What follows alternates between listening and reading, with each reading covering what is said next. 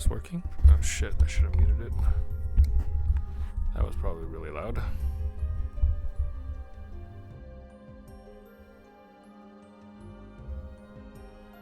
Let's do our usual audio test. Okay.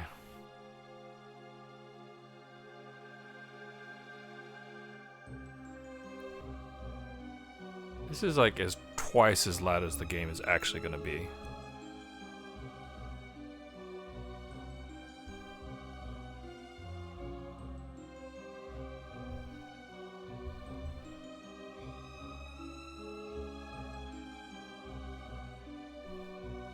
Alright, taking off my headphones and starting up Folklore.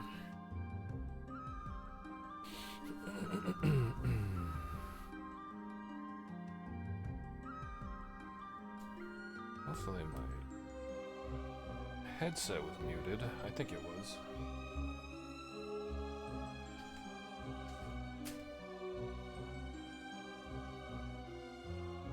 Alright. I think we're looking good.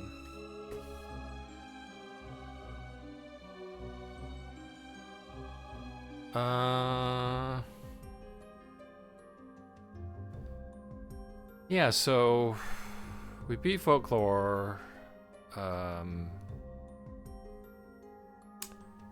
last week, Wednesday, after fighting the end boss 3 times. And I thought all the solutions were gonna be folk based, and so I wasted my first 2 tries trying to find a folk-based defense versus his giant, I don't know, mana bombs. And turns out all along that the explosive radius of the giant purple mana bombs were not so big, and you can literally just dodge out of it. You can just keep moving, and if you happen to be close to one, dodge right before it strikes, and you'll be fine. And then the third time, I beat it with literally no problem. So I was overthinking it.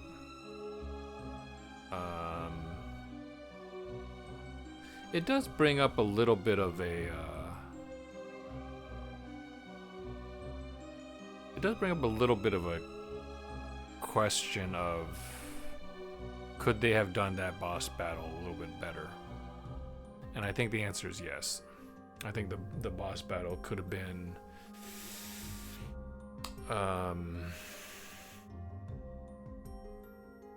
because I thought it would be way more folk intensive, but I would say combat mechanics wise, systemically, it was kind of like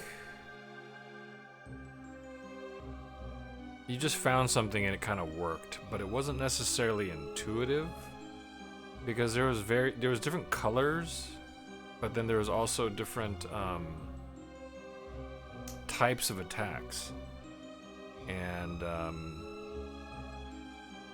I just think it was weird that on the folk selection screen that you just open up on the fly with L2, you don't even see the types of attacks that those folks are doing. And so that was a kind of a weird, bad UI element, I guess. Or, yeah, lack of UI in this case. And, I don't know. There's a game called Lost Kingdoms on GameCube, of which I have both titles. It's a semi-rare game. Forgot who made it. Might be Bandai. Bandai or Namco. Before it was Bandai Namco, possibly, but I don't know. I don't remember for sure. And it has similar mechanics. I wonder if they did sort of a better job in terms of like, it's this type of enemy, so you should use this type of attack. And one thing that was a big L, I think, for the game. And this would not be a problem with an SSD, I guess. I assume it wouldn't be a problem.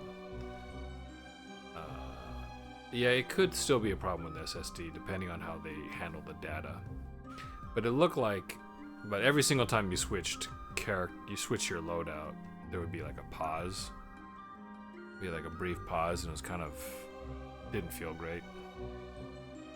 Anyways, let's get this game launched, and I will see. So where we're actually at right now is before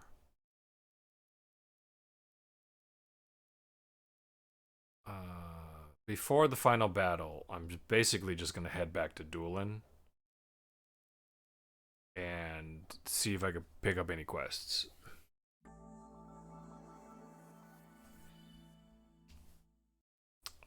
Yeah, we'll see. We'll see how it goes. I feel like there's supposed to be quests I should have been able to complete, but I don't know. There's like a daytime and a nighttime thing, and I never understood when I was supposed to be allowed to do those quests. But I feel like all the theme quests, because I 100% thought at the end of this game I would be able to save it, and then we would just be able to sort of play however we wanted. And I think they should have done that, but maybe they thought it was weird because there's a canonical end to the game. Oh, I wonder if they were done. You know what? I never chose Dungeon Trials. What is this? Huh? Oh wait, is this online?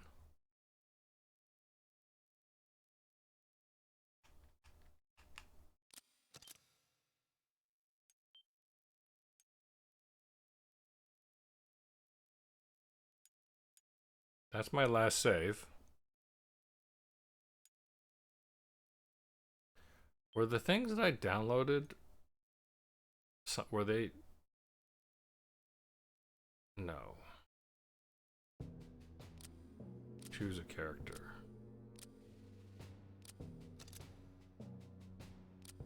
Download, play. Play other users. You could create a dungeon?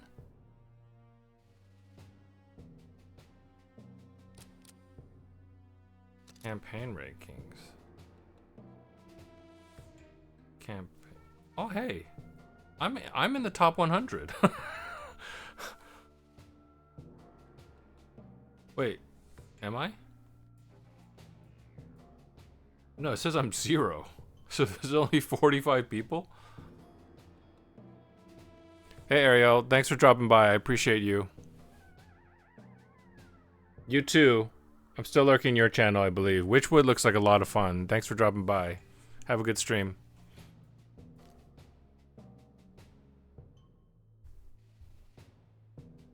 And thank you so much for the 35 stream streak. You're ahead of Remy.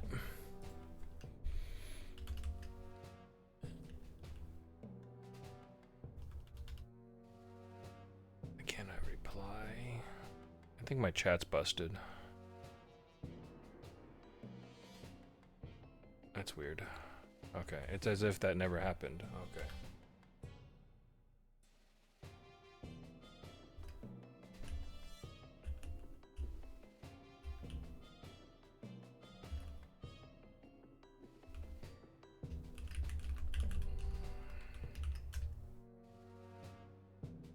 We'll just do that. There's something busted with my chat, so I couldn't, yeah, something weird happened in my chat.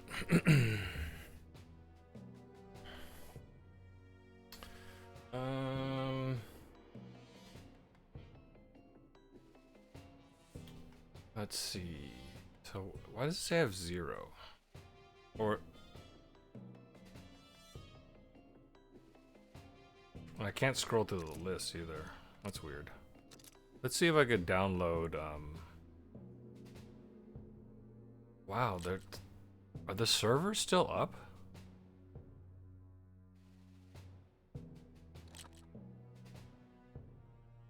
Wait a second, are you kidding me? So somebody made a dungeon as recently as 2025?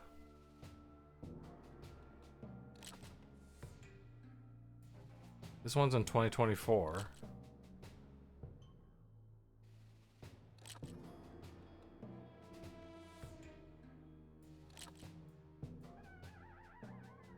Shadowrun.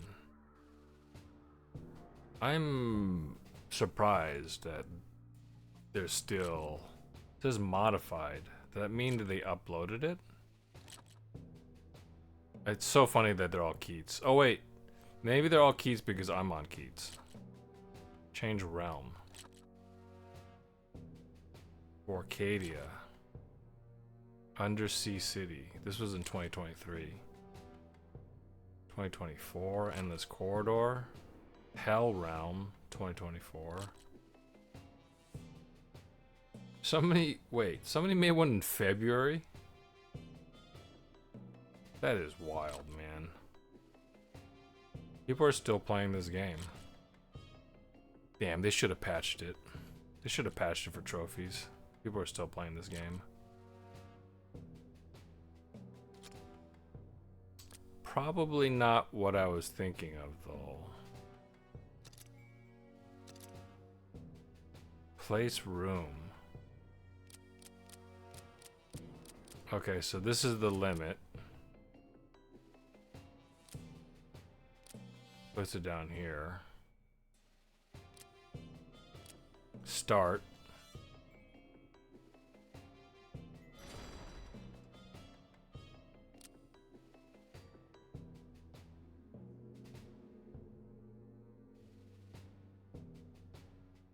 Oh, wow.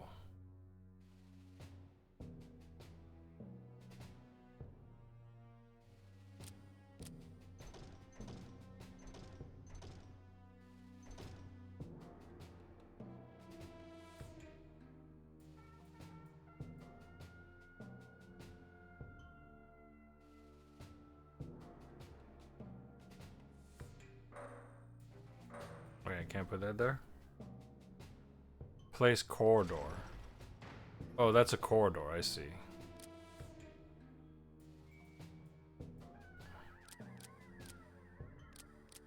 Wait, I have to unlock these? A pook room?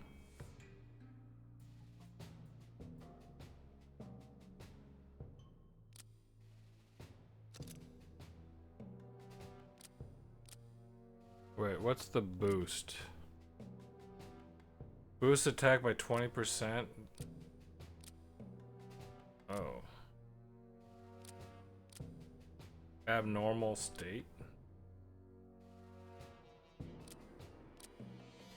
Kill all? Reappear disabled? They actually had a dungeon creator. That's pretty awesome.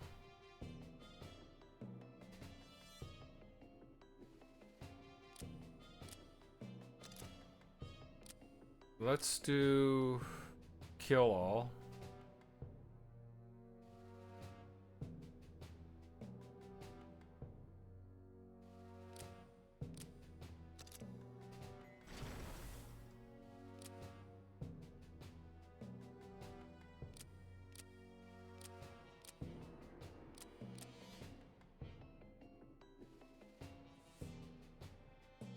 Can you just it always has to be a corridor next.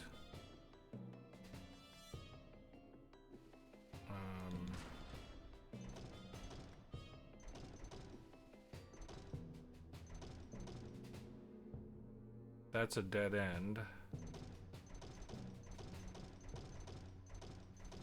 Here's a right turn.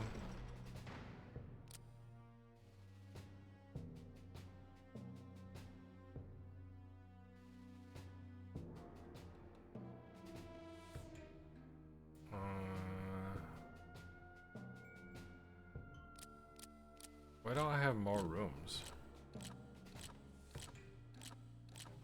Do I have to unlock them? I guess I have to unlock them, maybe.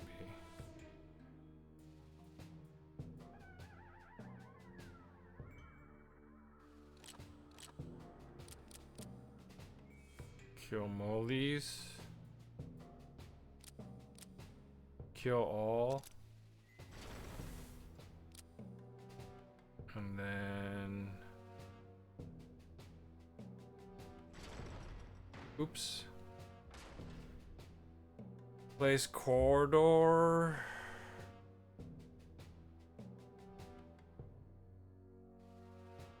Well, it should be a pretty short dungeon, since there isn't really a lot to do.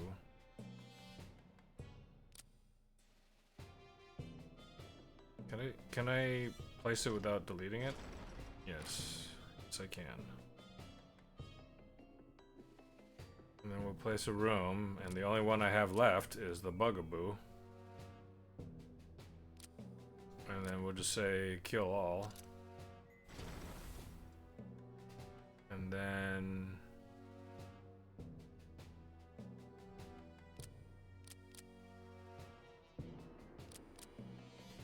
we'll place a corridor.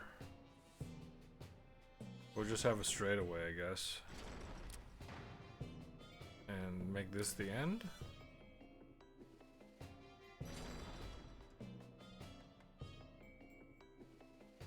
Do I have a current dungeon?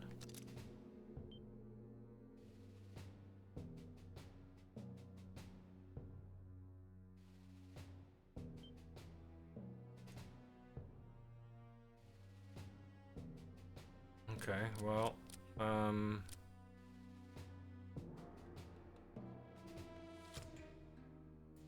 test play.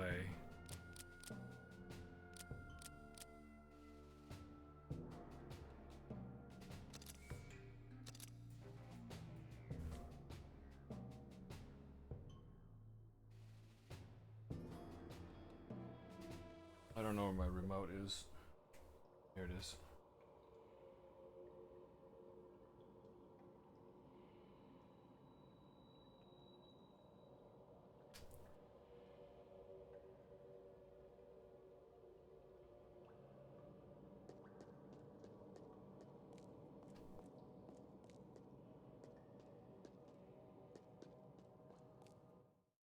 It's kind of hard to tell if the door's open.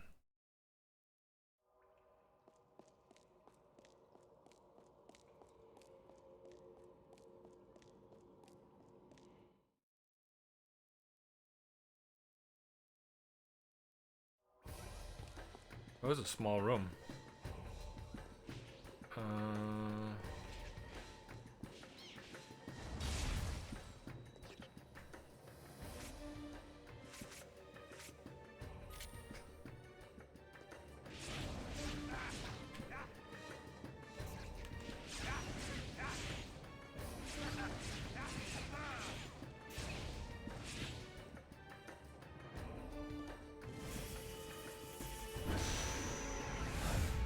Not quite fast enough.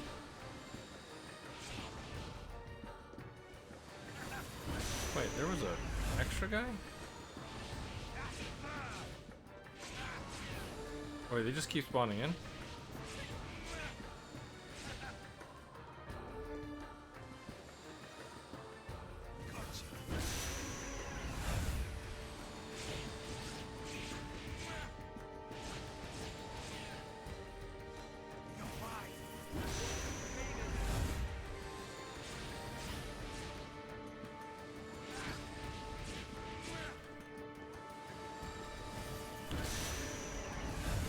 Wait, what's the limit?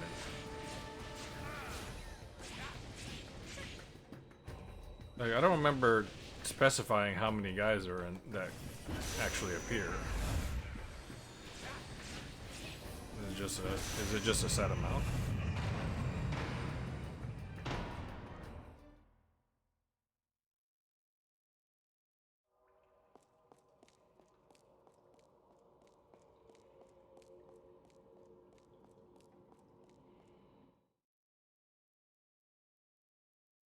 Is this how I laid the dungeon out? Oh crap.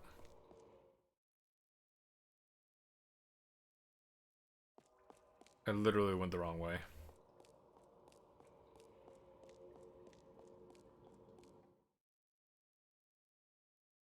I think it's... I think I put it to the right. Wait, are you kidding me? Wait, did it go this way? Oh no, no, that's right. I...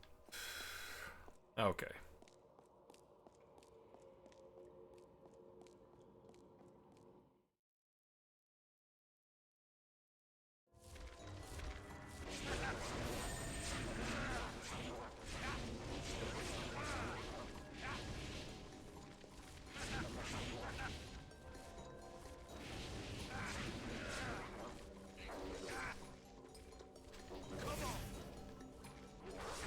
Okay. Get my ass beat by kill mollies.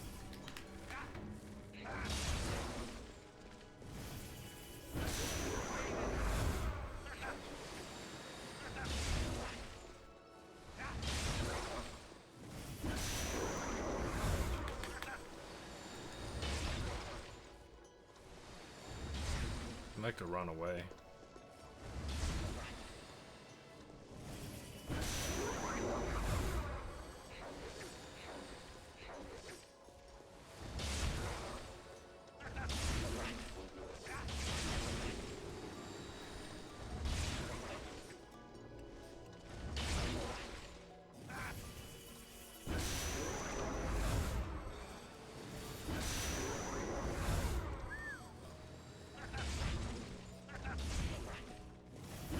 More is pretty powerful.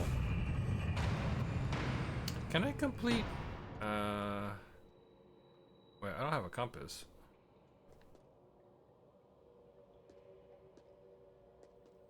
It's... this way, I think.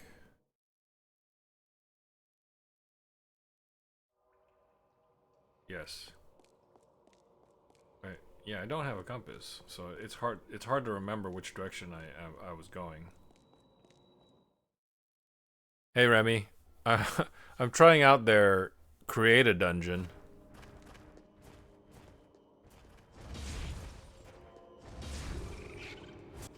Oh wait, I have the perfect guy for this.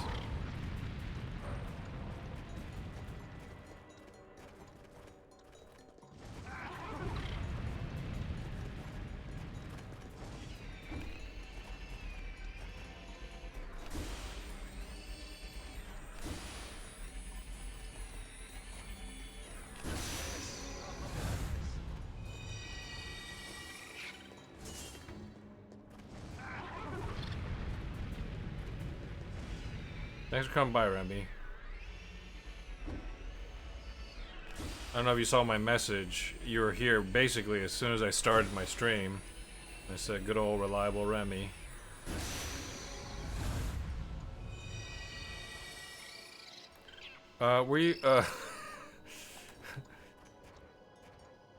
You always, make my ideas a little bit better. Oh shit, there's another one?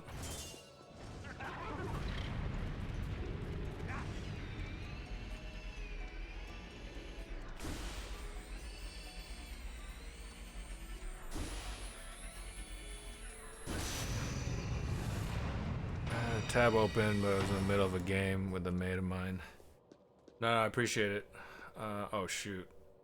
So there's an exit to that way. Okay, so it's got to be this way.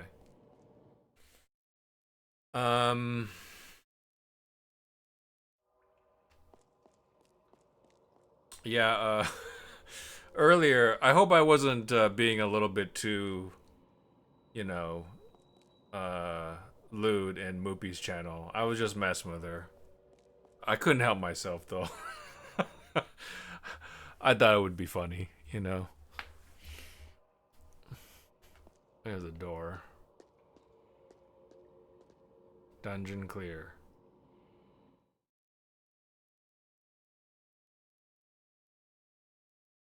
I'm assuming it was okay since you added a scratch and sniff feature.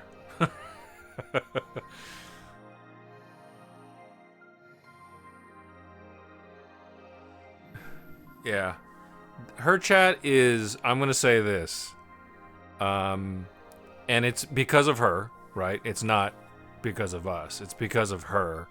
She has a very sweet vibe. Like obviously her VTuber persona appearance is, you know, very attractive. But her vibe has never really been like teasy, and so I was like, she's not really that way, but I wonder if I can just say this and it'll be okay. Cause like I don't mean nothing by it, but I mean obviously the chat is always like sniffa or licka or something, and you know she seems to be okay with it. It's part of the very light. What's the word I'm lightly. I wouldn't even. I'm not even sure if lewd is the right word. Lewd is almost too strong of a word, but I want to say very surface level, very lightly lewd. Fun lewd. I think, and so I thought, like, yeah, this might be okay. I was kind of debating it. I was actually debating it when she was showing off her merch. And I was like, I was gonna say something else, but I was like, nah, I don't know her that well, and I also don't know this chat very well, so I'm gonna not say that.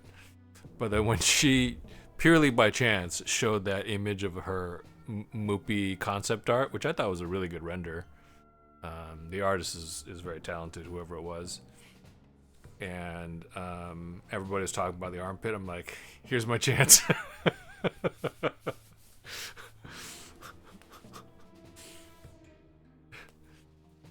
And I was like, thank God it's the armpit, right? The armpit, I think, is fairly tame. And so I was like, yeah, we can do this. We can get away with this. But yeah, I was just having fun with her.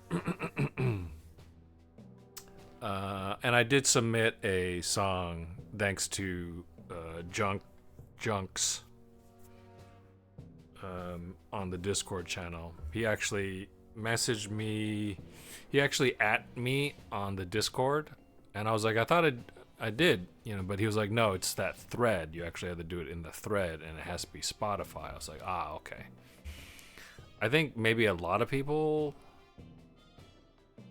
got it wrong because I was just following what everybody else did, and it just looked like everybody was linking YouTube videos. Like, this must be it.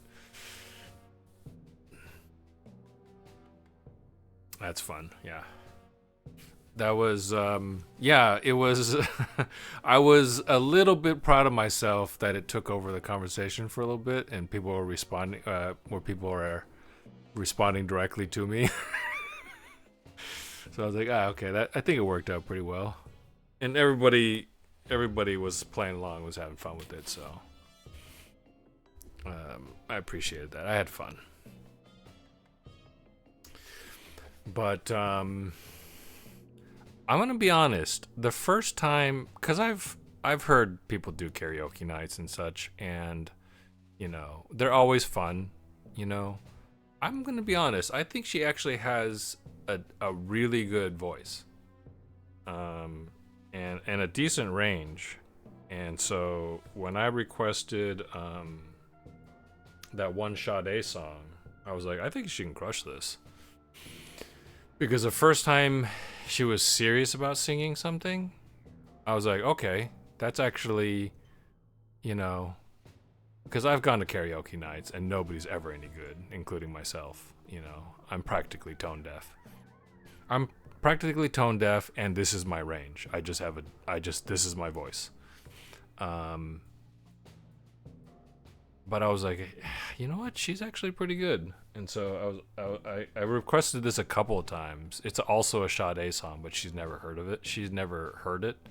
She's only done the really popular one, I guess. But the one I requested, I think she can crush. There's also another one, because she's got just enough deepness to her voice that I think she could crush the vocals for Begin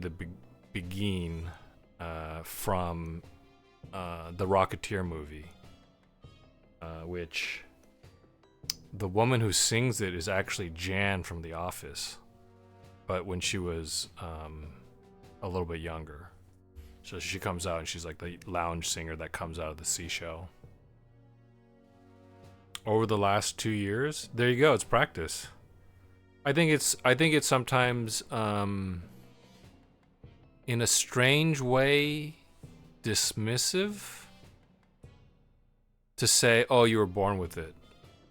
You know, in a way, it's like it's not dismissive.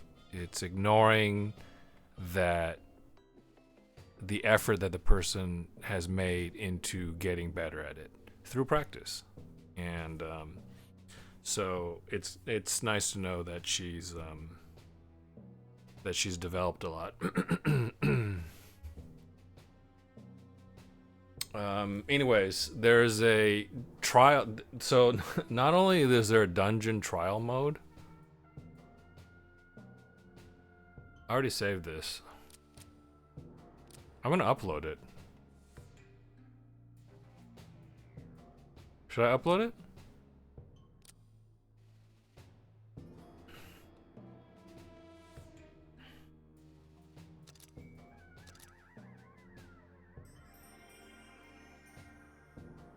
Did it work? Are the servers up? That's wild. That is crazy.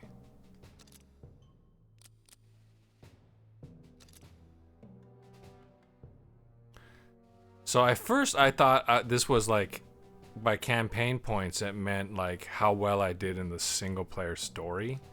It's not. It's this. And I don't know if this just means I'm the 45th person to have ever used this. Because it says I have 0 points. And I also can't scroll through the list. I think this is wrong because it says 0. And I'm guessing it's out of 29,155 users that have actually ever used this feature, is my guess. That my rank is 45 of 29,155. That seems wrong. I'm gonna guess it's just a bug and it's just not updating. But you can actually find people's dungeons. And I'm really surprised that there's this one dungeon that was made only a couple of months ago. Yeah, this one right here. This one was made in February. February. I say February, I think, and that's wrong.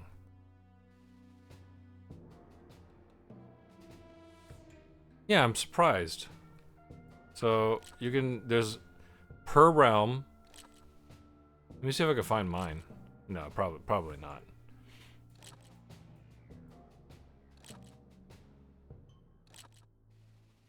But per realm, you can find multiple users, multiple dungeons, and they're all recent. Shadowrun. They're all like a year or two ago. This one's from 3 years ago.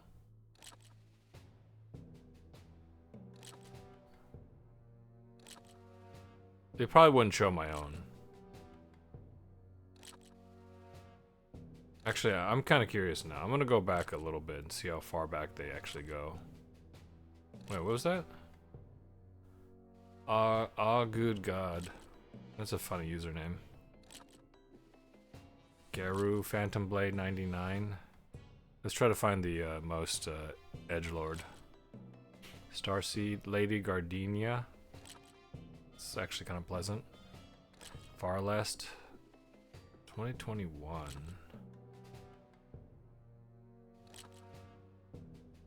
SNR. Leet. Ray M. Hine. Buck E. Anter. Duke Astaroth.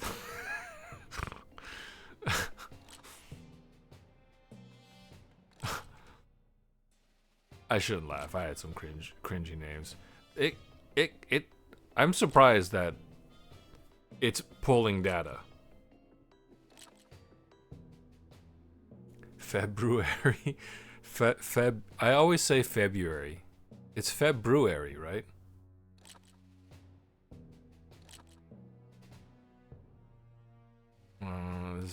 This is okay.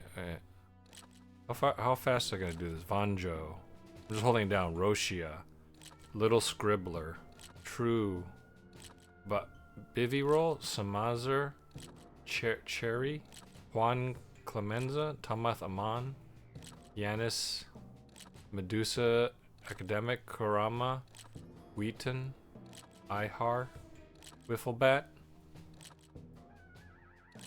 Luis Dark, Teddy Carvalho, Clin, Rude Uniform, Liam. Man, there's so many. I mean, I guess there's 29,000 total users. And I guess the ones that are going to be probably the most popular are going to be from Fairy Realm. Because I think you have to unlock it. I think you have to play this mode, and you have to earn points to unlock... yeah. No, I say it like you do. February? February. I think it's February. Maybe it's not. I don't know why. So yeah, it's really simple. You can just... You place rooms and you place corridors, and you have to always at least alternate a corridor once. The problem I find is actually there's no compass and no map.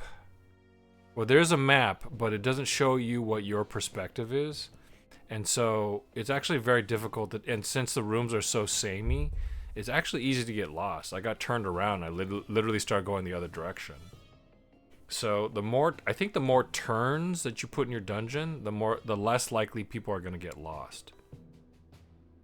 Like the first room here I have on the left with the pook in it, I could have entered from either side if I didn't pay attention. Maybe you could learn it. Maybe there's always a certain color on the ground that always points north. But I literally was like, oh, I got turned around.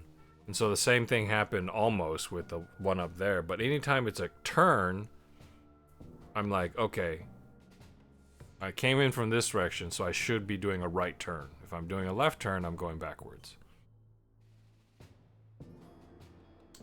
The sigils. Oh, the sigils represent a start and end room. So this is the start room, and then you place an end room here. But I'm gonna guess that maybe on the ground there's a sigil. So I'm gonna test play it. Just, you know, I'm not gonna stick in this thing for too long, but I think on the ground you can figure it out. Okay, so this is my exit. Okay, so green is probably always north. But, like, if I didn't pay attention to that, I don't think I could figure out where I was going if there were doors on either side, on opposite ends. You know what I mean? I guess if you remember which door color you entered from, then if you pay attention to that, if so this is blue, is this pink or white? It's like a why are the colors so similar? In any case, I think this is always north. So they did think of it, I think.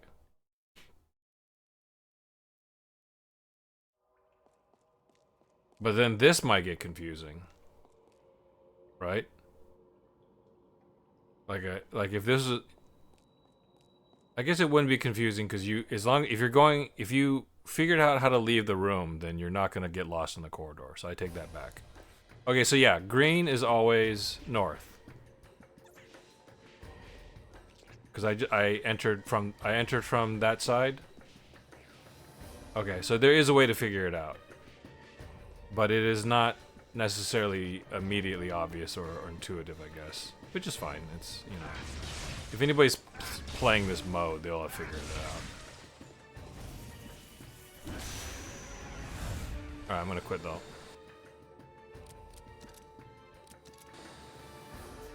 But I could only place 3 rooms. I could only place a Pook room, I could only place a Kilmully room, and a Bugaboo room.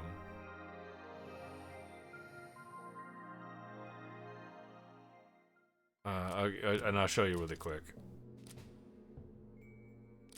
See? And these are all locked, so I think you actually have to play other people's dungeons and unlock it. Because I can't even place Warcadia rooms. Or Undersea.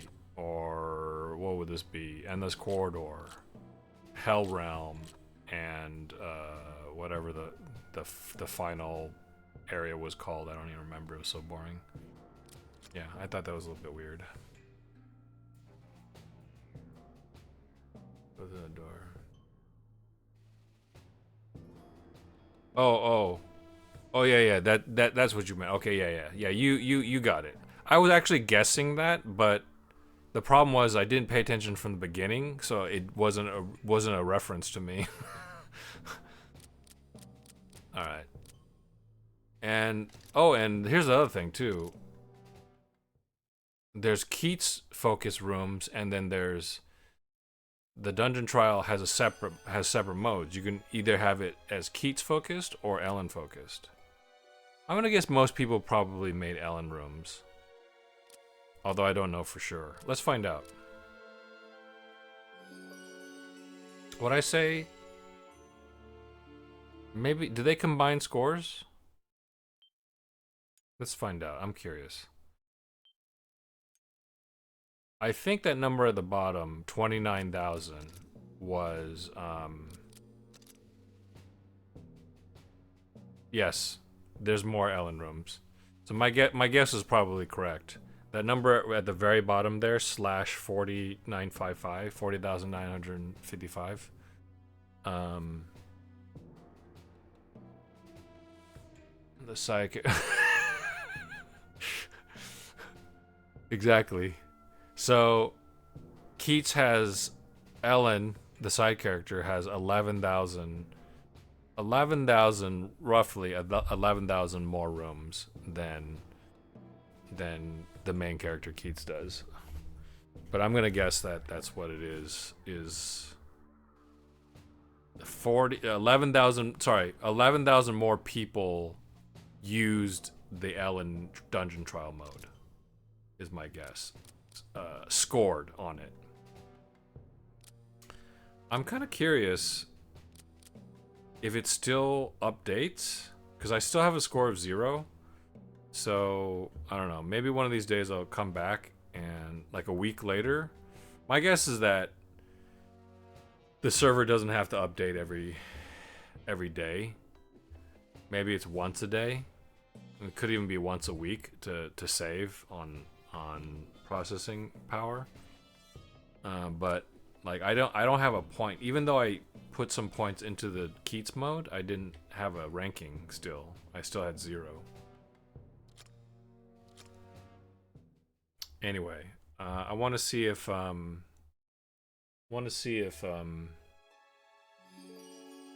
do need to load the game. Web browser. Does that still work? I'm gonna load up my save, and since they didn't let me save the game at the end, this is right before we beat the boss. It's right before, it's the back-to-back bosses.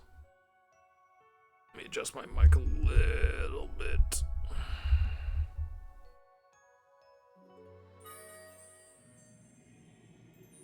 So I could probably switch with Keats, but I'm gonna stick with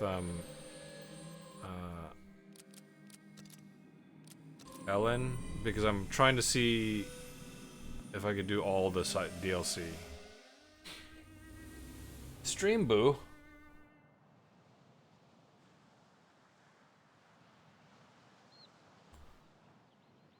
Thought I had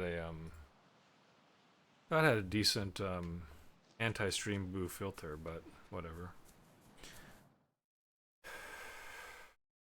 I was talking about this the other day to somebody.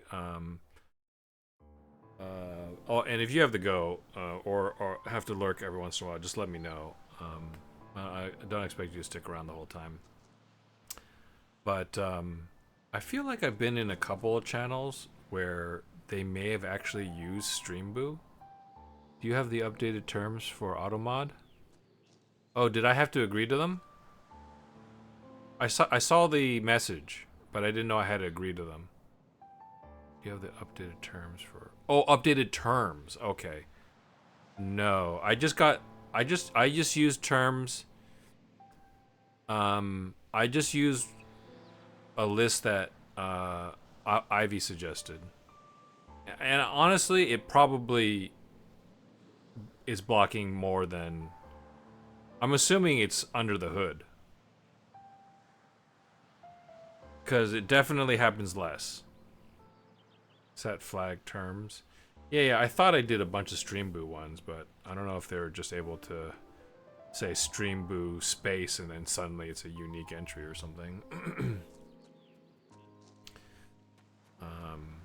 I'll look at it later. Or I'll ask Ivy again. Her channel seems to be pretty free of them. Actually, and I don't think you guys even saw it. It was just like somebody named Triple Missy Delca B one whatever. Yeah. Yeah, I just did it really quick.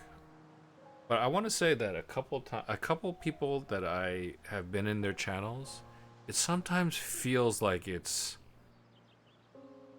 I don't want to be rude about it, and I'm not gonna say who, but a couple people whose channels I've been in, it seems a bit like they got a bunch of viewers, like, but nobody's chatting, and I've been rated by them before, and there's zero engagement from them, from the chat, and they like all disappear instantly.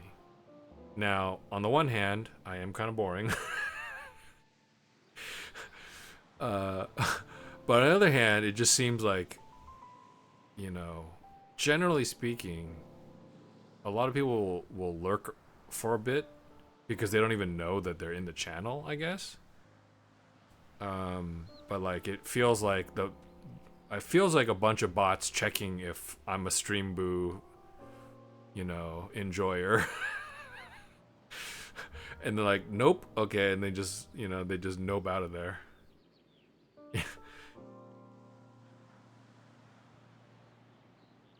And other times, like if I bring over like 6 people, I can get a third of those people, like 2, to like say hi, right? Because they're real people.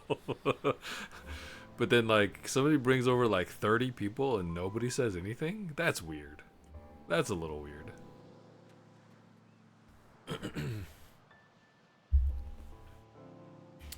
And like 0 follows? It's a little weird, I think.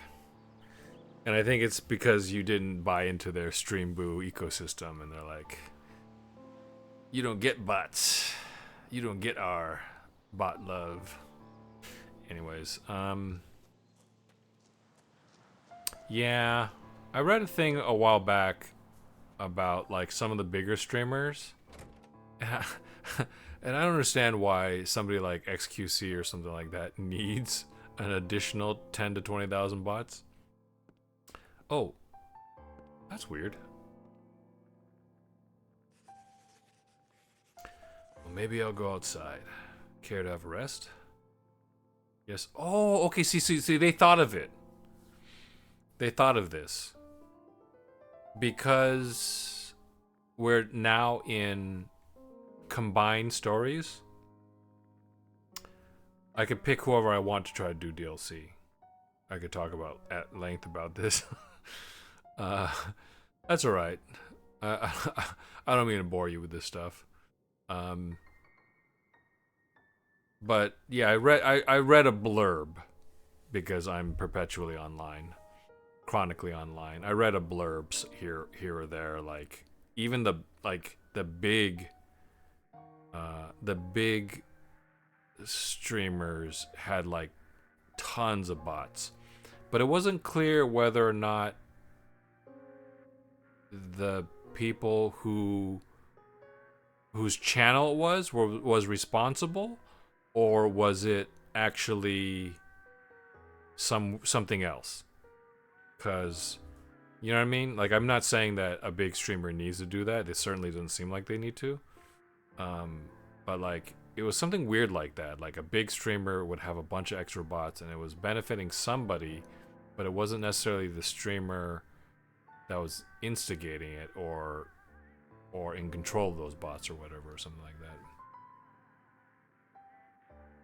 It depends on the content. Like if you get rated by someone doing art or ASMR or cozy content, the chances are active chatters are much lower.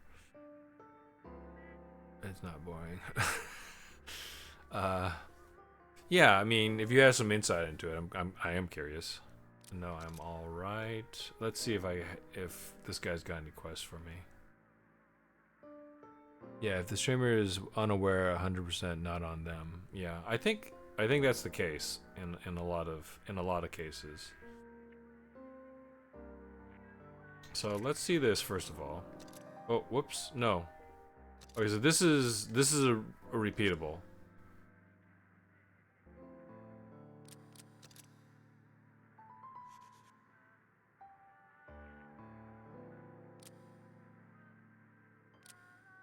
Fairy photo.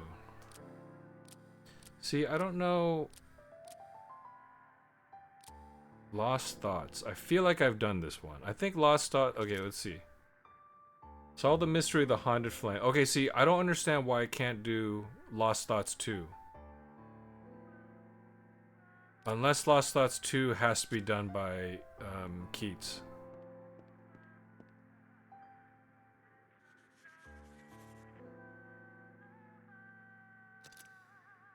It's nice that they thought of this, though. So that I can switch while I'm here.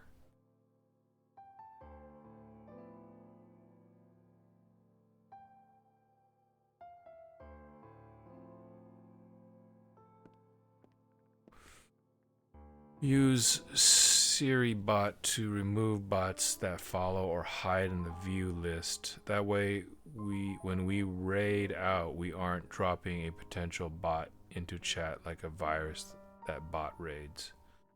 Okay. So here's a dumb question. Are bots like present to, or is the majority of bots within Twitch there to troll for information or something like that? Like, you know, they're just, you know, picking up, they're just reading chat and then using that, you know, and just like grabbing all this stuff and using that information in some way, you know? Or is the majority of bots intended for boosting the presence of a Twitch streamer, I guess. Like you know what I mean? Is it just extra viewers for somebody, or is it like spam email and you know, people trying to get information? What's the word I'm looking for?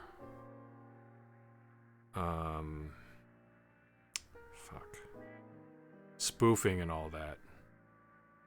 Some are chat loggers for sure, but I'd say majority bots are trying to make the entity or creator money, essentially. Okay, so what would be...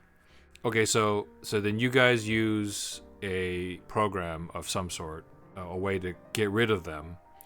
Are the bots that you're getting rid of the former or the latter? The creator bots, I guess. Both. Okay. Okay. And why would that hurt? So okay, so what if somebody raids me and they have 30 bots? And as a result, these 30 bots in my channel raise my profile briefly, because we got millions of people on the planet, right, looking at Twitch right now. And like, I don't know, I was playing some new game or something like that, and some people are like, let's take a look at this person with 40 viewers or something like that, and because I want to be able to ask questions or what have you. And then, so in a weird way, I do benefit from it. Like I don't, I don't even have. I have the basic pre-roll ads, but I don't run ads on my channel. That's sort of not what I'm going for here. But like, if somebody were trying to become bigger on Twitch, why does having bots actually hurt them? I guess is my question. That's the thing I'm trying to understand, I guess.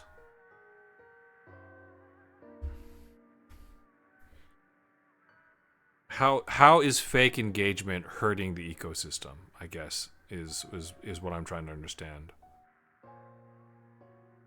Because I'm guessing it does, but I don't quite understand how.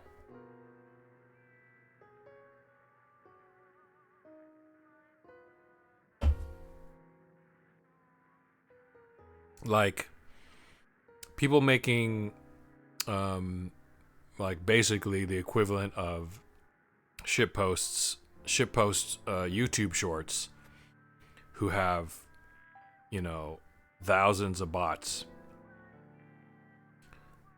boosting their numbers to get it into the YouTube algos, and then the video does blow up because people are like, they watch like a 10-second video and they're like, oh, I'm never getting that 10 seconds back in my life. Too late, you've already watched it. Like, they're generating potentially some sort of ad revenue or whatever to their channel. Like, bots actually do help them, right? Oh, it's technically against TOS. Okay. Yes. Okay. Right. So it sounds like you guys are just trying to be above board and don't want to get in trouble. And it doesn't seem like, Moopy needs bots. But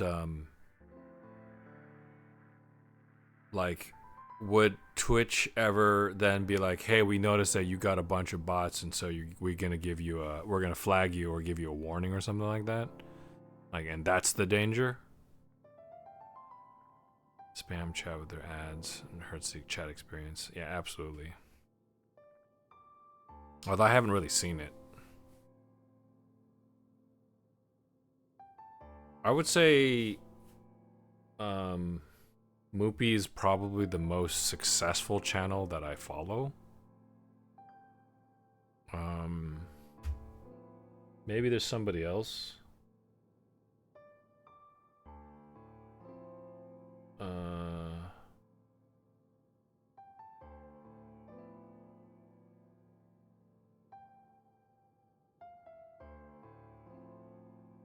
Yeah, yeah. That's literally what I'm talking about. I feel like some people have rated me before, and like, yeah, I'll be honest, it kind of hurt my feelings. I was like, nobody said anything, and everybody's gone. And it's happened a couple of times, and I was like, okay, maybe it's not me. Maybe it's actually bots or something, Not that I don't appreciate a raid, but yeah.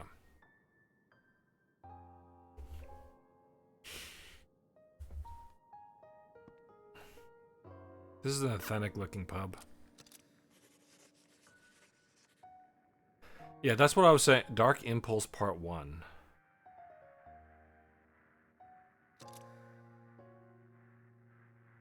Oh, here we go. Remy. Dark Impulse Part 1. Determine the truth about Suzette's past and the murder. Here we go. This is what we're looking for.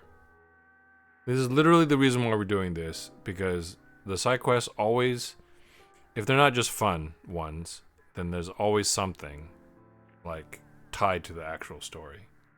So let's do this one. Let's find out if we can figure out a little bit more about Suzette.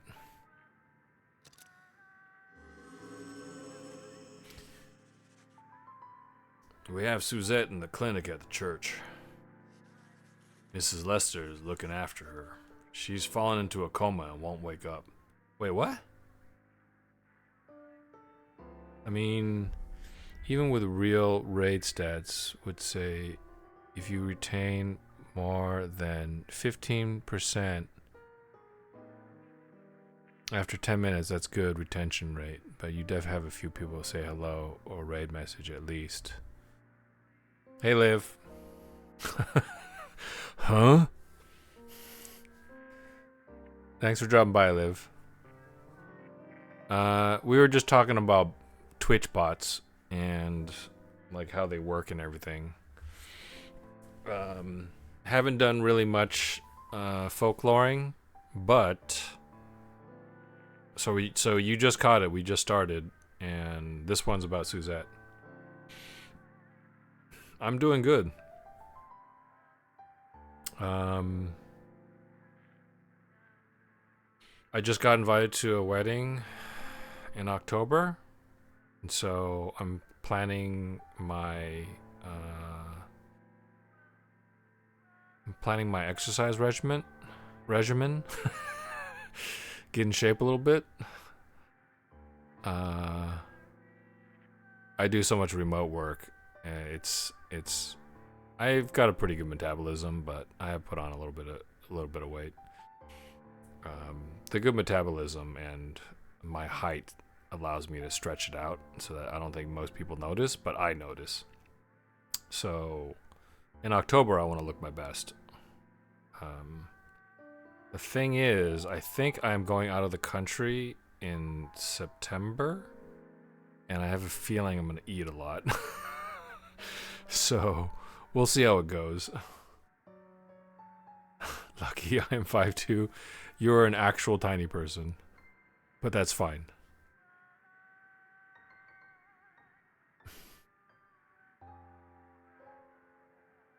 Suzette was impactful enough to the main story. Should have been handled in an epilogue at least. Yeah, she was just like, if you saw the VOD, if that's what we're calling them, I did look around to try to find her. I was like, that's really weird. And I think you even joked about it, Remy. It was like, when I went to Suzette's house, it's like, Ellen gets stabbed, game over. Bad end. Like, why would you do that? You know she just tried to kill you, right?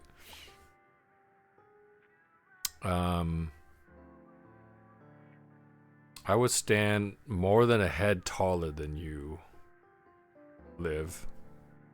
I think.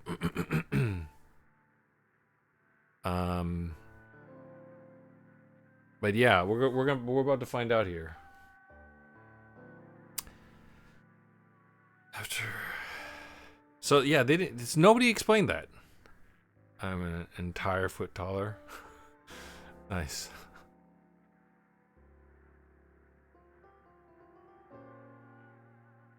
I haven't measured myself in a long time, but this is what I found out, Remy, is that because I'm close to 6 feet, I'm over 6 feet, but because I'm close to 6 feet,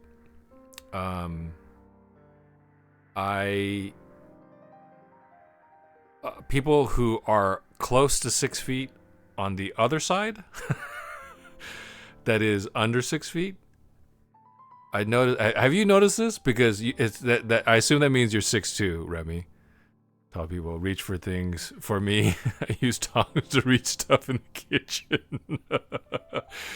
No, well, how's this, Liv? I do a ridiculous squat.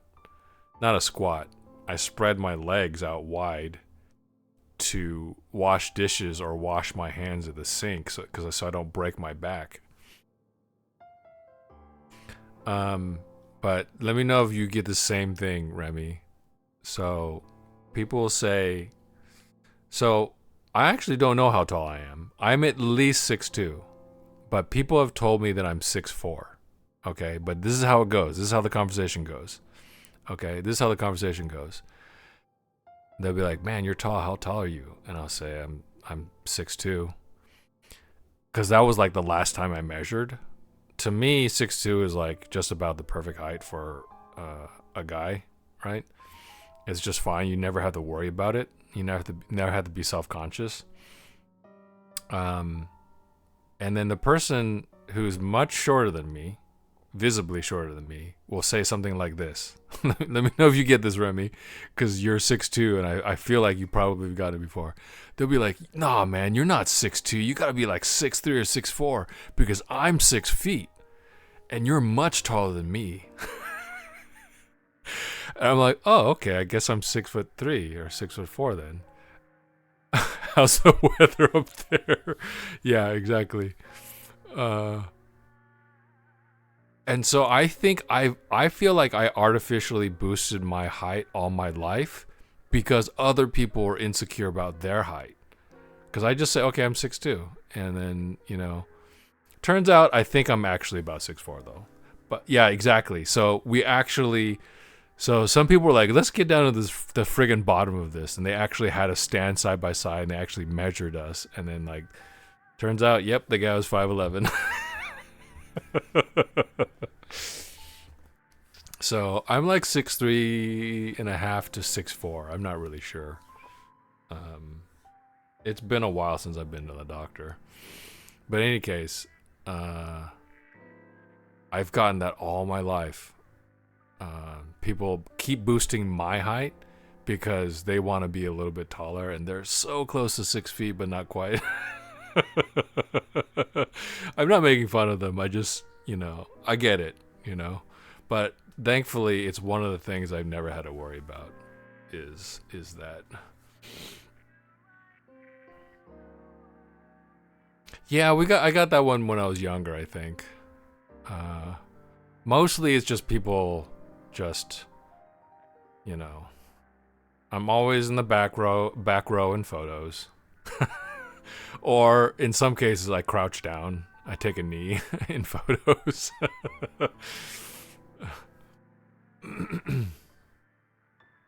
I do a double take when I see people shorter than me. Sometimes I see short people and I'm like, is she shorter than 5 feet? And I like try to stand near them. I must seem like a creeper. But I try to stand near them, or I look at what they're standing next to, and I was like, how tall is that cooler? With the drinks in it. She's shorter than that, Anybody who's an adult that's sub 5 feet, like, that is fascinating to me.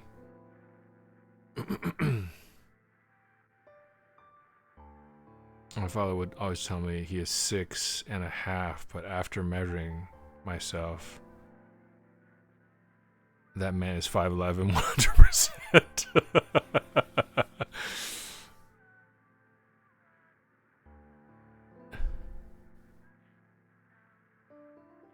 5'1" to 5'2". Really? Okay. Moopy 5'1" confirmed. Just kidding. I'm not trying to dox anyone.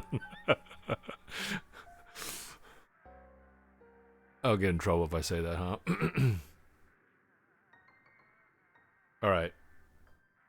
Mrs. Lester is looking after her. She's fallen into a coma and won't wake up. I think that the cause of her illness is emotional. She has been badly hurt. We're relying on you to bring an end to this. So there was some sort of resolution. So this happened canonically, even though it's a side quest, canonically it happened before the end of the game. Before the end of the story. She was open with her height? 5'5"? Okay, yeah. Has Ivy ever released, has Ivy ever mentioned her height on, in publicly, in chat? I know Ivy IRL.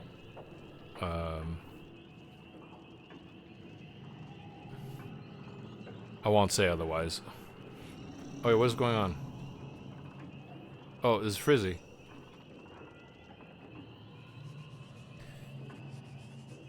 Memories from half of Suzette's life are scattered around. Please, save her. Like Ellen, she came to the village, darkness within her. Alright, so yeah, she had a little bit of a troubled past as well.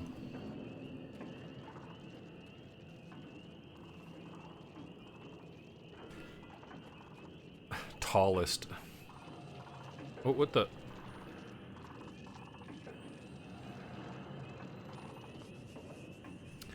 Why? Why does my life have to be hell? Who on earth is Hervé? Oh, are you fucking kidding me? So Suzette didn't even know who Hervé was? Okay, so this is the thing I remember I realized after... You know, because you're playing the game sometimes a week apart. And they drip feed the story, and so sometimes you're missing it. Suzette was unborn when Hervé died. So I think the way they put it is that Regine was pregnant with Suzette when Hervé died. And why did my mother end up like that? That's no way to die. And my father and brother, why did they die? Okay, so the Mnemosyne disappears. I believe she brought it up a few times. I can't remember the number. We call her short for a reason. There you go. Yeah, she's... I think she is under 5'5". But I don't think she is as short as Liv. Here's the thing, though. Every time I see Ivy, she's wearing boots. She's wearing boots with heels. So she's cheating, like, all the time. Ivy's very fashionable. They're always nice boots. But what is she up to? She finally found the person she was looking for. She's writing a letter. But to whom? So she came back and she's spying on her mom or something? Okay, so she's talking about Regine. She's talking about her mom. And so Regine did send the letter. Which is weird because so the game does lie to you. Because at one point they get you convinced that Regine didn't send the letter.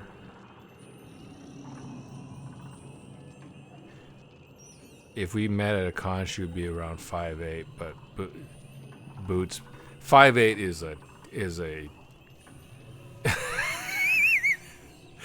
that's a stretch, okay? Those are some boots. Let's put it that way. Those are some boots.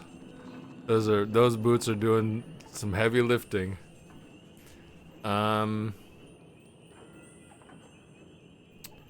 Doolin?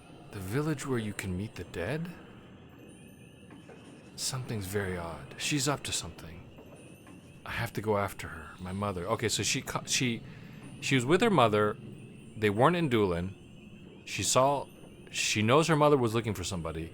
She knows that her mother wrote a letter to someone, and her mother left without her, and now she's following her. Okay, so that's all a bunch of stuff. Help short people in the grocery store. Okay, Liv.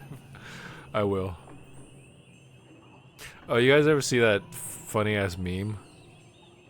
It's like like how to talk to a short person. It's in good fun. It's not mean, but it's really funny. It's like it's just like generic, you know, it's just generic not stick figures, but generic like white bodies, I guess, you know, like cartoon white bodies, and there's like a short person and there's like a tall person. They're pretty funny. I'd be climbing those shelves. Yeah, what if your favorite brand is on the wrong shelf? You're like, I guess Guess it's Folgers.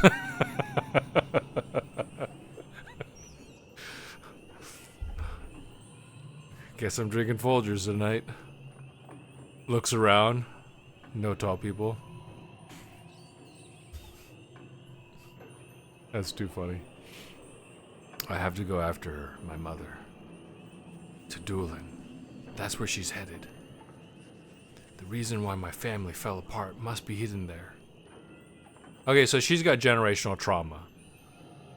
You say stuff as I'm typing it. It's funny. I prefer to think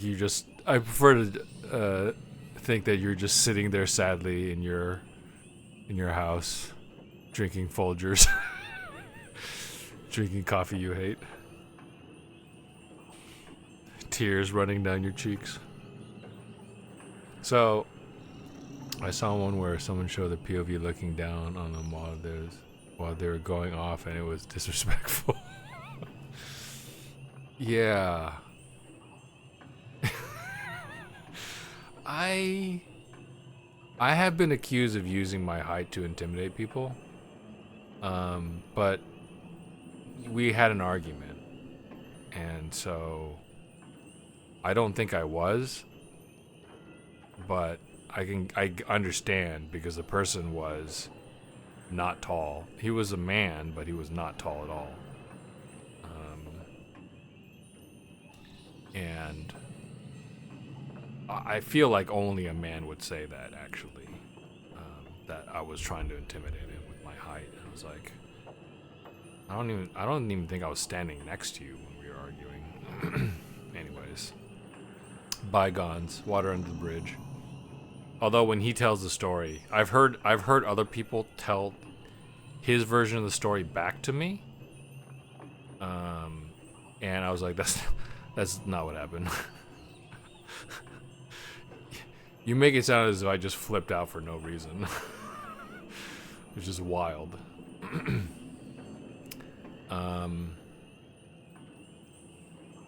Yeah, so going back to this, Suzette has generational trauma.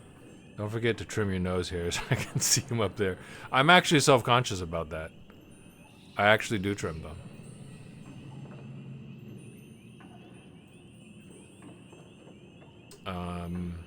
For a while I had nice scissors to do it, but I found that you can kind of just get a like a small, I don't know where I got it. I feel like it was a gift. I feel like it was a gift. Like a small electric razor. No, it's not an electric razor. Like a buzzer, whatever those things are called. It's pretty small, and I use it for that. So yeah, Suzette is actually a what's the word I'm looking for? It's adjacent to relatable, empathetic character. And if you think about what her mother went through, the death of her child and like the death of her husband, like on the same day, essentially the same week, let's say, and having that loss, and then basically unable to be happy, and because of the tragedy, it's realistic actually that she transferred it onto her daughter. She transferred literally generational trauma, which is not a word that I think people use in 2007, but that's what it is. And not a phrase, I guess. And so I get why she's upset, I think. Alright, so what's this? Can I save it? Should I save it? Let's save it.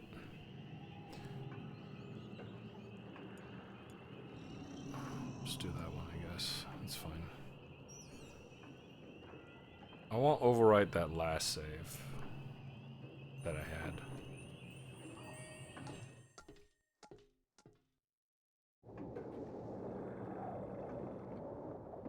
I'm self-conscious about it because I remember having dinner with some friends, and I haven't seen this guy in a long time actually, but we were having a it's gonna sound wild. We had a LAN party at a friend's house, and then we went to go get some food afterwards. We were sitting in a restaurant, and we were talking a lot about something, just random things, you know. Everybody's very engaged with each other, just talking. I remember the two people sitting across from me couldn't stop staring at my face, like they could, you know, like if I had a mole, I'd be like, oh, they're looking at my mole, but I don't, right? And what I realized later, and this is weird because this is a long time ago, so I was pretty young.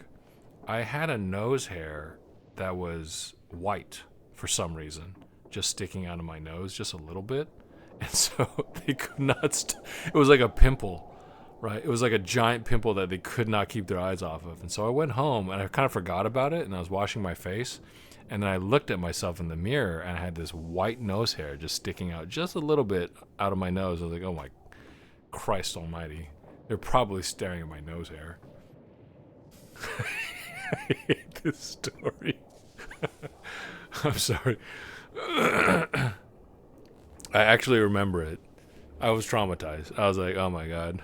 We never spoke of it. What am I doing? Okay. So, I'm not a fan of this area. So I'm gonna have to fight these guys going up the stairs. Let me go ahead and preload. Get ready. This? Selkie?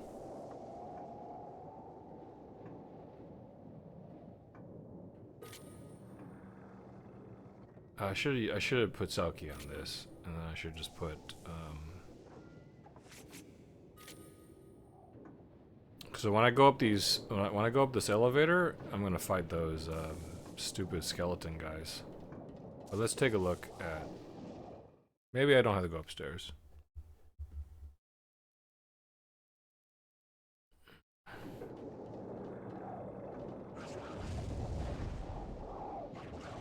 What's going on here? These guys call me as? Oh, I mean, I don't need to do this, but I'm just gonna take a look real quick. I hate myself.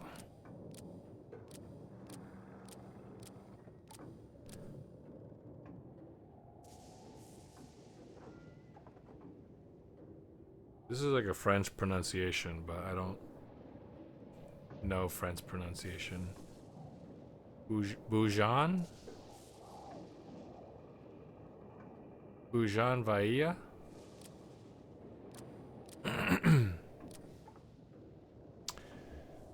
Exactly, hiding important story in DLC seems like a bad move. Oh, and if so, okay, so this is DLC or what? And if so, why on earth would they hide it? Yeah, it's a weird choice. But you guys, I think, both saw me do this mission on different days. I accidentally repeated it, but there's a fairy called a Chefro that I think once I do the second part of it, I'll actually unlock it as a usable fairy. And that's one of the fairies that I'm missing.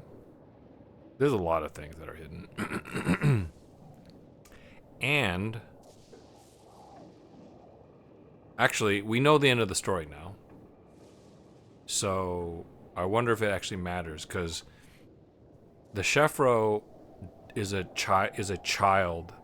a fairy created by a child who doesn't know that it's a fairy, and because a child doesn't understand death, it's kind of sad. It's actually kind of dark. So the Chefro is a soul of a child who doesn't know that they're dead, and they're looking for a way home, and as a result, they're able to find portals back to the real world to visit, and other fairies or anybody in the netherworld who doesn't have that ability can follow a Chefro and get away and get back by finding it.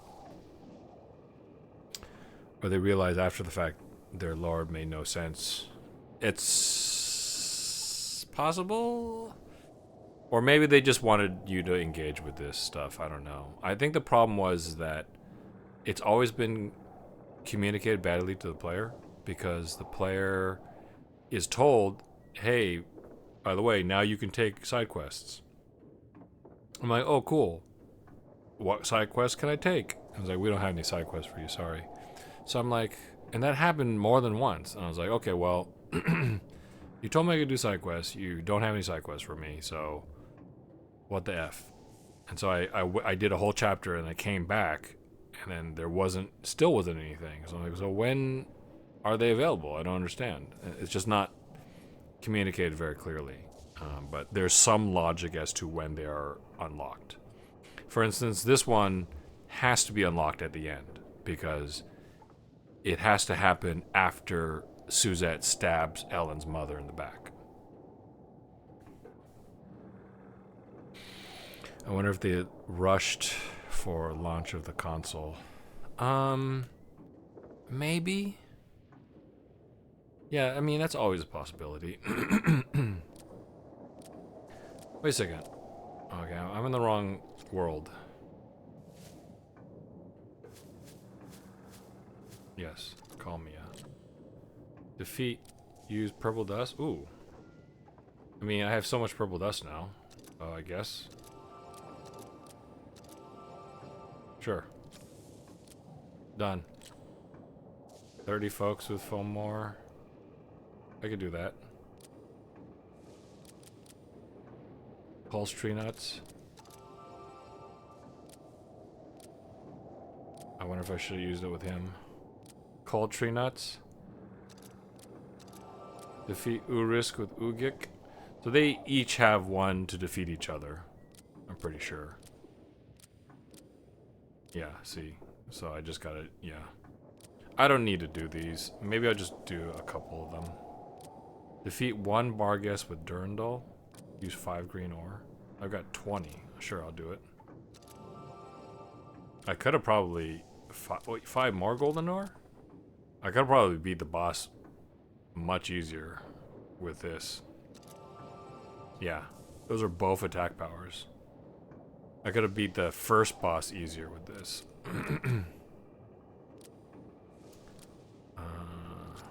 Okay. I just want to... Oh, crap. I just want to clear this room.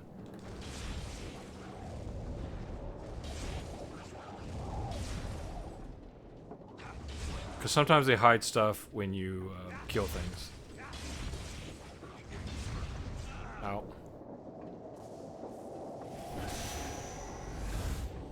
Oh shoot, I should have just killed him.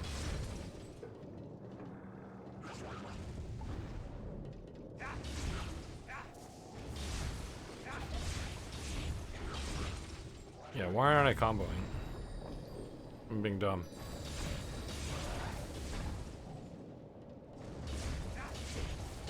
Sometimes I don't combo because I don't want to accidentally kill them. In this case, I actually want to kill them.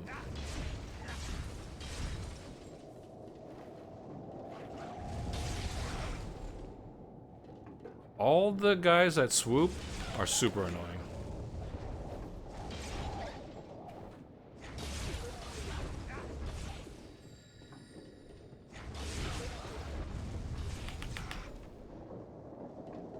I'm getting destroyed by these guys, man.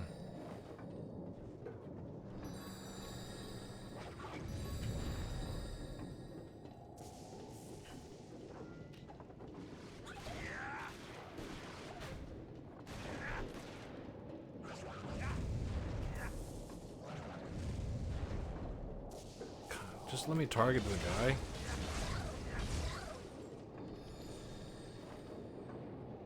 All the swooping ones are just a little bit hard to track sometimes.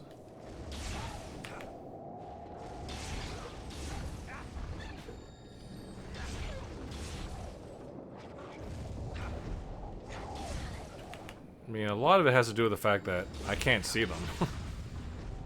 My default view is not that high.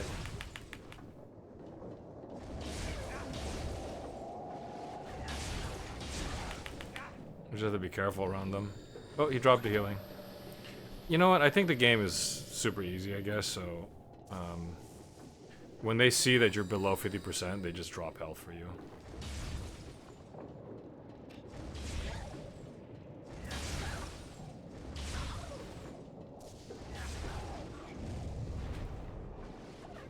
Come on.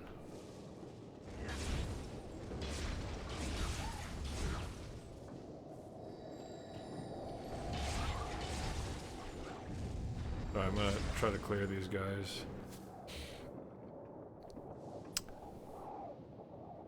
I think my PS3 died, by the way. Oh, that sucks. I thought it was the HDMI cord, but it isn't the cord. It might be the HDMI output port on the console.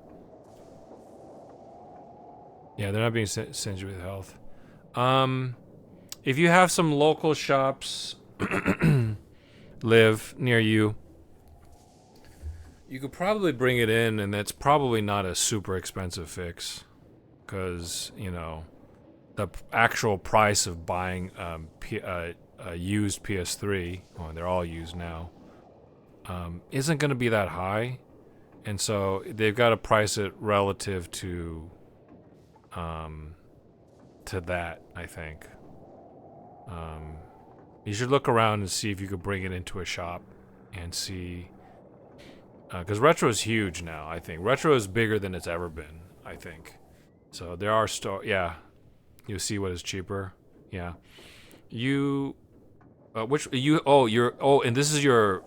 This is your OG PS3.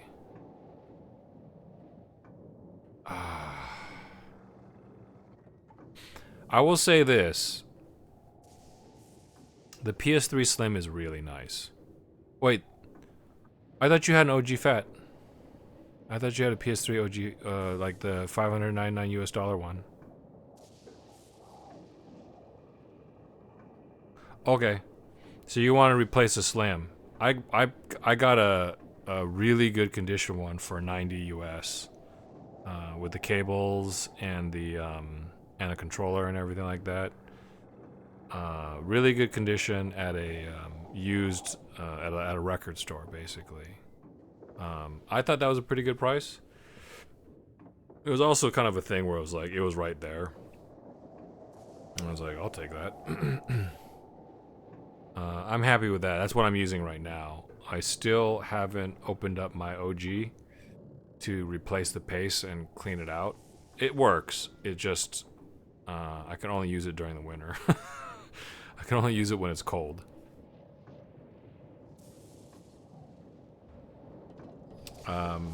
But yeah, if you can get a new one, or like a new used one, that wouldn't be too bad either. But I get it, like, as you said, it's sentimental value.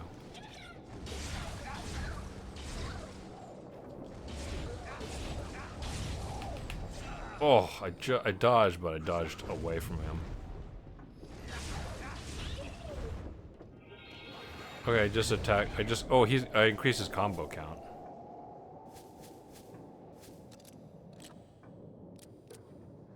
Defeat one foe more with foe more. Probably attack power.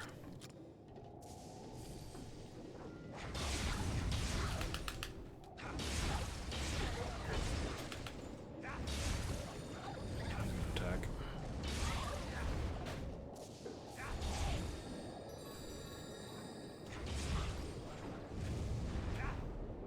Alright, there's definitely got to be somebody else I can use. As long as we're doing this.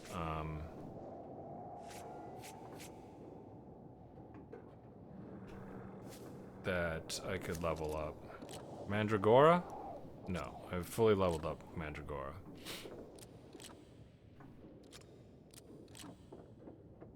Defeat 10. Nope, did that. Defeat 15. Nope. Durandal. One Barghest. Defeat. Nope. 20 folks with Balginus.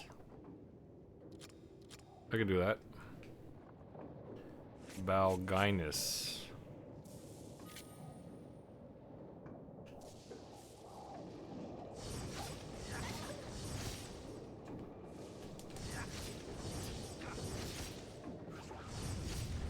Oh, I heard him coming too.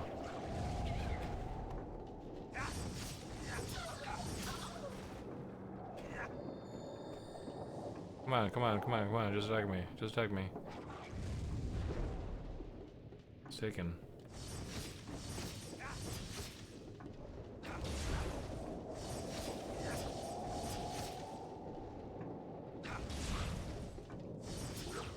He's coming, he's coming. Oh, you missed me.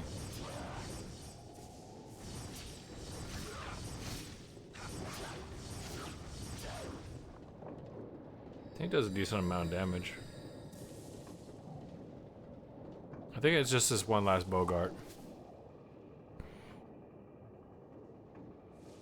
I am seeing quite a few PS3 Super Slims available. Replacing a small part will be better for longevity, perhaps.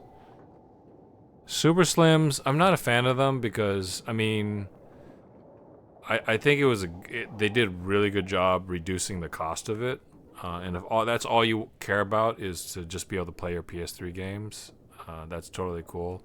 I just actually always wanted a PS3 Slim, or I can't say always. As soon as they became unavailable, I was like, oh, I should have got one. And so I got one really late. I mean, that is my PS3 OG Fat is a launch model, but I didn't get it at launch because I didn't pay the $599 US. But it's the same model.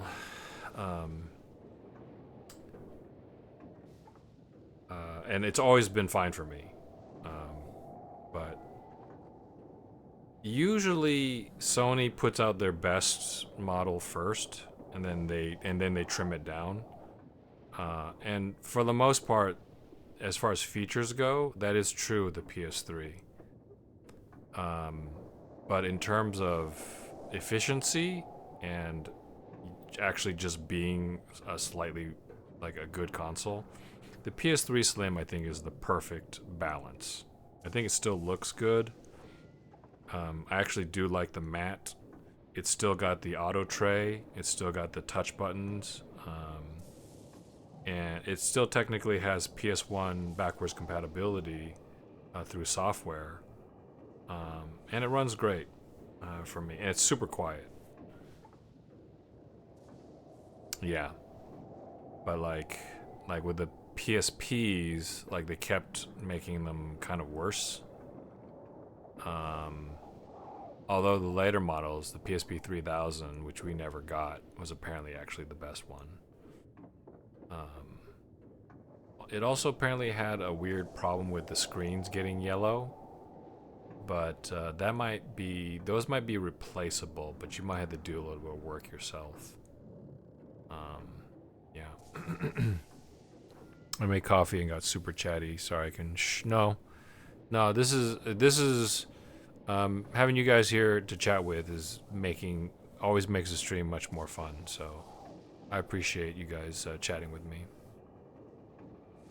I'm just trying to kill all these guys because sometimes it unlocks something. I don't want to accidentally step out, then I'll reset everything. Son of a. Okay, it didn't unlock anything, so it was just a room to farm guys, basically. And I think that's been 100% true for this room, even in the story. so that's on me. That's a dead end. So we're gonna have to fight. Oh, these guys have to defeat each other. Okay, I gotta absorb 9 more Bowly Deads, and I had to defeat Balginus with Bowly Dead. And then the other one is... Oh, Purple Dust? Okay, let's just go ahead and use that Purple Dust. And then absorb 5 more of these guys. Alright, here they come. It's always the skeletal guys on this thing. Right. So that's a Beth here. I need to absorb 1. I need to defeat this bird. Ooh! Where's the bird? Just chasing me. Which bird is that? Ugik. I need to defeat. I actually want to make myself some tea as well, some hot tea. I don't have coffee. Well, I do have coffee, but it's terrible. I was joking with you, Liv, about the Folgers. That's what I have. This is gonna sound wild, but I swear to God, when I'm at my folks' place, I just drink their coffee and they just have Folgers. But for some reason, it's better. Does that sound weird? Their Folgers is actually better than mine. And I'm like, is this the same brand? And yes, it is. Or maybe it's not. Maybe it just looks like Folgers. Any coffee but instant. I'm sorry, Liv. That's what I have. It's not expensive for me to get a good coffee machine. I just, you know. This room might be a little bit loud. Oh, wait. Okay, Ugik? An Urisk. This is an Ugik. I need to kill it with an Urisk. Right? Right. So, let's get the Urisk ready. Put it on that. Oh, I remember now. These guys are so annoying. Oh, that's not the guy. Who's the charm? Who's the charmer? Well, it's not Silky?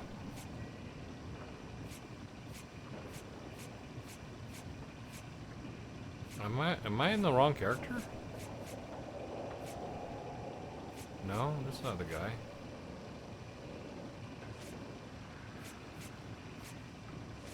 I might have made a mistake. He might not have a charmer.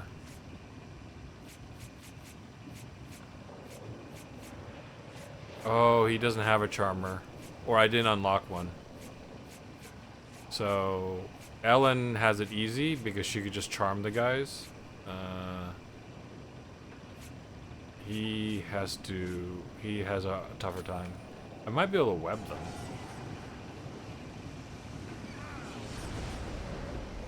That's not a web guy. Okay.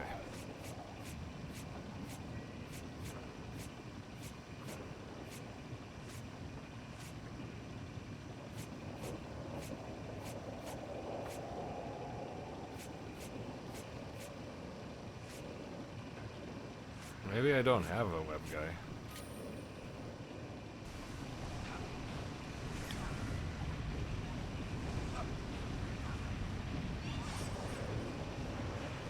First things first, I gotta get rid of this guy, this flyer.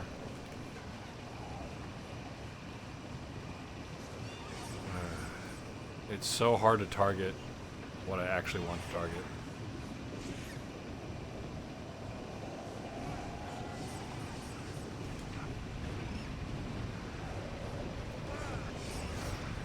These guys are gonna kill me.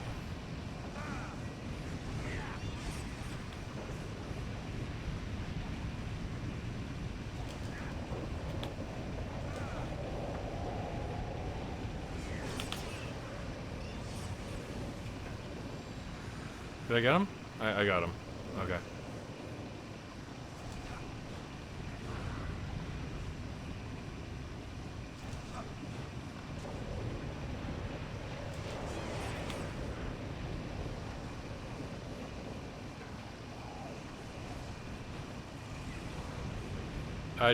Did I vaporize that guy?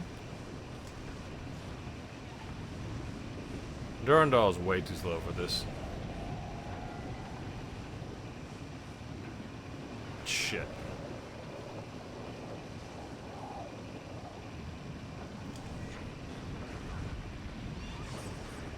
Oh.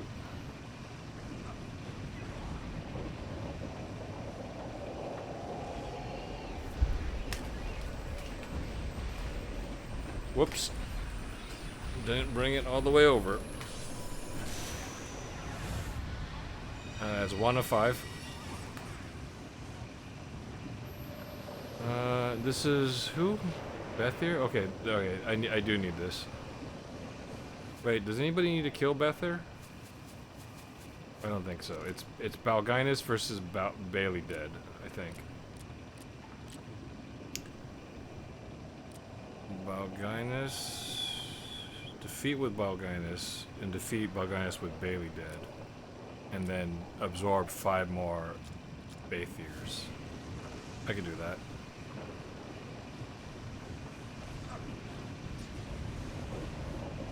There's gotta be a better guy I can use. I'm not targeting him? What's going on? There we go. Add some cinnamon and salt into the top of the coffee maker. It's your ratio in the coffee maker, maybe. Okay. Add some cinnamon and salt in the top of the coffee maker. Okay.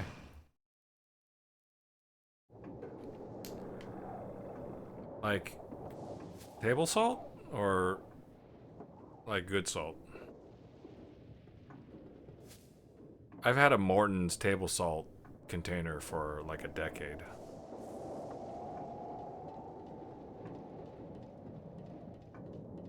I think I'm doing pretty good. I'm not sure where the end of the where the end of the story is. But let's check out this room over here. They're gonna ambush me, ain't they?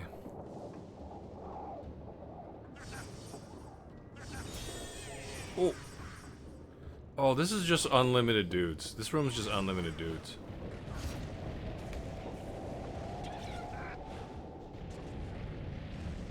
I think. I need somebody better.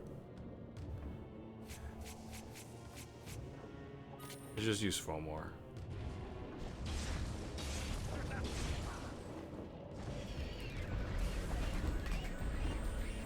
Do this fast enough.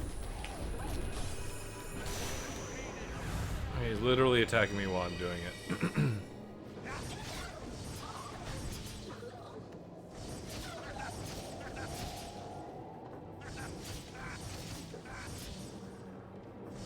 Man, he's doing no damage.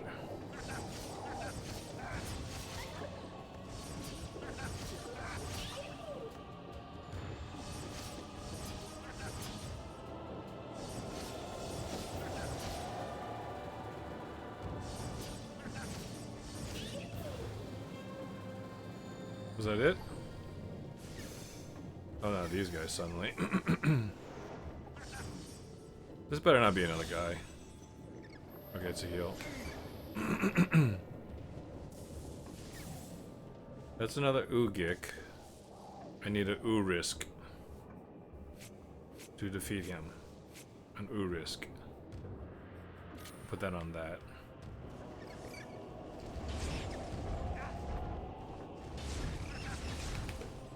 He's got a wide... Oop, wrong guy. Stay down.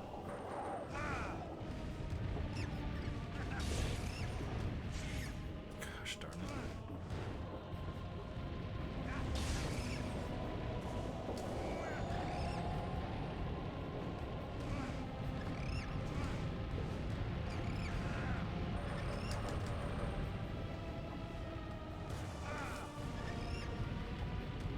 I think I did that right. Because those are the ice guys. Ooh, they drop golden ore? Okay, so that was just a random room. It had nothing to do with anything. Any salt would be fine. Freshly milled pink salt if you have it. Okay. Some fancy salt.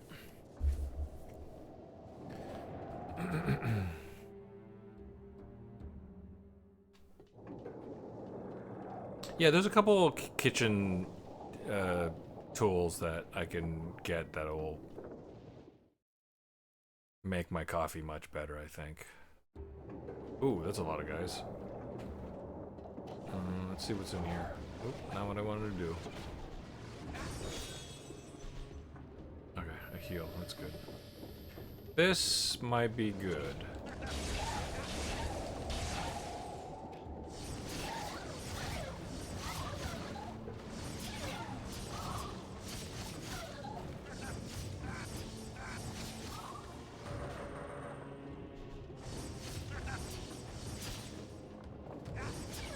I was trying to think of what I should play next, and Remy actually had a really good suggestion. That is, I think he knows what I like. But unfortunately, I already did play it on stream. That was Lifeline.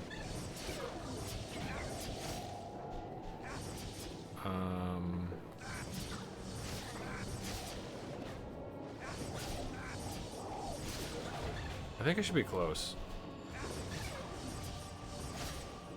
Please be the right guy.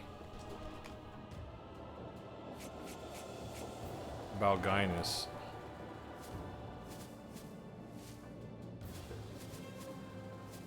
Balginus?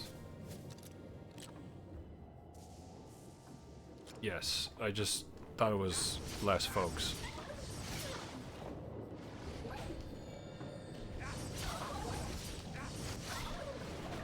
Alright, that was like 2 right there, I think.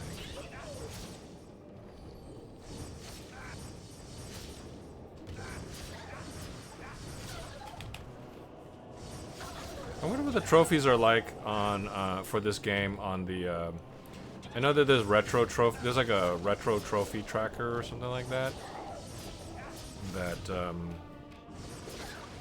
Oh, I don't know if it works if you on legitimate games though. I think it's all tracked by emulation. So that's a problem.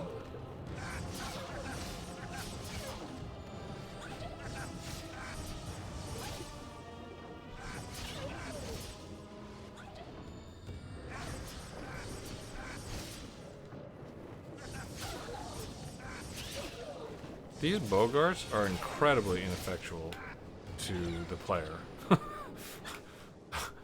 I had to say, oops. I had to say, I don't think they've hit me once. And they've been trying. Alright, so consecutive use. Let's use the purple dust, sure. Yellow dust? Alright, we've done it. Bally Deads are the hardest one to get. Balginus with Bally Dead. I don't think I'm gonna do that.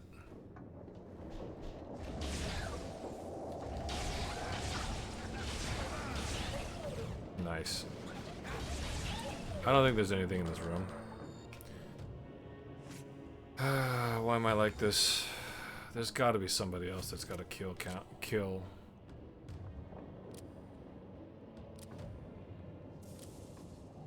Urisk with Ugik. Probably not in this tree. It looks so good. Wait, what does? I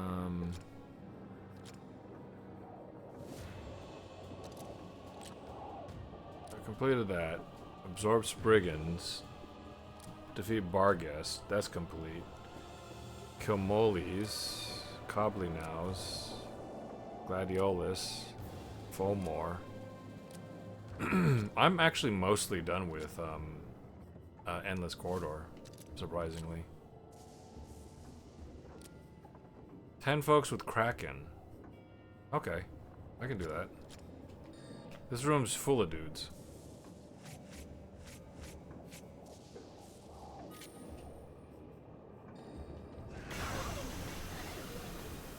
Well, this actually might be easy, too.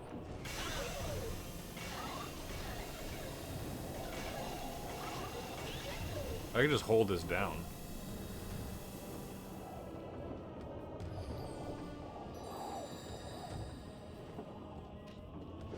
That's a lot of them.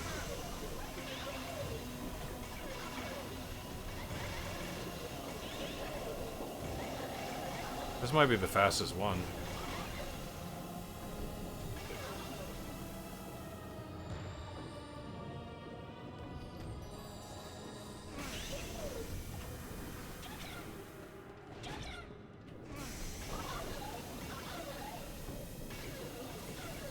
You can even change your mind. That was literally the fastest one. You can even change your mind. Like, you could tap it, and then Kraken actually breathes ice for like 2 seconds maybe, and then you can just hold it down after tapping it, and then he'll continue to do it. So after Bujanvaia. I don't know. Maybe. I don't even remember what they look like. Bogarts. Oh, Bogarts. Wait, aren't these Bogarts? With a funk. Yeah, these are Bogarts. Right? That's two right there. Oh, I'm done. Okay.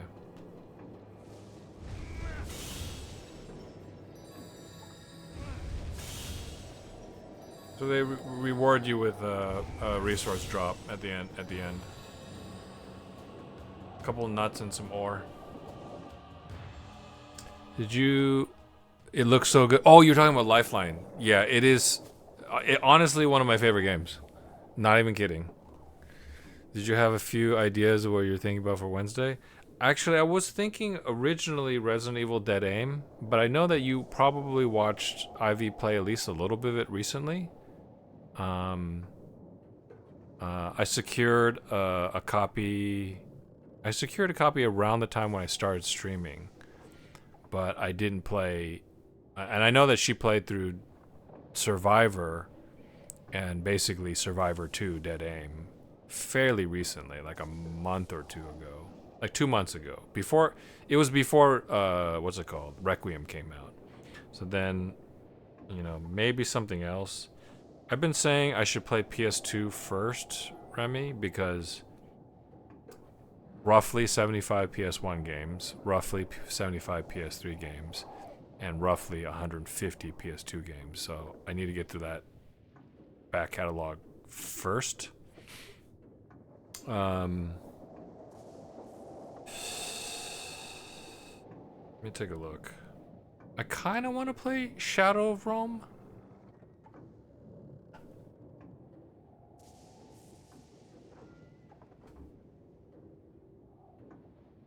I kind of want to play Scarface, but I know that it's going to be a really long game. But it's still. Oh, you know what I should play? I should play Raw Danger. How's that sound? Raw Danger. I don't know where it is, but I have it. Raw Danger is Disaster Report 2. Which is a riot.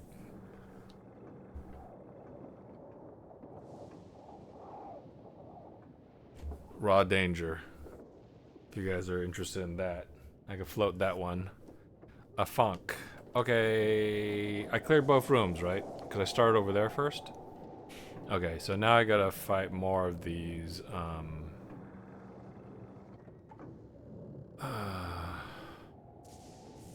Skeletors.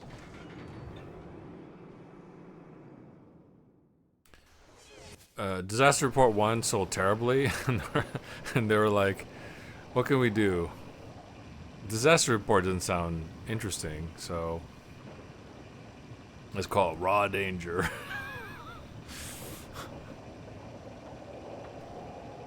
What am I doing? Oh, shoot. Okay, that's a Balginus.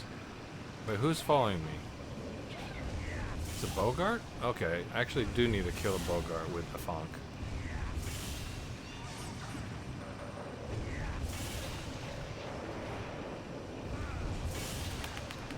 Oh, I dodged into his attack. Nice.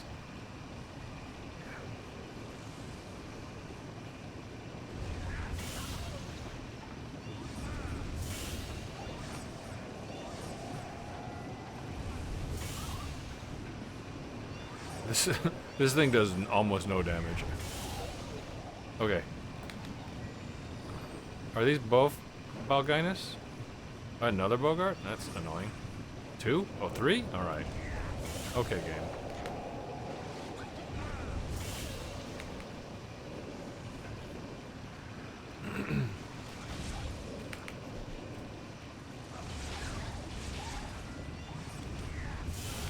Oh.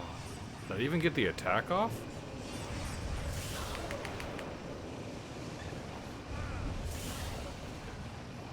Yeah, I gotta soften them up with Fomor. There's one more Bogart back there. It take too long. Kill him with just a funk.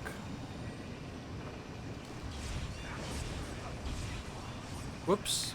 Did I kill that guy? I killed that guy outright. Balginus. So I do need to switch to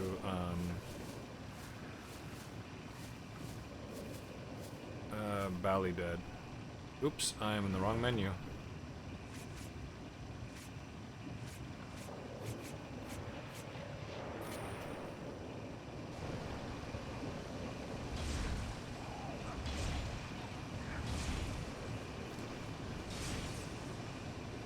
Hope I don't kill him by accident. There you go.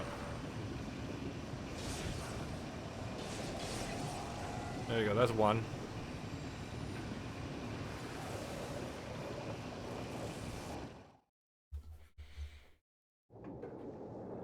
Yeah, I think Raw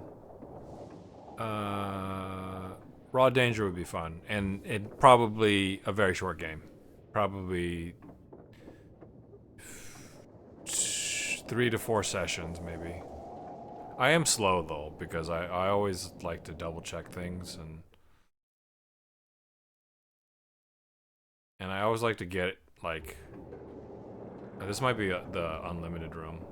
This is literally where you farm these guys, I think. I think her story's at the end. So if I wanted to do it, I could do it here. Is that Beth here? That's Balginus. So I could kill this guy with Bally Dead. And I don't even think the other guy's aggro. Oh. Oh, yes they do. My mistake.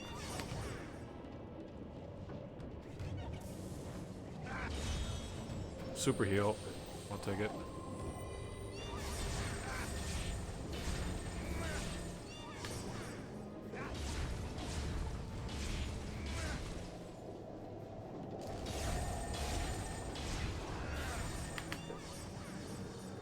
Just eliminated that fool.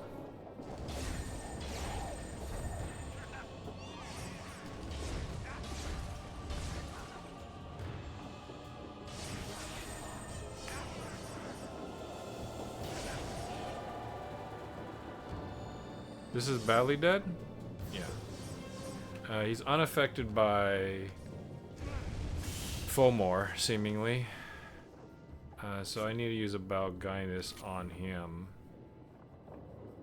I'm not even blocking, so I'm not sure why I have that even ready. Maybe Mandragora.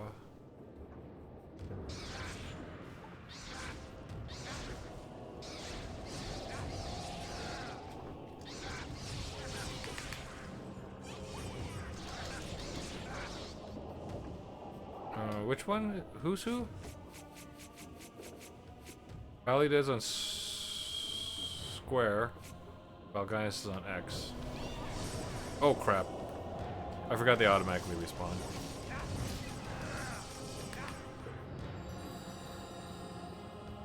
Who's this? Bethier.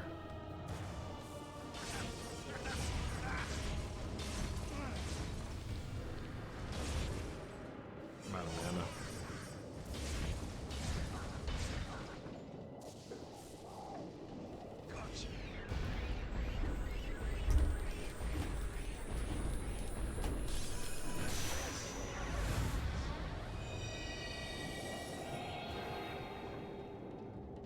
Come back over here, please.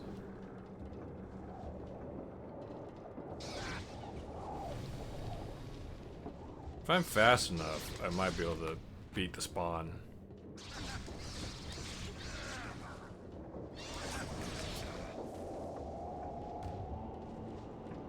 Okay, it might have been a bug last time.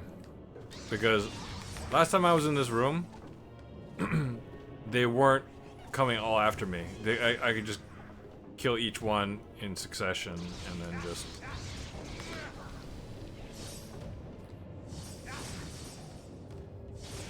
Alright, we got that one.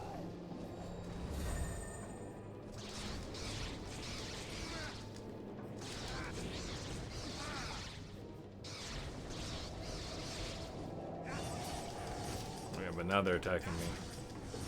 Makes it slightly harder. Ethier just needs to be eliminated. Any which way, but... Why aren't I comboing him?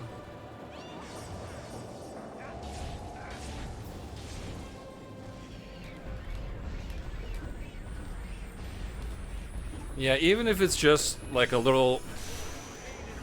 Even if it's like a little thing to, like a conversation that's gonna be new or whatever, I have to see it. It's just, it's dumb. And what's even dumber than that? You know what's even dumber than that? I save it. I make sure I save it as if the game cares. It's like, okay, I talked to everybody, now I'm gonna save it. Like, if the game crashes, this is really stupid, now that I think about it. Now that I'm saying it out loud, like, if the game crashes, I do it again. I'll talk to everybody again, and then save it. Be like, okay, well, I don't want to... Just in case it matters. Saving is early gamer trauma. It kinda is. It's two things. It's early gamer trauma, and it's on the off chance that talking to everybody mattered. I want to make sure I did it. You know? Because 5% of games, maybe, it matters. You know? Exactly. Lock it in. Maybe 5% of games, it actually matters. Oh, shit. I mean, shoot. I think I could have been absorbing these guys, but I was focusing on defeating them. I was focusing on defeating Balginus with Bally Dead. But I could also absorb them.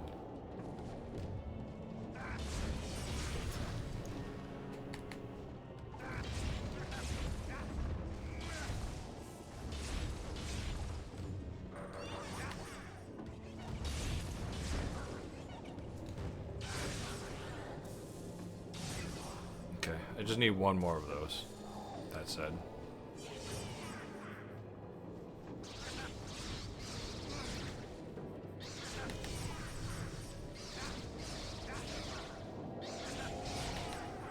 Ah, crap. Oh, okay. He might be stuck there.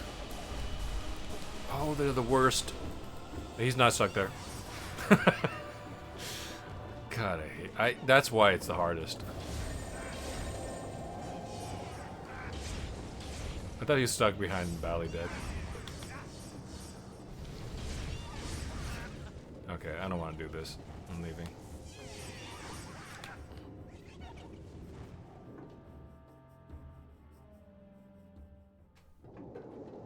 This is a big risk, actually.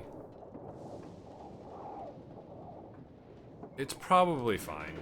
They'll probably drop some health for me.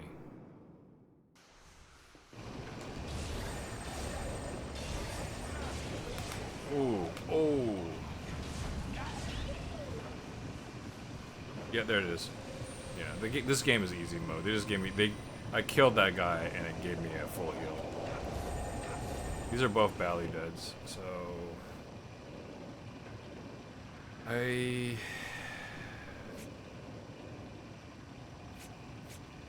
need something easy. Wait, so he does... So let's take a look really quick. This shouldn't take too long. The Folklore is block breaker, shield breaker. So don't use a shield breaker. But I want to do a big hit. He's also shield breaker. Oh, you know what? No.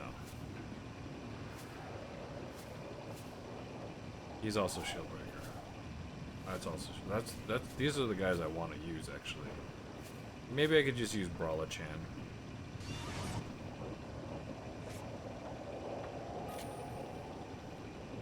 I want range though. That's what I realize I want. I actually want range because I don't like getting close to these guys.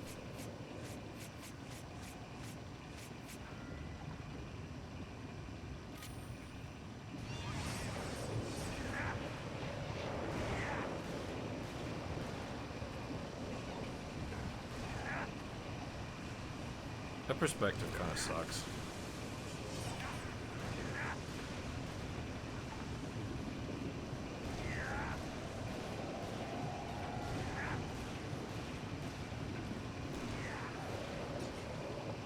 Damn it. Not what I wanted to do. Not what I wanted to do. Just let me fail. Come on. Okay. I should have killed him outright.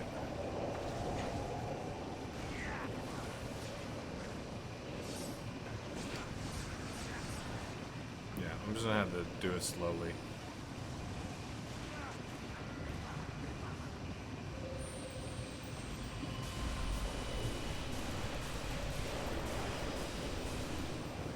The spaz ones are the most irritating.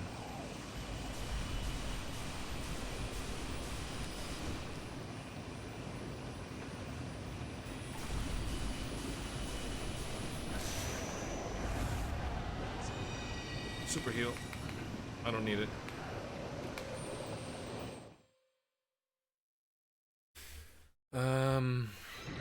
Oh shoot, Durandal. Okay, I know how to defeat Durandal. No, I don't remember. Durandal is... hit him with the little guys and hit him with Ugisk, I think. Yeah.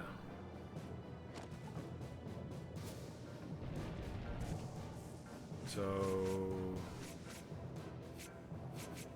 a cold one and Mandragora.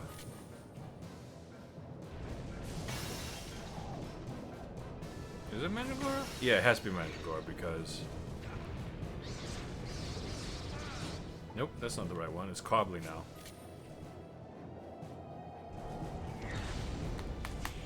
Ouch. So, is it... Doesn't that look like... It looks like a small guy.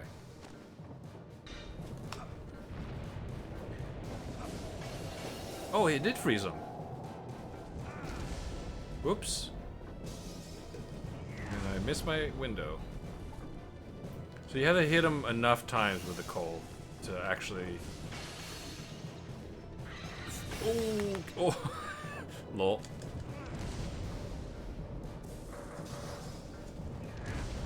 It actually interrupts his... Because I remember trying this, and I was like, that doesn't seem to do anything. But I guess I never hit him 3 times.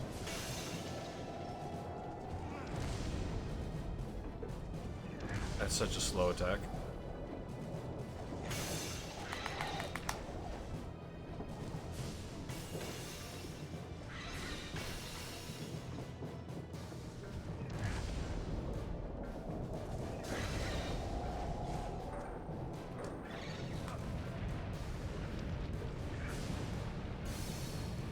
Kinda missed him. Kinda missed him again.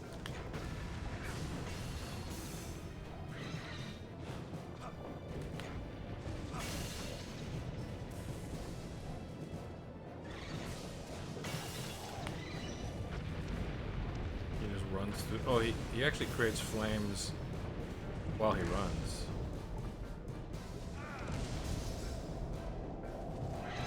Just one more.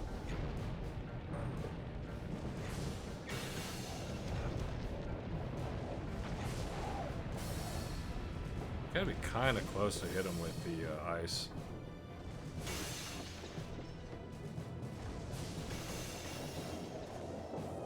Recharge my mana. Whatever MC stands for. There we go. Alright.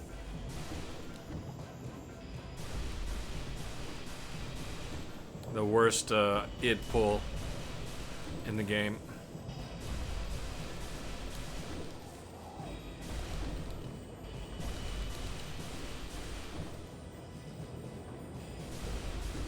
I have a bad feeling about this.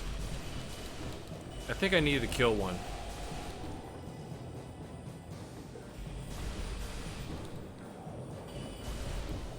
But I'm already committed.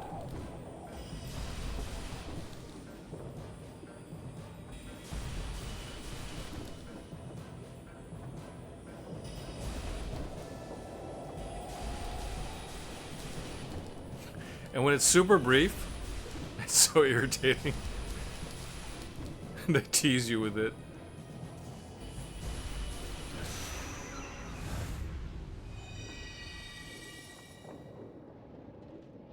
Damn, somebody needed to kill a Durandal, I'm almost certain.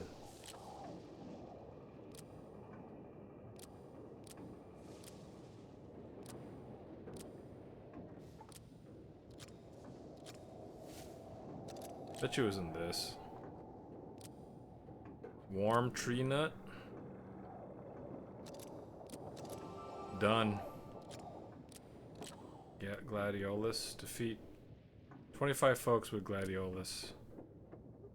Rata. I need to do a lot with this. I'm not gonna do it. I mean, I hope I'm not gonna do it. I keep saying that and I do it.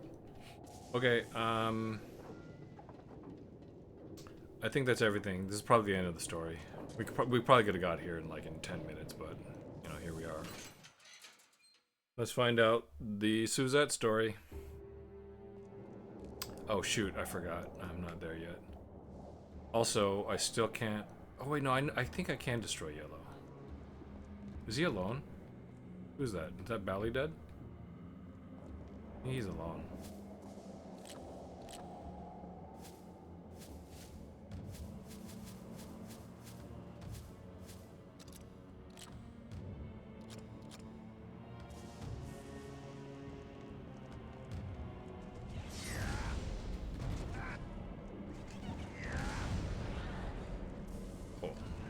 Vulnerability.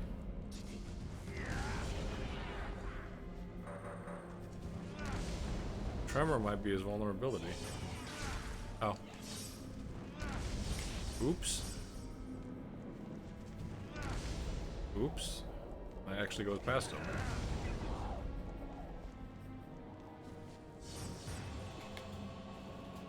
That's annoying.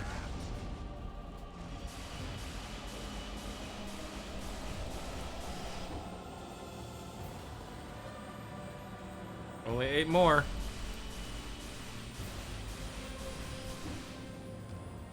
I promise this is the last one for this story.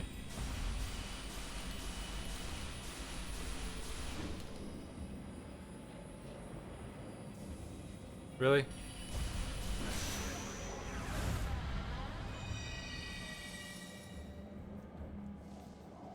I think I know how to destroy that. I think I could destroy it with black. It looks like a black border. Maybe this is it. I always thought I couldn't. A couple guys are gonna spawn. We're gonna ignore them. Okay. Alright. Just trying to get by here. That's just a heal. Okay.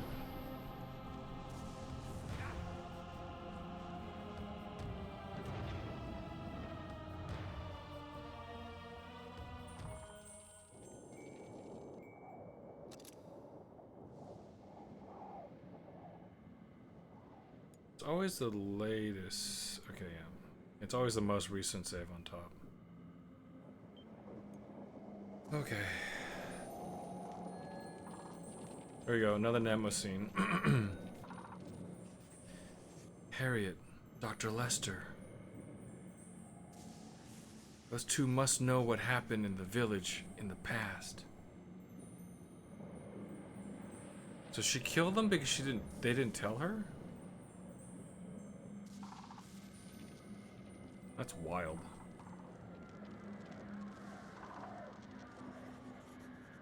She went to the cliff? She must be talking about her mother. What is she trying to do? Who is she waiting for?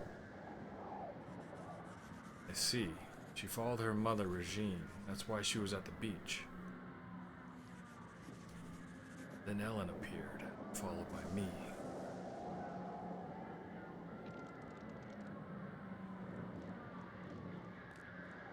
Is this, Ingrid?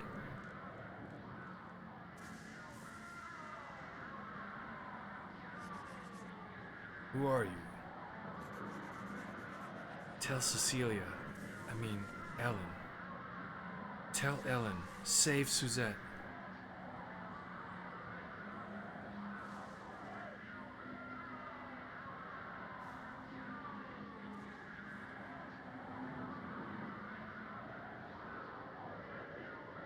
Alright, now I'm trying to remember.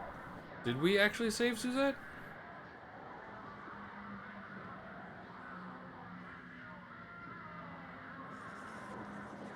Village's past still has a grip on her. Get help from her parents in the fairy realm, if you have to. Fairy realm? I think that might be it.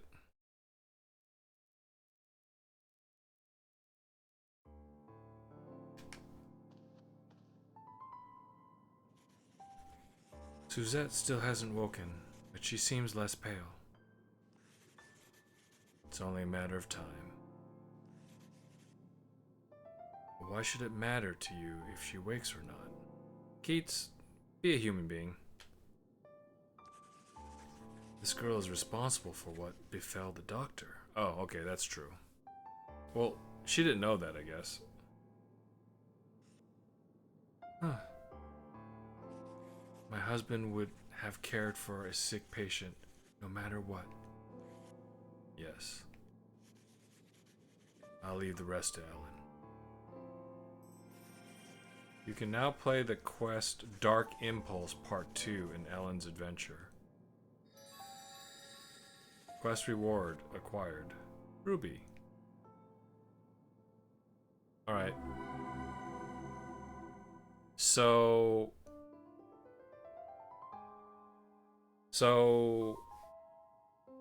Okay. Okay, so this is actually covering it. So the fact that there's a little bit missing is still laughing about the pull-out couch situation. Yeah, their homes are... I don't know why they didn't just live. I don't understand why they just didn't put like a door against the wall. And be like, okay, is this your whole house? Because this is weird. I mean, is there something I'm missing? In Scotland, do they have... Or Ireland? I forget where this is set. I think Ireland. Do they just have the houses that are attached but are separated by... You have to go outside and then come back inside? That doesn't make any sense. You wouldn't do that, right? All they had to do was just put a door against the wall. And we don't have to go through it, but just convince me that these people don't live in a living room. There's no kitchen. There's no bathroom. I mean, forget the pull-out bed. It's a pull-out toilet. And are they just using a hibachi? Are they just using like a hibachi grill to eat?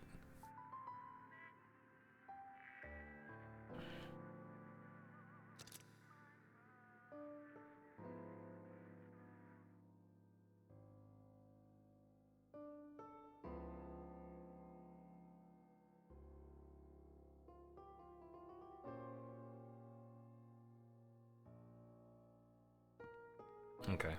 Takes a while to load Ellen in. What's going on? Ellen. Hello. Thank you for taking care of my mother. Aye. She'll be missed, lass. She must have been happy she saw you before she passed on.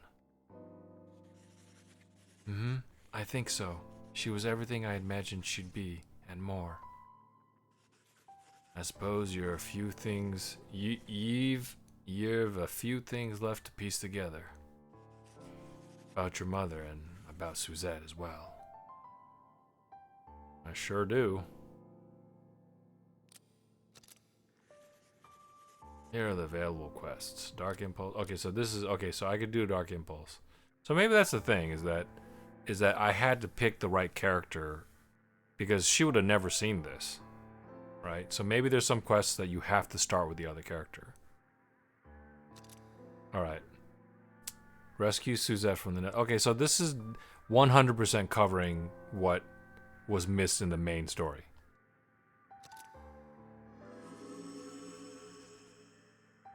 Suzette is still out cold. Keats said it's your responsibility to cure her of her trauma. He wants you to find out why she committed those murders. So everybody knows that she murdered everyone. That's what I heard my mother say to Keats. Yes, I'll look into it. It is my responsibility indeed. Here we go. Oh, Liv, did you not know? I thought you knew. I thought you were here last Wednesday.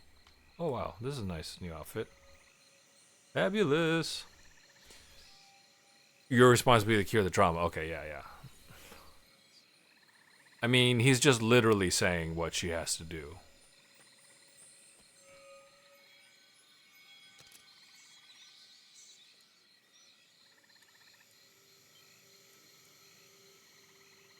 Why? Because they're good people, I guess. Even though Suzette killed her mother, and killed Dr. Lester, and killed Harriet, you know, Ellen's a better person than any of us, right? She's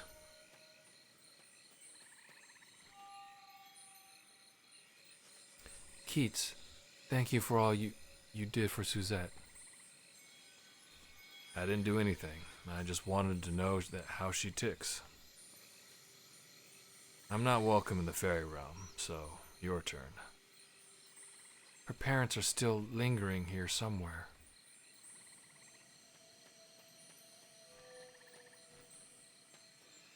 Frizzy. A husband and wife, thought to have left the netherworld, are lingering in the fairy realm, waiting for you and hoping you can help their daughter, Suzette. Are they in that direction? The Fairy Lord says you may use the audience hall as you please. He does that as a favor to you, Ellen, for your valiant efforts on behalf of the Fairy Realm. Fairy Lord dies, but this is all happening before that. Can I go this way? Am I supposed to go the other way? It kind of looked like Frizzy... No, I guess maybe I'm supposed to go this way. What's the other way?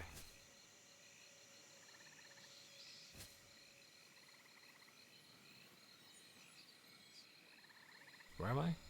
Okay.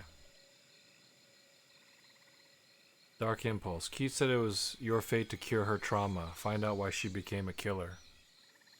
Has some heavy trauma. No, what I was saying earlier is, yeah, Suzette has generational trauma. Her father and her older brother died before she was born. Her mother escapes Doolin at the request of her father, who apparently was, my guess is, and this is just my interpretation, there's no words that say this, but he tells Regina, his wife, you need to leave Doolin. And she's like, no, why? And he's like, you need to leave Doolin. And so she's like, she leaves Doolin she's pregnant with Suzette. And then the next thing that happens is her husband, I believe his name was Renaud, confronts Cecilia / aka young Ellen, and is shown reaching out towards her in anger. So the implication to me is, I'm going to kill that child. That's the implication, is that he was going to harm Cecilia and therefore did not want his wife involved at all. And of course we know now that the hag / Ingrid / Ellen's mother intervenes and knocks him off the cliff, killing him. And so, you know, obviously Regine hears about this and is still, you know, suffering from the shock of all that time of losing her husband and her young son, and isn't a very good mother to Suzette, and transferred that anger, that anger and that vindictiveness and trauma onto her daughter. Who Suzette, I guess, is only about 17 years old. And so I don't think that it is unreasonable for Suzette to be very damaged in that sense, if that happened, right? And it did. That's what happened to her. So, bugaboo.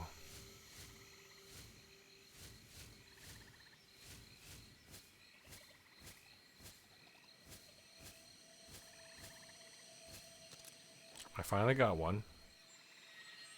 Defeat 10 folks with a bugaboo. I don't think I needed. I don't remember any things that I had to defeat a bugaboo. Agma. I seem to remember Mandragora with Boobri. I seem to remember somebody needed to defeat Malabaricus. Fomor with the Gasser. Talanthra, nope. Okay, I think we're done with these guys.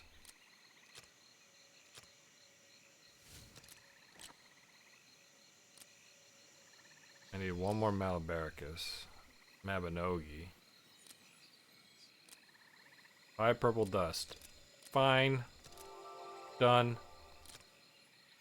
Fraxinus. No. I did do the Fraxinus one. Alright. That's what I was thinking. 10 green dust to finish that. 1 purple liquid. We're actually really close. If only there was a trophy. Thrumpin? Wait, Thrumpin? I need more Thrumpins, but they're not here. Yeah, I'll be right back. Thank you for reminding me. I'll be right. Actually, it's gonna be really quick. I'm just gonna start the water.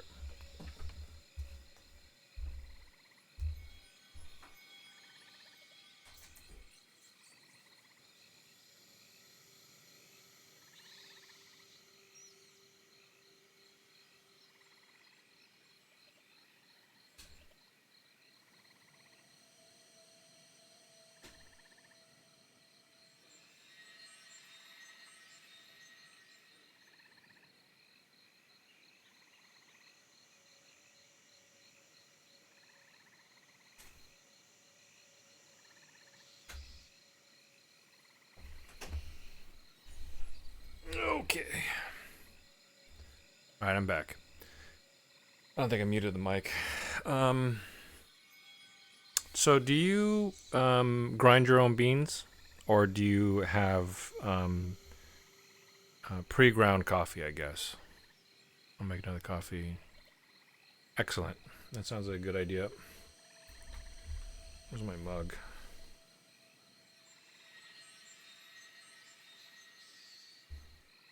Either? Okay. Because I unfortunately do consume a fair amount of energy drinks, and I know that they're bad for me.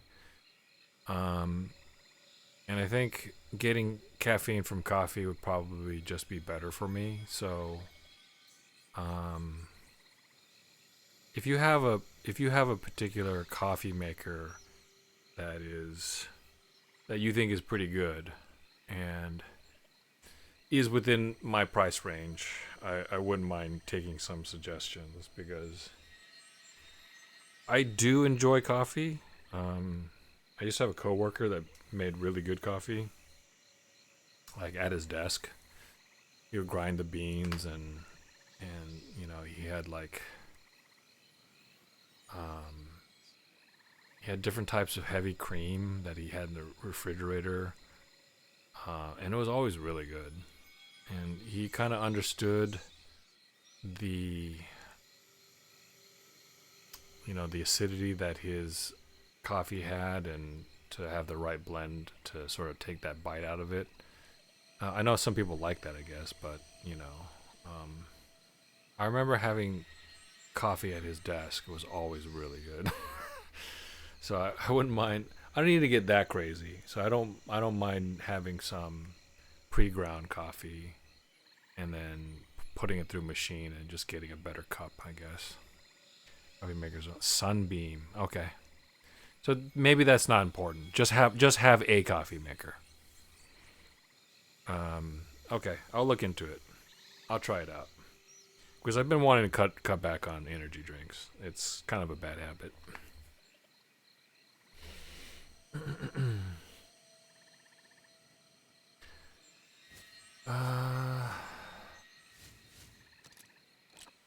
Bogarts. I actually finished all the Bogarts. Defeat 10 Brolachan with Maralta Bagalta. Ubiers. Just need to absorb more of them. Absorb more altars. Absorb 3 Balewinds. Oh, defeat 20 folks with Balewind. Okay. These are the irritating guys. This is probably the spaz guy. He's probably the to absorb him. He's probably I had to spaz out. Defeat 20 folks with Bathier.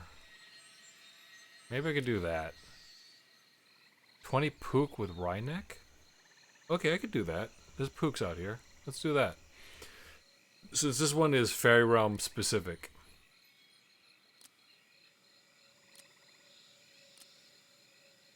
Rhynecks, right?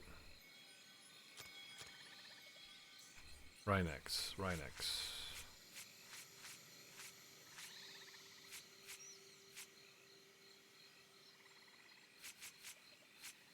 There we go. I just need to defeat some Pooks. Melida?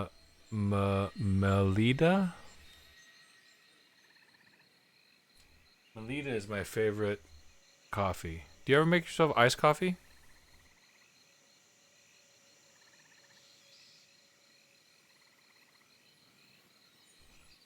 Like maybe on a very warm day?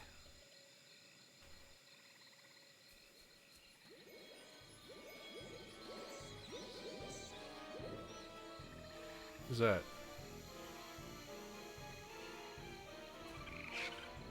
A Kilmoli? Didn't I have to kill something with Kilmolis?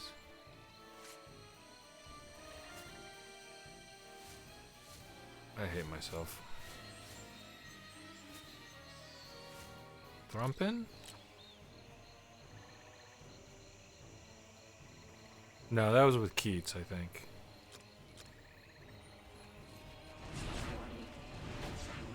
This shouldn't be too hard.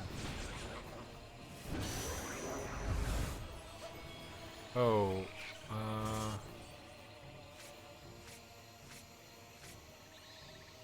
okay, that's another thing I needed to do.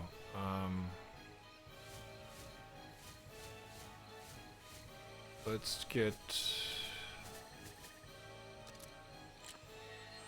Defeat 20 folks. Let's do the guy that's almost complete. Bathier.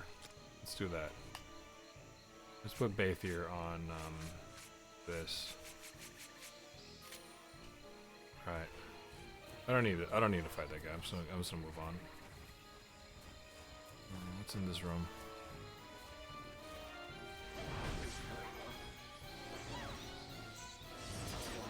That's such a long attack. I need somebody better. Can I just do... Okay, I've got this guy. That long ass pause. Okay, that's one.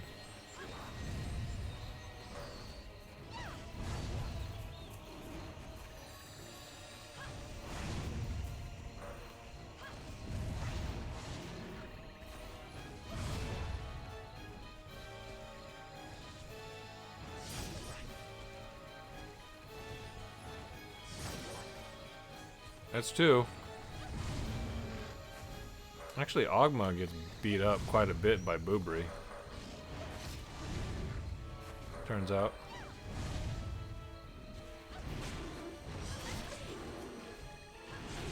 Do a couple more hits, and then there you go. That's 3. 3 out of 20. I never drink it iced.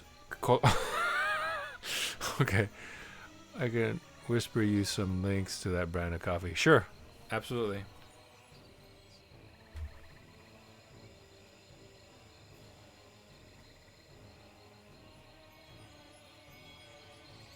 There's a coffee house in Southern California, where I'm not currently living.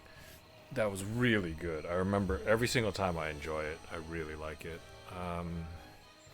Has a Spanish name, and so their coffees are very like Spanish themed or Mexican themed. And they're so sweet, Jesus. But they're like really good too. And you don't have to get a super sweet one. And they have really good desserts too. It's like literally my favorite coffee house. And I'm not somebody who's like famously a coffee drinker, but it's such a great place to hang out with my friends who I grew up with when I'm in town. 3 out of 20, almost there.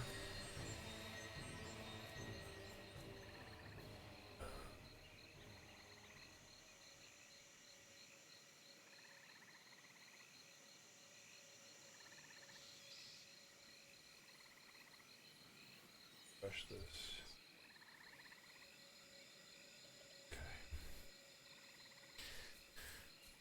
Okay.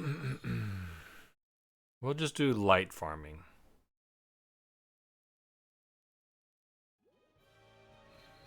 Oh, okay. I think I need... oh my god, I hate myself. I might need these guys. Defeat 3 brownies with Hanky. Alright, I think those guys are brownies. It's an impit. That's a brownie. Brownies are yellow with pinkish purple violet spikes. Those are them. I need to... Okay, those are them. Here we go. We're finally doing it.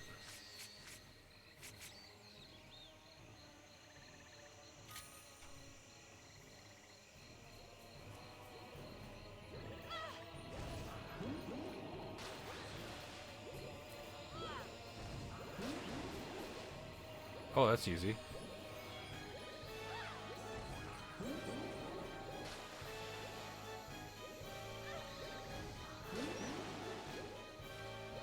Dang, that's really easy.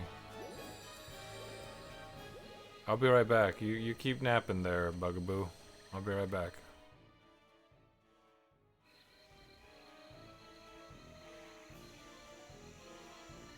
Oh, let me message you.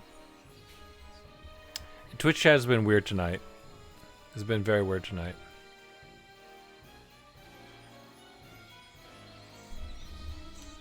Actually, I should go check on my water.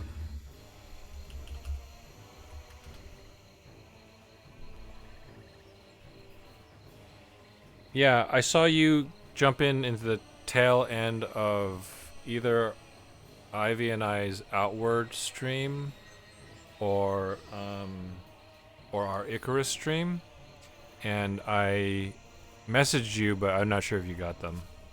Got the messages. I'll be right back. I'm gonna go prepare the tea.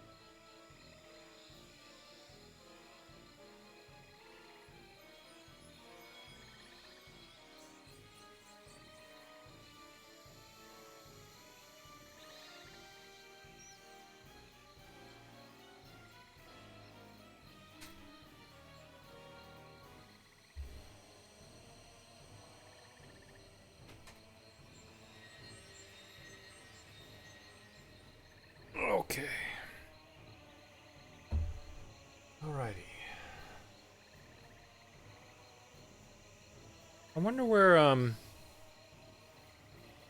Biff and Killua are at. I thought they would have been back by now. Biff draws art and Killua Sugoi. I was kind of expecting them to be back.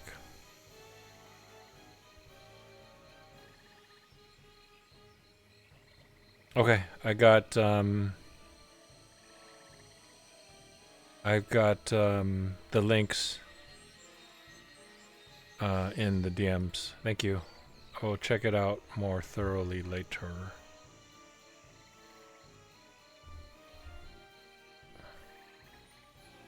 I'm gonna refresh the stream really quick. Okay. It was the outward stream. Yeah, I saw you. I rated out to somebody, probably Momo.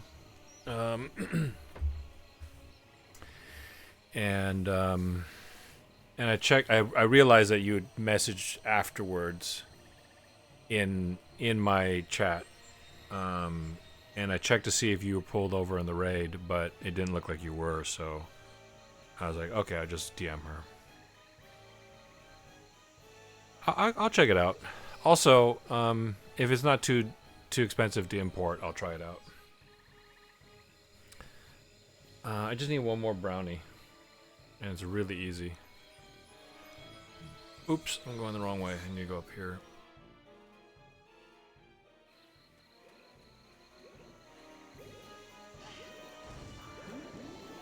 Kind of has an auto target.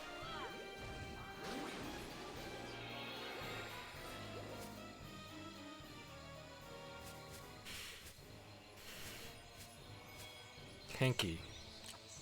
That was the last one. We're doing it. Spriggan with Ogma. Can't do it here.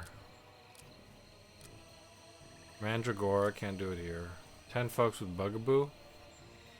I mean, as long as we're here, I suppose I can use Bugaboo maybe.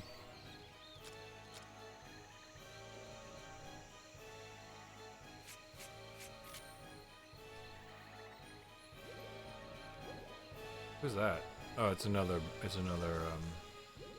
don't need to fight him. Where does this lead?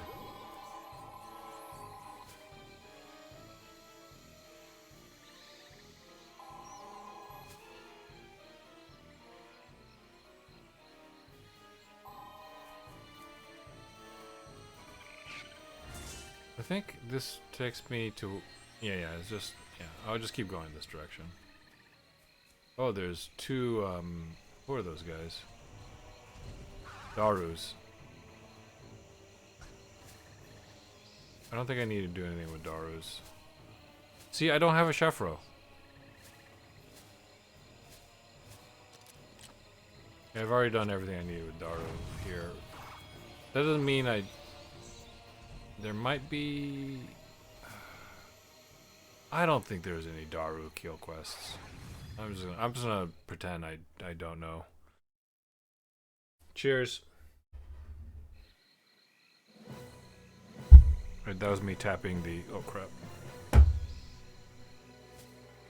He's just standing there menacingly.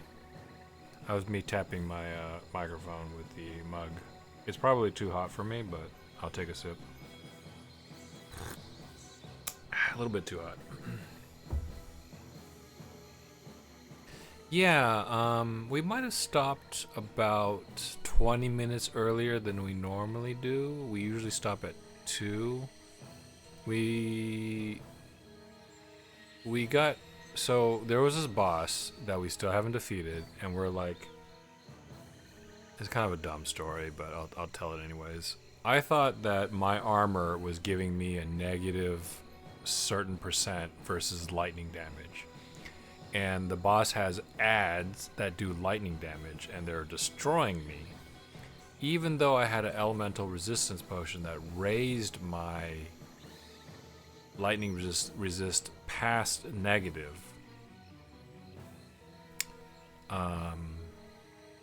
It was still only plus 5%, and it could have been much higher if I didn't start at a negative. So we're like, let's look around and see if we can, we're out of healing potions, so let's try to gather some more blood mushrooms and whatnot and all that and just get better gear. We already extended our deadline by 60 days. And so we've got like 57 days to defeat this boss. So we decided to go back home. And after we went back home, I realized that the reason why I had the negative percentage to lightning wasn't because of my armor. It was because I was corrupted, which is just the thing that happens. Certain monsters do corrupting damage, and certain areas that you stand in corrupt you.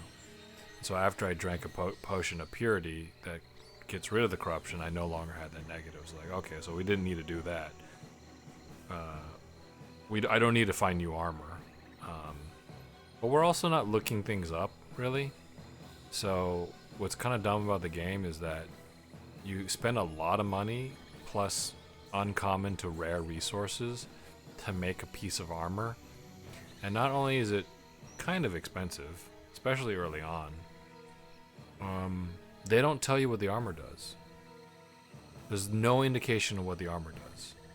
And it just seems a little bit weird. It's like, hey, like, why not just say, hey, this armor is really good, versus this kind of unit, versus this type of monster. And be like, oh, that kind of monster does poison. So, it's like lightweight armor that's really good against, this type of monster. Then it would at least give you some idea of what you're going to get. But there's no way to know until you pay the money and then wait a whole day for them to make the armor piece. And then you get it and you're like, oh, I guess I didn't want this. It's a little bit weird. So next try. I think so. I think I figured it out. So the boss summons ads, and each time he summons the ads, there's an extra one. And they all do fairly light, like, physical damage, but they also all shoot lightning bolts, lightning balls. And if all those lightning balls hit you at once, it could take out a ton of your health. And I have a lot of health. And so they just get more and more numerous. And then here's the thing. The boss is also in the room, and it's a pretty small room.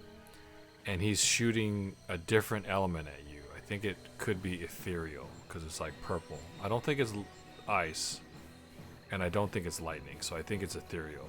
So it's a different element, and it also does a lot of damage. So you can't hurt him at all until you defeat all the ads.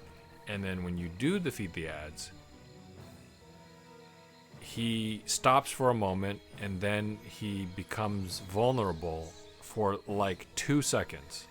I'm not even kidding. It's like 2 seconds. You can get maybe 2 or 3 swings in, and then suddenly he's invulnerable again, and then it's another round, and all the ads come back, +1. And so early on, it's not that bad. But if you don't do enough damage to him early, there's so many. It's almost like a built-in rage timer. There's so many ads that having to clear them to get that 2-second window of vulnerability, it gets harder and harder and harder. And I think the problem is too, even on the second time when we were trying to time it, it was like, okay, don't kill him. Like, in at least one person needs to be really close to the boss. And so they got to be watching for you to kill them, as well as the boss not hitting them full force with like his magic blast or whatever, because it's such a tiny window. That's a good question. Let me look. This is one of our longer games, but we only play once a week.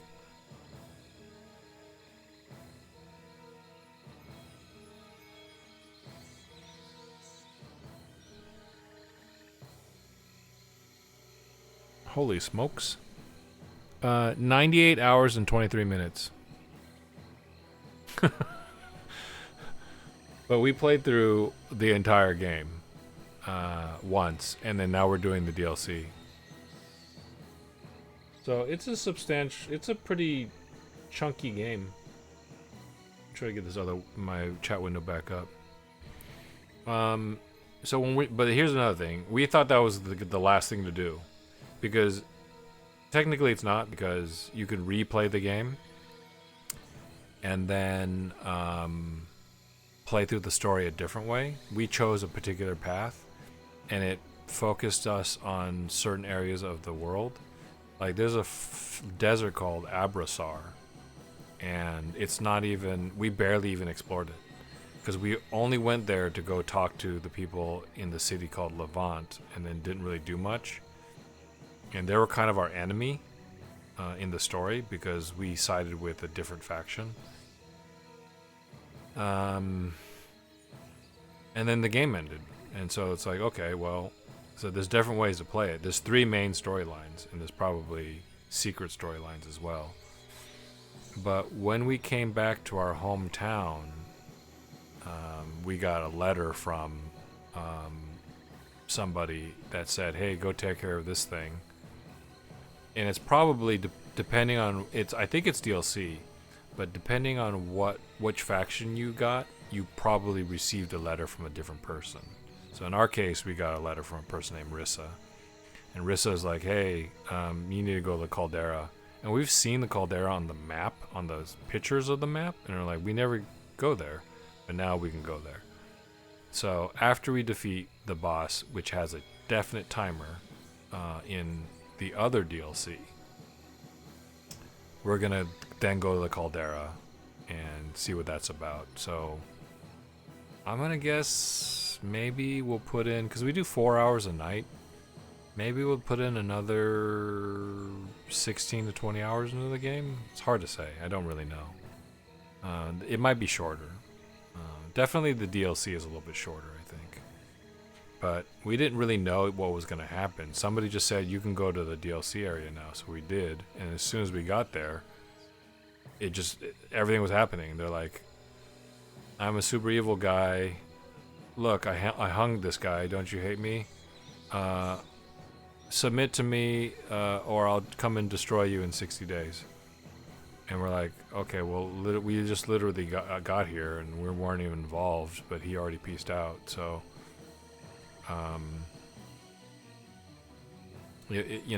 so in interest, if you actually read his story, you find out about him. Yeah, he was wronged. He absolutely was wronged by these people. So he kind of deserves his revenge. Like, they tortured him. But the city, it was a group of people that came from the city that did that. But was everybody in the city responsible for his pain and suffering? No. Does that give him the right to destroy the whole city while seeking revenge? I mean, he feels justified in the way that he is, but, you know, there's a lot of innocent people that are going to die, so I guess we had to kill him. I thought to myself, I was like, he deserves his revenge, actually, if everything he says is true. But I don't know if there's a way to get that ending. I suspect that there is, but, you know, like, some version of, you know, helping him get his revenge against the actual people responsible versus everybody in the whole region suffering. But I don't know. I'd rather play a 100-hour game than an 8-hour game. I guess it depends. For streaming, I think with Ivy and I, we've been playing co-op games for a little bit now. We played a bunch of games. We played through Dying Light together. We played a bunch of State of Decay together. We played a bunch of Project Zomboid together. And we played a bunch of Enshrouded together. A lot of the games were, and we played through all the multiplayer or co-op Resident Evil games together as well. This is the longest one that is like a normal-ish game. The other games, like Enshrouded, is very, very open-ended, and also still technically in early access. So It's kind of a weird game for us because we only played it once a week, so you know, it's also a lot of building involved because it's like a survival crafter as well.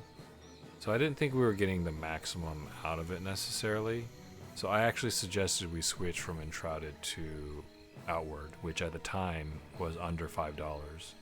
And so we both picked it up. And that set us on this current route. We've been playing that for literally months at this point.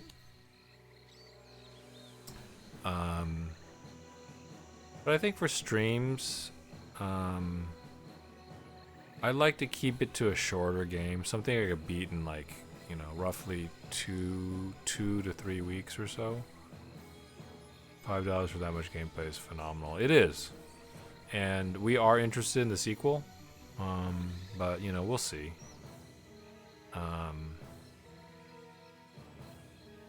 I was telling her, I really wish they didn't switch from Unity to Unreal, because I know that they probably spent a ton of time just getting the game to work in Unreal 5.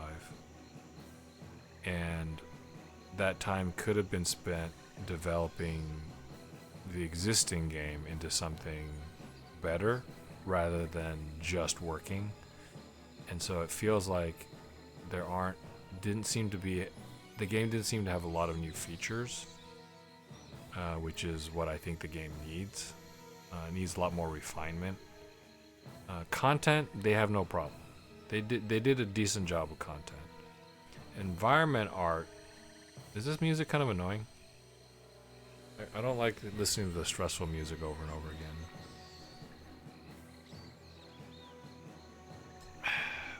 Okay, tea's a good drinking temperature. This is Barghest. Oh, this is Barghest. I need a Barghest.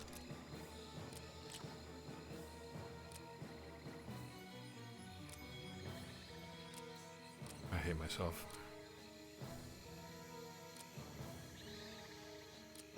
There's definitely a kill Barghest.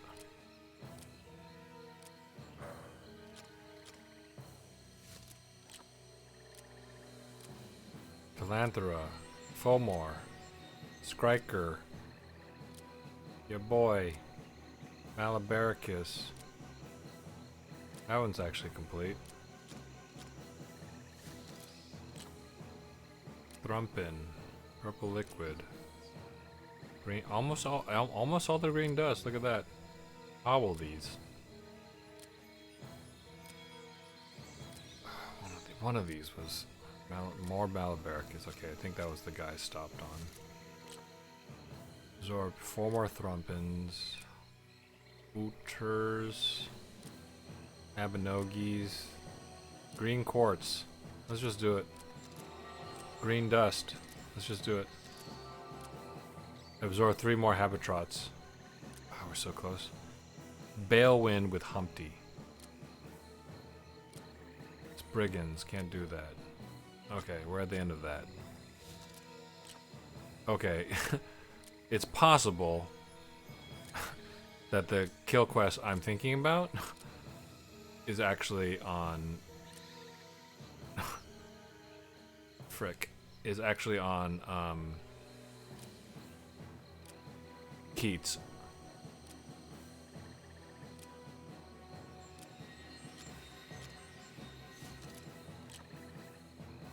Muscari, Purple Dust, Gladiolus. It's on Keats, isn't it?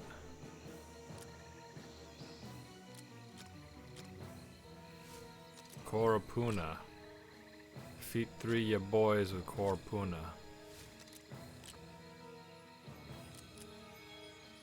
15 green quartz. I remember I was trying to save the green quartz, I think. Oh shit.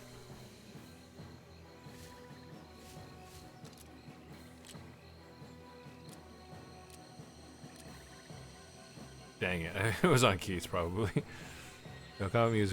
No combat music we're chatting. Yeah. Okay, so do I need to feed him? I might not need to fight him. What's this? Okay. I might just be able to run past him. We're just trying to advance the story. The karma quests are a bit of a distraction. It's kind of stressful music. Oh, it's what's this guy named? Jerry? Is this Jerry? Charlie. Okay. When you first offered the memento at the altar, I heard the voices of the dead. I heard the voices of the dead too. You know, that father was always thinking about his son. That's Demona.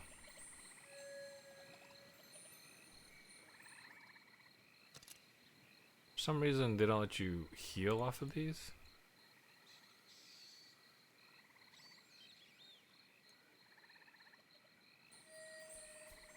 This is Demona. Listen to this. Just after you two came to the village, Keats contacted the dead and heard Regine's voice. She lived a twisted life, but now that it's over, she wants to do something for her daughter. Their wish led them to the audience hall. Make Regine's wish come true. Well, is it going to be twisted? I just noticed that she had a little cute little hedgehog on her shoulder. No, thank you for saying that.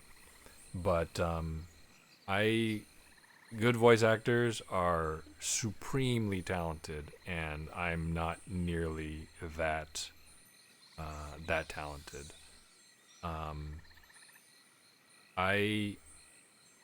People have complimented me on my normal speaking voice though, and I appreciate that. But I've never thought about doing anything with it. But I don't know. Maybe I should. I should make an ASMR channel. So, but she just said Regine led a twisted life. I do know people who aren't even voice actors that can do voices better, you know, that are pretty good at natural mimics, and I don't think I'm a mimic. And maybe it's something that you learn, but I wouldn't say that I'm particularly good at it. I just try to. It just makes sense to me to give them slightly different voices. Otherwise, I get that compliment sometimes too. Nice. Are you ever gonna stream? So she says, make Regine's wish come true. Hopefully her wish isn't something twisted. Let's go find out. Oop, what the hell just happened? Oh, here they are. You came. Ronaldo. I said, went back, I would never stream. I'm not that brave. Well, you don't have to put yourself on camera. But, you know, if you, I don't think it's, I'm not brave enough to put myself on camera. But, again, like I said, mostly I just started this to, give myself a good excuse and schedule myself to play through my retro back catalog. Because if I don't do it, then I'm never going to do it. It's been a long time coming. But I was going back and forth between Ronaldo and Ronald. Ronaldo. Hervé. I'll say like that's Spanish maybe. Thank you. Oh, they're talking to Ellen, not each other.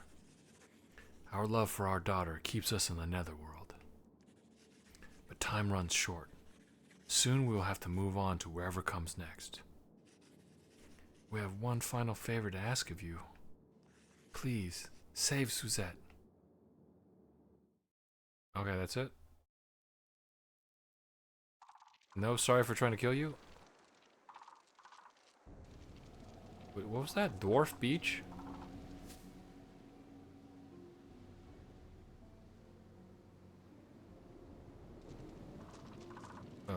perspective is locked. So there's just this one Nema scene. I wouldn't want the intention on camera. Yeah, it's definitely not for everyone. You know, I'm a fairly private person, so, but, I feel like there is something fun about streaming and just chatting with people, though, that I think I realized. So I started this Twitch channel much further back, and I had about 50 followers, and it was easy to get followers back in the day. It's weird. I wonder now if I could have been like, I entertained that thought, like, could I have been a big Twitch streamer? And I think the answer is actually no. I just don't have the personality for it. You just sort of have to be on, like, a lot. And to me, just chatting with you and Remy, and sometimes Kilowa and Biff or something like that, Zukulev, it's very personal. It doesn't feel weird at all, right? But like, if there was just like a massive chat, I would be beside myself. I think I would be really stressed out, you know. So I don't know how people do it, and it is, you know, its own sort of personality thing. You have to have like a different type of social battery in a way, because people could hear it in your voice. People could hear it in your voice if you're not engaged, right? And if you're somebody who wants that sort of engagement, then in order to be successful, you have to sort of be on all the time, and I don't think I can be. It's easy for me to just chat with a handful of people. To me, this is a success. This is what I wanted, is just to have a few people regularly come by that I could chat to about games, about coffee, pancakes, games, and my consoles and such. Like, I had some of the things that I could already do, right? And I was like, I'll set up a camera and I'll point it at my console, and, you know, so I'll show people like the whole process of, you know, because there's so many retro streamers that just emulate, and that's fine. You know, I don't want to gatekeep that. If you don't have the consoles, you don't have the consoles. This is expensive to get them now if you didn't buy them before. But I thought maybe it's kind of fun if people could actually see it, like see the console, and then I'll power it on, I'll open it up, and you'll see the case, and I'll put the disc in, and, you know, you'll hear it and all that. Coffee and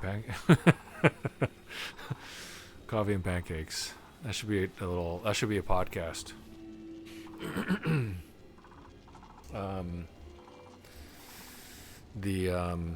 Wasn't there like a short film called Coffee and Cigarettes? And it was just like famous people talking. But yeah, and so that was the idea. I was like, maybe people are interested in that. Because there's channels I watch on YouTube which I find very entertaining. I think it's maybe a bit of an exaggeration to say that I'm a scholar of video games, but I have been playing them a long time, and to me it's not just about the moment-to-moment of games. I'm also very interested in the history of them, because I do think that it's important, to me anyways, like how they were made and sort of who inspired what, you know, sort of thing. Because, you know, a great game doesn't just come from nowhere. A great modern game stands on the shoulders of a lot of games in the past, including some games that weren't even very good. Like games that today you would be like, oh, this doesn't play very well. But like, it came from someplace, you know, and through all the generations of people, you know, making games, they've just gotten better and better, you know. The folks that worked on Expedition 33, Clair Obscur Expedition 33. I don't know what you're supposed to call that game. It's got 2 titles. You know, when they accept the award, I guess one of the main people behind it, he thanked the guy that was behind a lot of the Final Fantasy games back in the day, because that was his inspiration.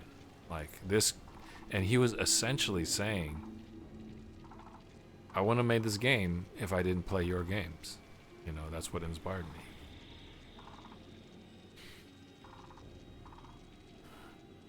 Like a film study, yeah. Yeah. Exactly.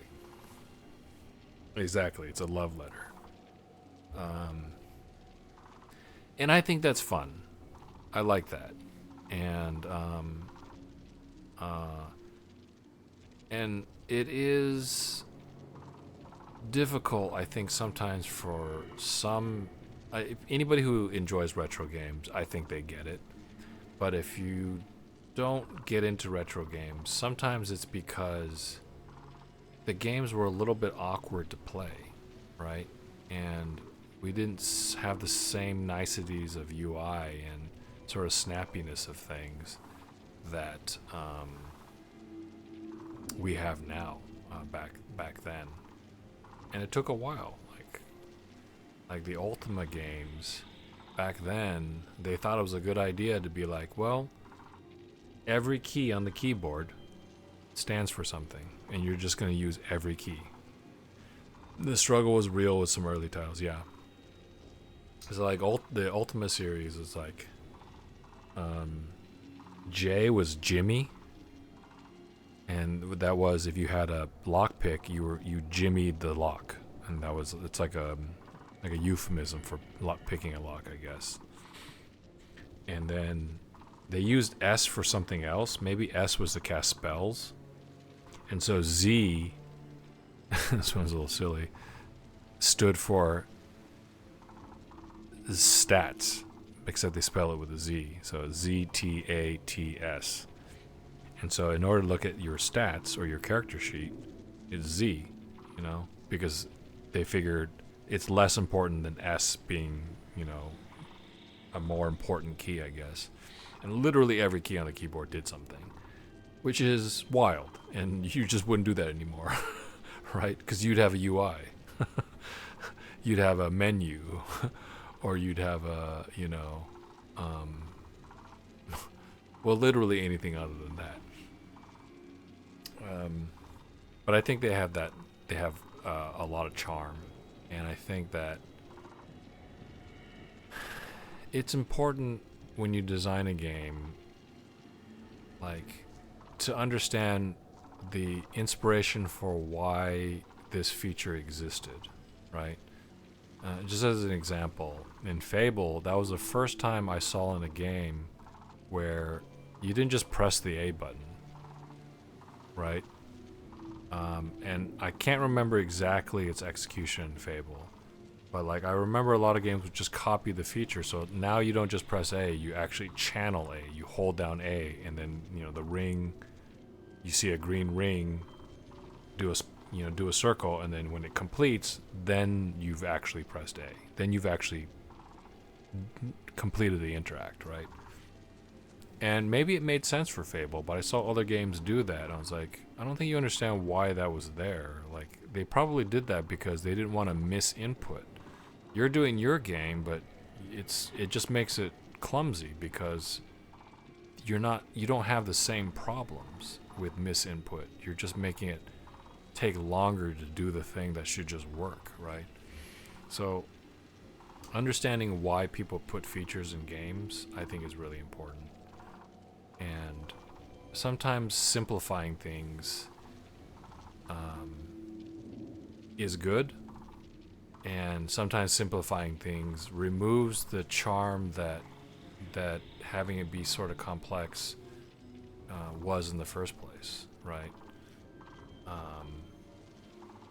And an example of that is universal ammo. You know, Red Dead 2 does that a lot. Interesting how the control. Yeah, Red Dead 2. I missed out on Fable, unfortunately. That was my one sore spot for the Xbox exclusives. Oh, you're not an Xbox fan too, right? You know what? You didn't miss anything, Liv. You don't have to go back to play them. I don't think. I think that they were clever games overall, but I do think that they fell very short of their execution. But they were a very interesting experiment. I wouldn't say that they were great games. Let me talk to this Nemosine. What does she think she's doing at the cliff? So this has got to be Suzette thinking about her mother, Regine, at the cliff. Oh, wait. No. Now she's actually thinking about Ellen at the cliff. Or maybe not. The person coming here is the one she's always hated. Okay, so she is thinking about Regine, and the person coming is Ellen. Who's there? Black clothes? Is that who she's meeting? Wait, there goes someone else. A young woman? What's going on? Who is that? Okay, so the person who showed up first is actually Ingrid, Ellen's mother. And then Ellen shows up right after that. She's fallen? It can't be. What happened? So Suzette was watching the events at the cliff too. She followed her mother Regine to this village in search of her past, just like me. I only bought PlayStation and Nintendo systems over the years. Yeah, did we talk about this? I never really quite understood. I'm by no means wealthy, but this is my primary hobby. So I just bought all the consoles. And I was like, I didn't want to miss out on playing a game I wanted to play. So I just bought all the consoles, and I did have my favorites, I guess, or maybe at the time it was maybe certain consoles were releasing more games that I liked, Can I get up there? No. And definitely during 7th gen, I probably have doubled the 360 games that I have PS3. But this is the thing. I probably got all the important PS3 exclusives. But it was my experience that because of the PS3 architecture, it was more difficult to port games over to the PS3. And as a result, they just ran slightly less well. And this is fairly well documented. Because its architecture wasn't like the same sort of x86 architecture as 7th gen consoles. 7th gen Microsoft console was. And so people developed for Windows or Xbox 360 and then ported to PS3, and then it would be an inferior port. So I bought the PS3 exclusives that I wanted, and but when it came to cross platform games, I generally chose 360 because I knew it would just run better, and if it had multiplayer, then the multiplayer would be better because of Xbox Live, and that's ultimately what it came down to. Yeah, exactly. Notorious. I have other expensive hobbies too. Yeah, for me, that was the main thing, I think. My other hobbies are like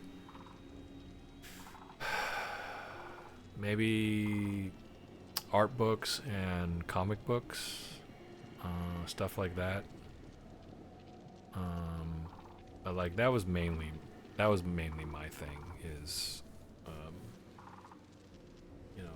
comics and video games, pretty much. Something about how the processing is staged. I heard someone describe it as coordinating 1,000 hamsters. Yeah, I have no doubt that, like, if you have a developer that knows what they're doing, they could pull some amazing stuff with the engine, right? So if you look at MGS2 on Metal Gear Solid 2 on PlayStation 2 as an example, it's years ahead of the competition. And if you look at Metal Gear Solid 4 on PS3, it's also phenomenal. But these are developers that had closer ties to Sony and had that support and spent the time to learn the engine better, so they can make good games for it, right? Famously, Metal Gear Solid 4 was trapped on PlayStation 3. To this day, it's not 100% perfect emulation. That might have changed within the last few years, but it took a very long time for them to get MGS4 to work through emulation, through emulators, specifically because it's PS3, right?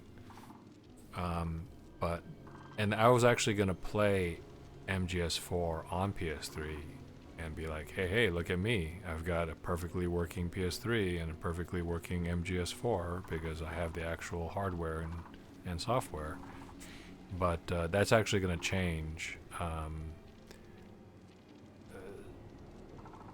It just really requires professional effort and source code, probably. So later this year, the Metal Gear Collection Volume 2 is going to have MGS4 on it. And presumably it's going to be perfect. It'll be interesting to see. So I thought that could be neat. I was like, hey, you know, because even emulation can't do it really perfectly well. But one thing it won't have, I think, though, is that I don't think they're bringing the MGO2, Metal Gear Online 2, isn't going to be accessible. And it was really an acquired taste, anyways. I think, yeah, I don't think it would come back in a real way. So that makes sense that it wouldn't include the online component of it. Let's listen to this past thing.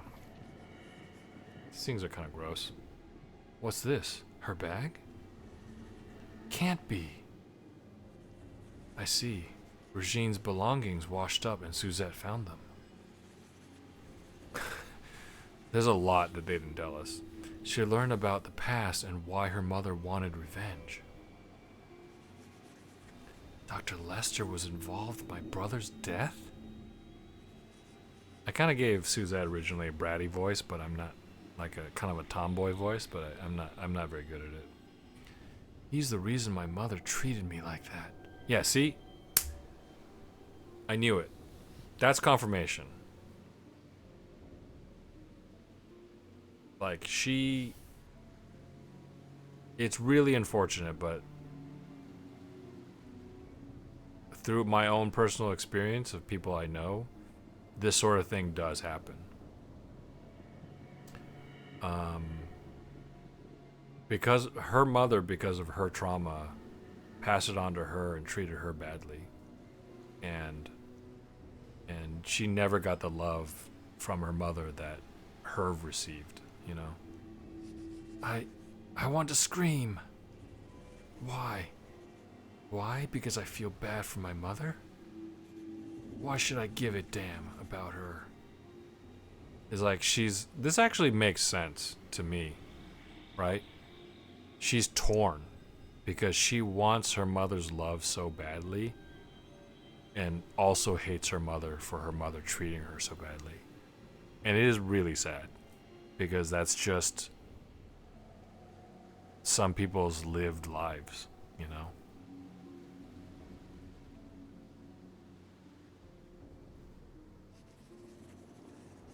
What do I do?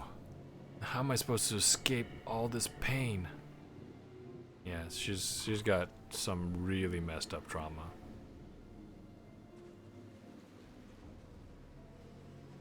She hates her mother for not loving her, but the only thing she wants is her mother to love her, which is very sad.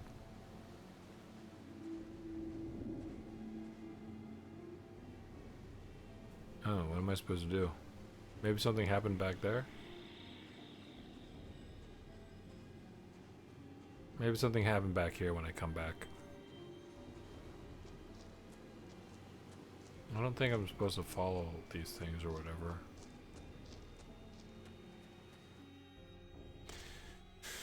I've seen Metal Gear Solid games but never played them myself. I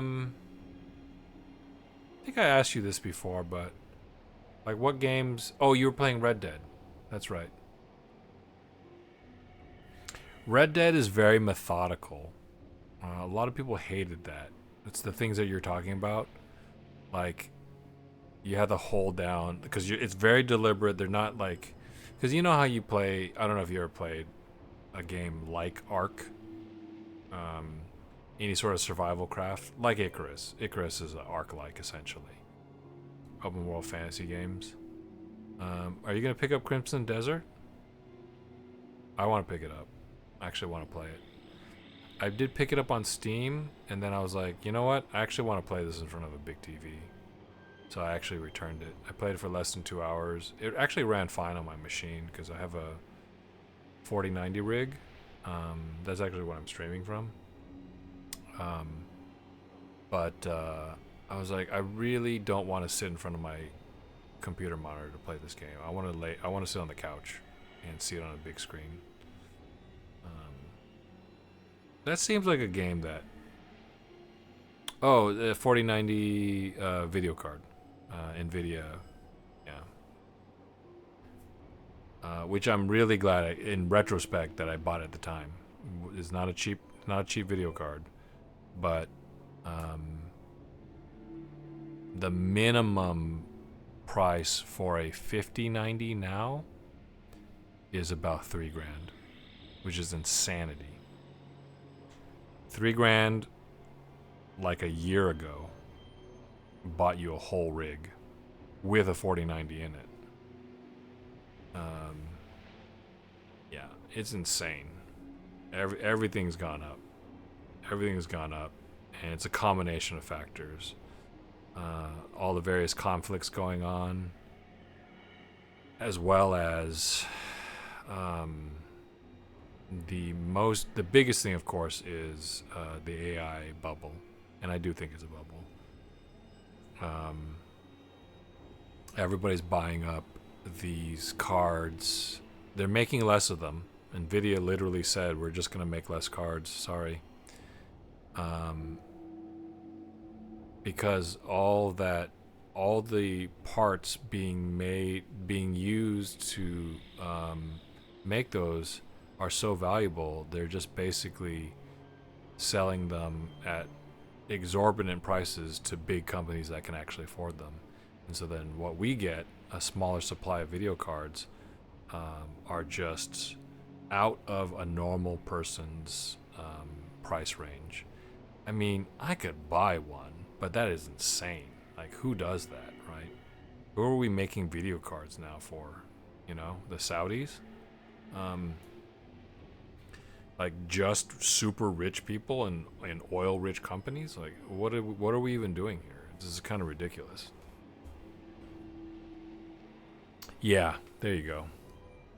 I broke down and bought a PS5 Pro because my feeling was that I have a theory. I don't think it's 100% that in the current climate and prices of things, that it is realistic for Sony, especially since it doesn't have the competition from Microsoft anymore, because Microsoft basically gave up. I don't think they need to rush. What are we in now? I don't think they need 7th, 8th, 9th. They don't need to rush 10th generation. There's literally no reason for it. Like, the consoles that we have now are fine. A base PS5 and a base Xbox Series X are totally fine. Okay. On top of that, the game industry is getting put through the ringer. All right? We haven't seen the bottom yet. Every single time it gets worse, you think, is this the bottom? Nope, it's not the bottom. More layoffs. I mean, Epic with one of the most successful games on the planet, Fortnite, laid off hundreds of people. You know what I mean? And if you want better looking games that are better looking than what we have on base PS5 and Xbox Series X, then you're talking about massive teams.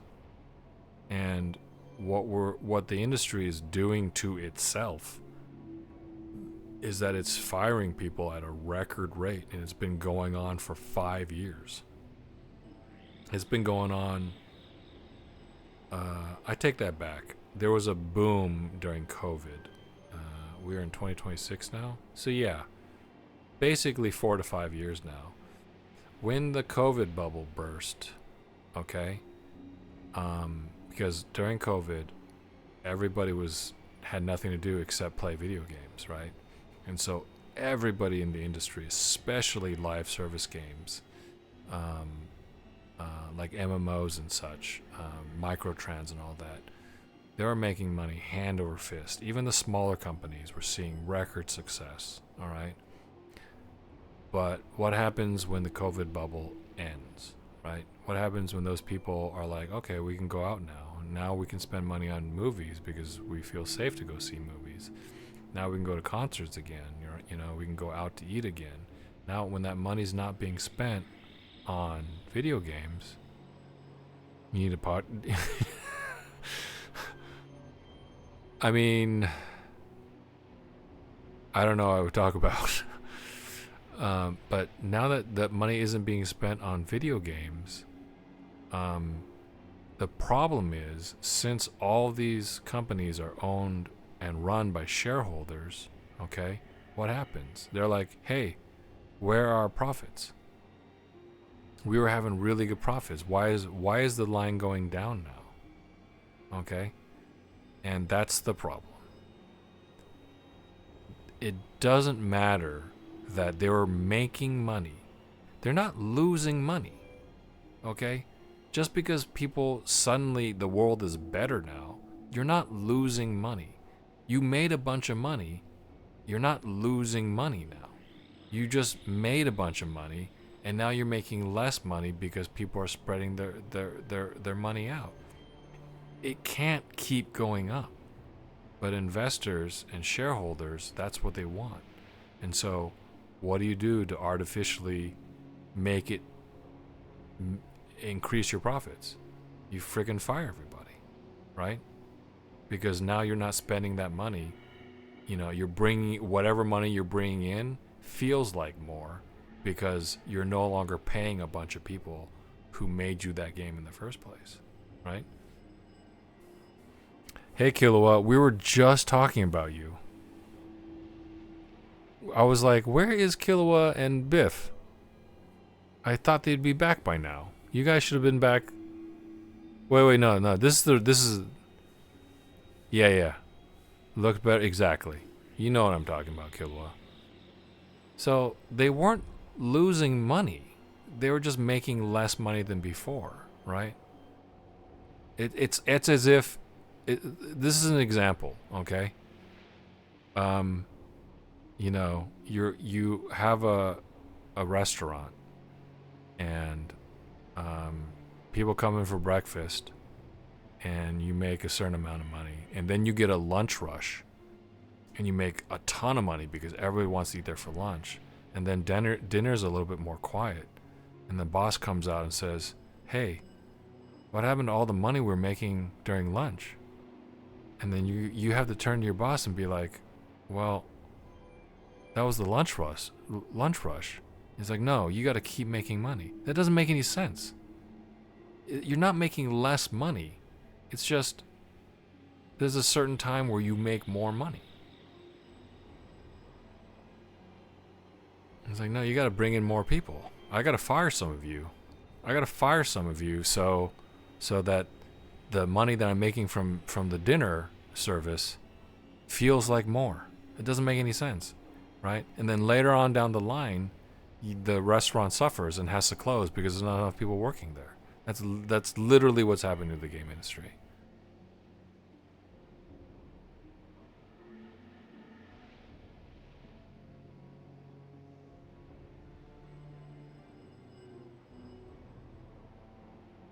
Let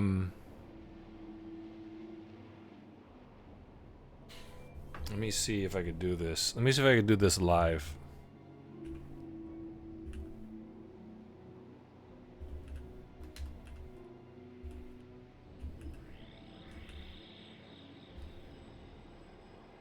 There you go. I don't know if people see this message, but let's see another message come up from Killua.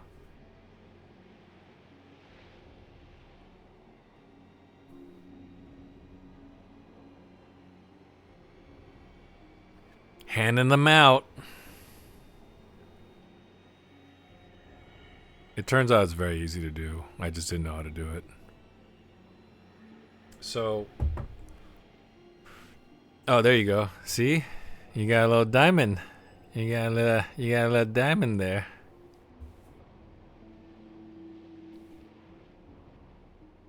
Thanks for always supporting my channel, Killua, and coming by and saying hi. Appreciate it.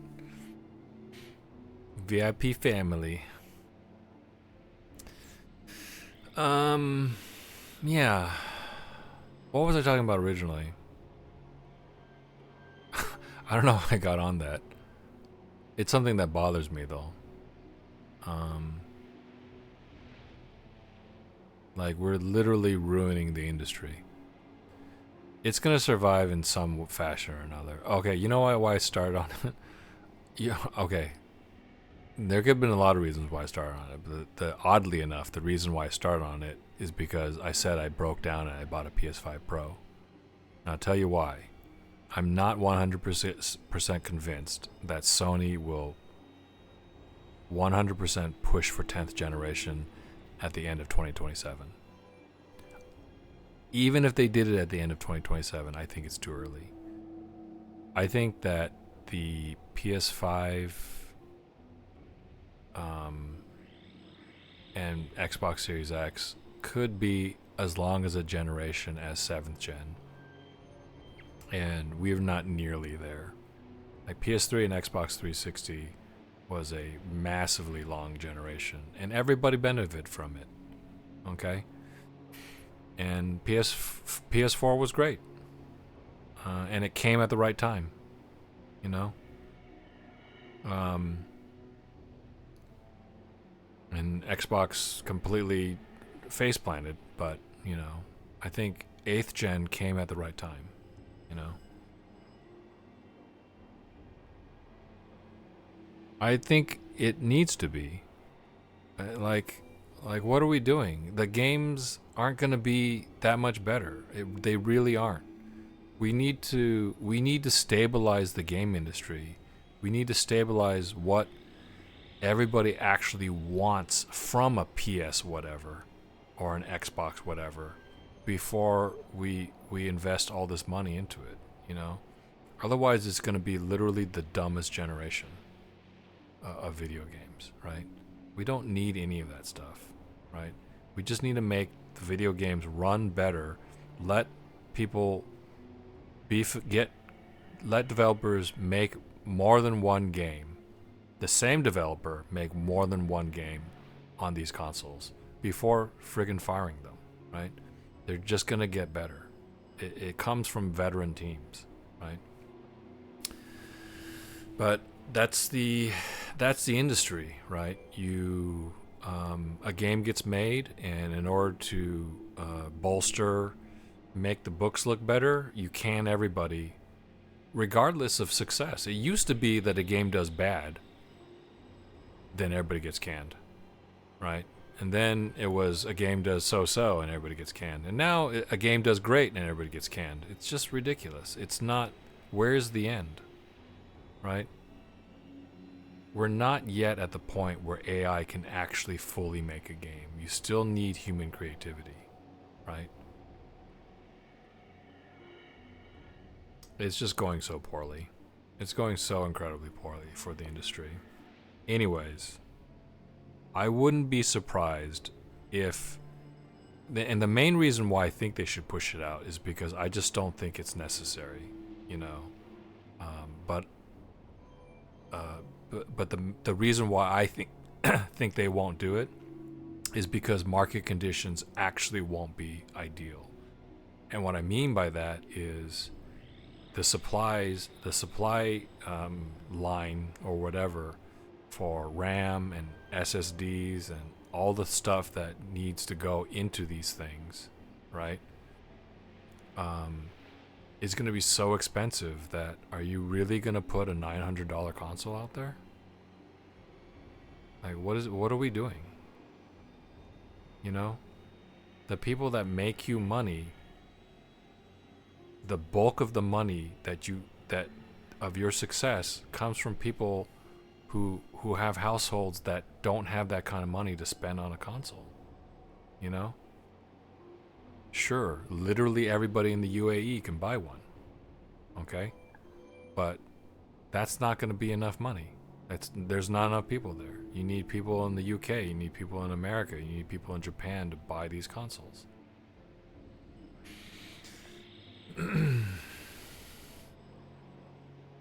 I don't think so. People always push the envelope, you know, and I think what's good is that they develop games now so that they run at a solid 30 with higher resolution, and then you can lower that, have like dynamic resolution, and get like a rock solid 60 or something like that. So if you play PS5 games, you can go for like balanced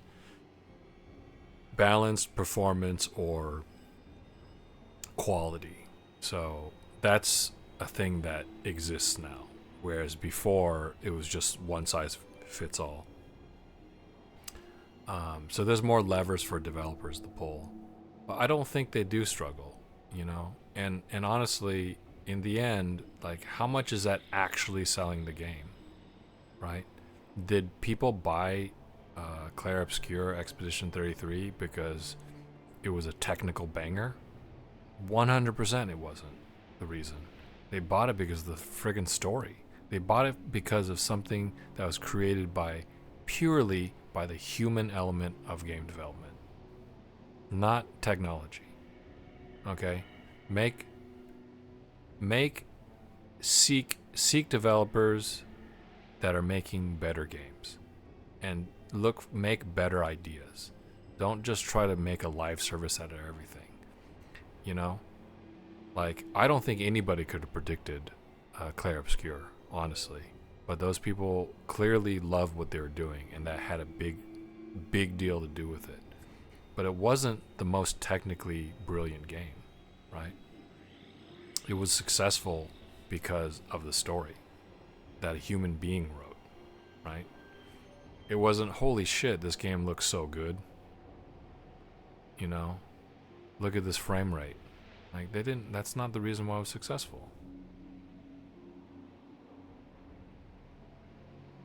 This company used to always take a hit on selling consoles, losing money on every system. That was the case for 7th Gen, yeah. Exactly. I remember it was a big deal when they were like, hey, we're finally making a profit on the consoles now. Like 360, when it launched, 360 and PS3, I think, and that was the problem with Sony. I think they didn't want to take as big of a hit as Microsoft, and I wouldn't be surprised if the Sony console actually was more expensive in parts to build over the 360, because of its sort of unique architecture, right? And they were just like, we can't eat that. There's no way we can eat that. Microsoft can eat that. We're not Microsoft. You know. So, my theory was, this is the console I'm going to be using for a while. And while I was hoping to get it for slightly cheaper during Christmas, because the supply shortage, the chip shortage is so bad, Sony's like, hate to do this, guys, but PS5 Pro is going to be $900 in April. Peace out, dogs. And so I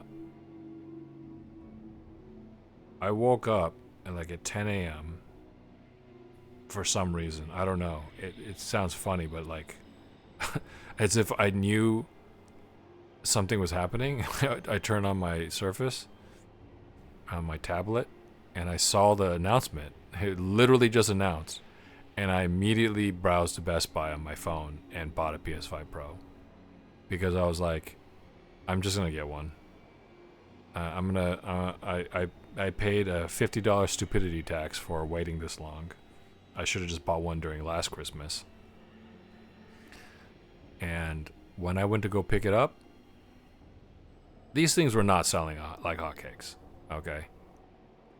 When I went to go pick it up, there was a gal behind me in the parking lot walking out of the Best Buy with one as well. And they sold out. They sold through all their stock because everybody was thinking the same thing as I was. I think the console has a little bit longer to go. I still have a ton of games. Still need to finish Stellar Blade. I still need to play Silent Hill F. I still need to play Silent Hill 2 Remake. There's a ton of games on PS5 I want to play. And I'm probably going to be playing Grand Theft Auto 6 on it. So I might as well get the best version of the console and not pay $900 for it.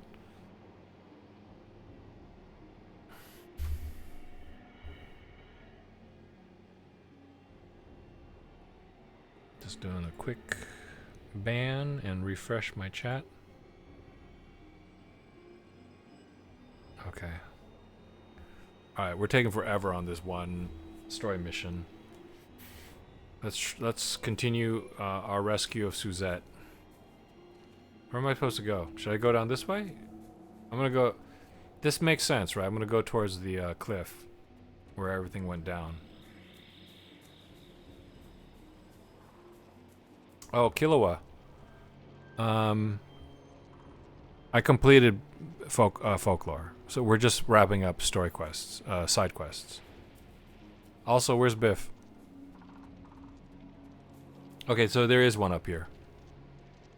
This concludes this episode of Kino Talks Games, a podcast.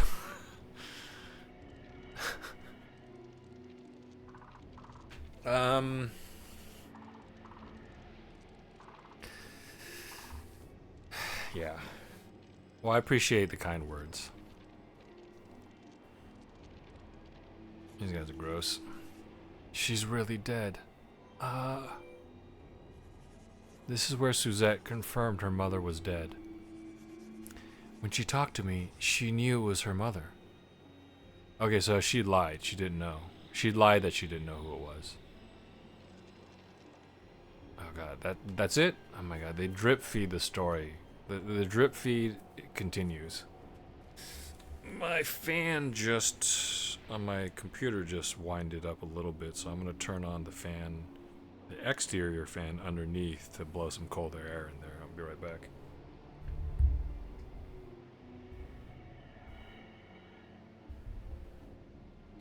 I actually did have I might have to crack open the machine. On a very warm day, I actually had one of my NVMe sticks overheat and crashed my computer. But after I left it off for a little bit, this is a while ago, probably last summer, or it might have been last summer. It was during a heat wave. It came back. I got super lucky. I think the computer shut itself down to save itself rather than fry. So that's good. Biff's around doing his thing. We're still in Asia. Our flight was rescheduled to early May for various reasons, unfortunately. I'm sorry to hear about that. I hope it's not because of the ongoing conflict and danger out there, and I really wish you guys safe travels. I know that you guys are originally supposed to be out there for only 1 month. I think that's what you said anyways. Was it 1 month or 2? I thought it was 1 month. Yes, you didn't miss the Mega Man Legends. Actually, I was saying that to them. I was saying that to Remy and Liv last time. I said we actually can't play Mega Man Legends until Killua and Biff get back. So that's off the table. I was gonna play Resident Evil Dead Aim, which is the GunCon game. Unfortunately, I can't play it on. I can't play it with a gun con. Number one, I don't have a gun con anymore. Number two, I don't have a convenient way to use my CRT television because it won't work on a LED TV, as you know. But I was thinking about how Remy also watches Ivy play games, and Ivy played Dead Aim and Survivor only a couple months ago. So I thought that might be kind of boring for him, so I could save it for later. And I think what I decided on was to play Raw Danger, which is Disaster Report 2. Disaster Report, hilarious game. I think Disaster Report 2 might be more funny. Legitimately a hilariously stupid game. Oh, my CRT is a Sony flat screen that's 34 inches wide in 34-inch screen. It's about, I want to say, about 140 pounds. And it would be very difficult for me to get it from the living room into the room that I stream from. Vice versa. I'd have to somehow get my setup so that everything's set up, microphone and everything, in the other room. Or move it in here. And I don't think either of those are an option. Yeah, it's one of the, it's like a KD something. It's one of the last greatest commercial, so retail, consumer TVs. They couldn't make them bigger than that because it would just be ridiculous. Like they did make them bigger than that, but it was for like corporations, you know, mounted in a wall someplace or something like that. But the tube is just too big. Not a flat screen though. Oh, sorry, it's not a flat screen. It is a CRT television, so it's a tube television. But you remember how TVs used to actually have kind of curved screens? Like my first TV that I bought for myself was a Sony. It was probably a Trinitron. It was just like a black TV, and it had like a very curved screen. Like, in fact, if you play like pseudo retro games these days, sometimes they'll have that. Like you can have a curved screen. So this one is completely flat. And I played the last console I remember using on it was my Wii. My original Wii. So I remember importing Monster Hunter Tri for it. Yeah. Okay. Alright, so we talked to the Nemosine on the cliff. We gotta find some more. Sorry, it's really drip feeding the story, but I think we're getting close to the end. Where does this go? Okay, that might have just been an incomplete area. I don't think I've ever gone out there.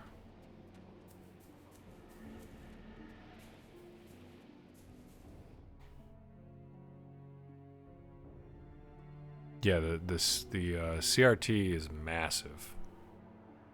It is stupid big. I will say this is really funny, but me and a friend moved that TV more than a decade apart. The same TV he helped me move. He helped me move twice. And the first time, we just reached into the box, said 3, 2, 1, and then just deadlifted it together and moved it around and then set it down in the entertainment center. I high-fived, and that was the only thing I needed help with, is just something really heavy to move onto an entertainment center. because I can't. It's so big and unwieldy. Like I might be able to hold it. Like I might be able to you know, curl that weight, but not in the form of a TV. And then many years later, I moved again, and I was like, "Hey, I need help moving that TV." He's like, "Okay." And I will say we embarrassed ourselves. We were much older and a little bit out of shape. In fact, I think the TV still works, but while we were moving it, he started to lose his grip on it, and we very quickly lowered it to the ground, and he just couldn't hold it, and he actually dropped his end. So I'm hoping the TV's okay, because it's a really good TV. I'm pretty sure I tested it, but honestly, I haven't tested it in years. I should plug it in to see if it's working. It suffered cosmetic damage, but I think the screen was okay. Yeah. I should plug it in. I should get my PlayStation actually and plug my PlayStation into it and see what happens. It's still got like the classic things. Oh, you know, I'll get my Super Nintendo and plug it in because it actually can take that connection, I think. I'm hoping so, but I'll be honest, I haven't tested it in a while. Suzette's memories seem to be scattered around the village. If I gather them all together, maybe I can see her. She left the strongest thoughts in her home, and where she killed. Where else? Okay. Oh, I'm gonna go inside my house. It seems to be locked. Okay. Okay. Never mind.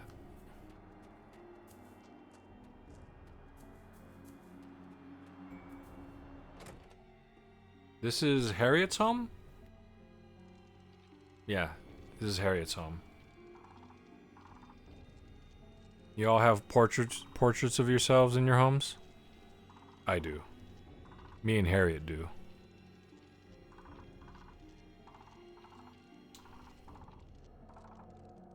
How is the repairability of the CRT TVs versus modern ones? You know what?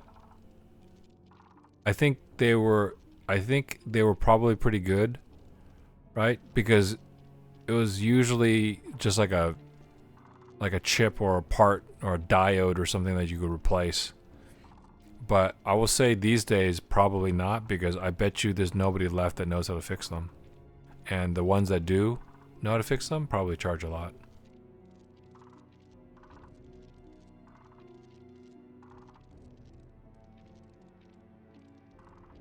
Yeah.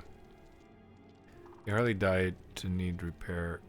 We actually had we went through a lot of TVs. My family's home went through a lot of TVs, but they all were thrown out or sold or something like that. I really wish that we kept them.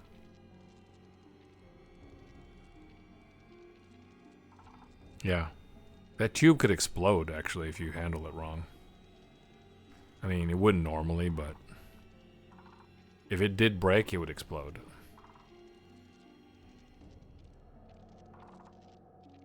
I'll check it out later. Maybe even today. Maybe even tonight after the stream. I'll plug it in.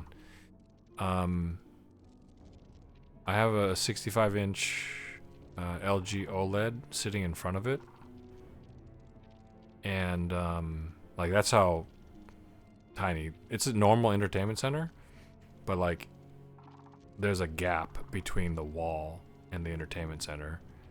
And that gap is mostly taken up by the tube in the back, right? Because you know how it sticks out. And it's pushed all the way to the wall. And then there's a 65-inch OLED in front of it that's takes up almost no space, but completely obscures it. And that's the TV I use on my Xbox Series X and my PS5s. But I could still plug it in and see if it works. I might need to replace that OLED though. Alright. This is Harriet's house. Ah, now that's two people. Huh, huh. Now everyone involved is gone. Ah. So now she's killed Harriet. Everyone involved is gone? I said that under hypnosis. So she remembers saying that when she was hypnotized. What does that mean? So this is Dr. Lester's house.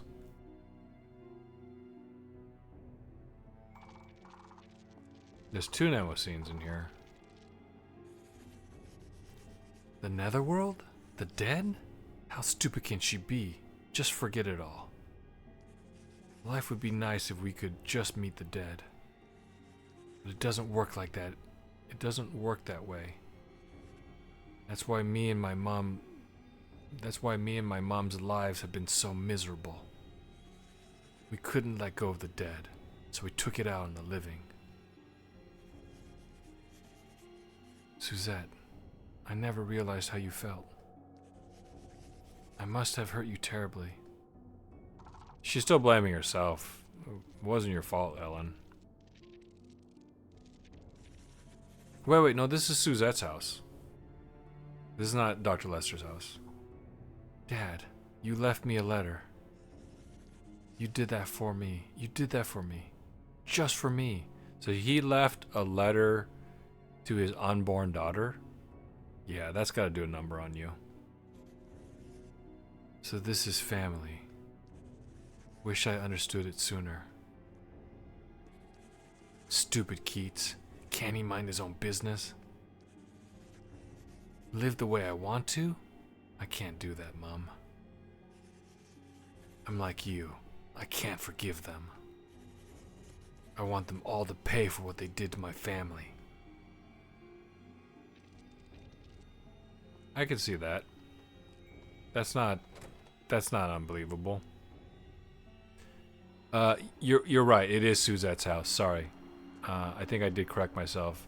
This was Harriet's house. We already checked it. This is Dr. Lester's house. It seems to be locked. Dr. Lester was killed in the henge, so maybe I had to go to the henge. Let's see if there's a memory in O'Connell's house. Yeah, there's a Nemosine here. Oh, oh, this is in the past, I think, because his TV and VCR aren't here. I can't believe what the hypnosis revealed. I thought that was a little bit weird. You remember that, Liv? Because that makes sense now. Because Ellen repeats the words that Suzette say. Everyone who's involved is dead. And we didn't know it at the time because Ellen said the words. But what she was actually experiencing was a memory of Suzette's. Suzette said that. And Suzette, who was present when O'Connell was hypnotizing her, she was like, stop. And she made it seem as if she was concerned for Ellen. She was actually concerned that Ellen was going to reveal that she was the killer at that moment. I gotta give them some credit. They thought of more things than I thought they did. So they are covering plot holes. Or not just plot holes, but they're filling in blanks, I should say. Ellen's terrifying. She killed my brother. That must be why she blocked out all those memories. Now I have to kill her. I don't have any choice. But should I? I don't want to kill Ellen. She's the only person who's ever looked out for me. I want to forget my family's grudge, everything. I want to start over again. I can't keep fighting back these dark urges. In caps. In capitalization. Suzette, That makes sense. I understand her motivations completely, actually. There's some stuff that you have to fill in, but for yourself, probably don't. There's probably no reason to go to the pub. Yeah, the pub owner's house. I wonder if so if there's gonna be memories at all the murders, then I have to go to the henge. Because Dr. Lester was murdered at the henge. There you go. I did it. I killed Dr. Lester. I have to get away from here. Black clothes? Who is that? So when we saw the hag here, she appeared after Suzette had already killed Dr. Lester. A friend of the doctor's? You know what Suzette's voice should be like? Suzette's voice should be like a young Demi Moore.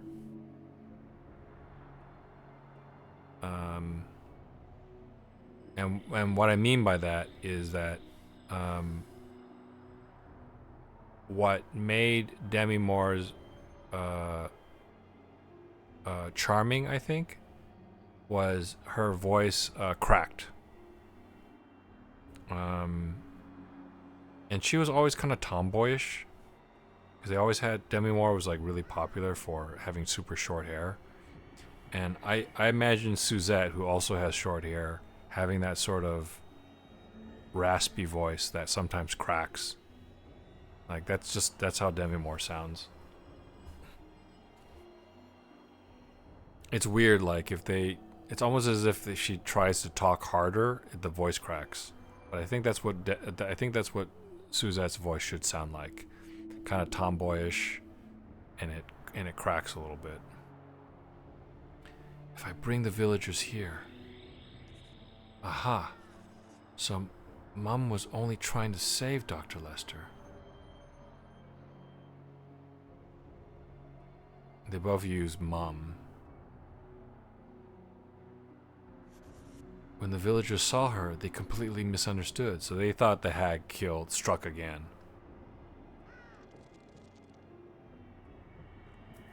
What I don't quite understand, however, I can't do it. It's kind of like a squeaky voice. I could do it if I screamed for an hour. And then I can get my voice to crack. Oh, what the? There she is. Sorry for all the trouble, Ellen. At first I thought you were just nosy. But you came all the way here just for me. Let's go back to the village. What's this feeling? Like I'm about to remember something. Suzette. Suzette?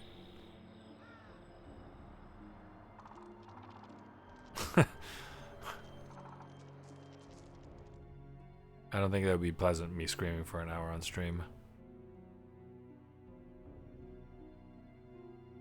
Oh. Mom, stop fighting. Let's just leave the village and go somewhere far, far away. Just leave Herv's mom alone. What? What are you saying? She wants to kill us. But Mom, there's a little baby inside her. Oh shit. That is wild, dude. Okay. Is that why she spared Regine?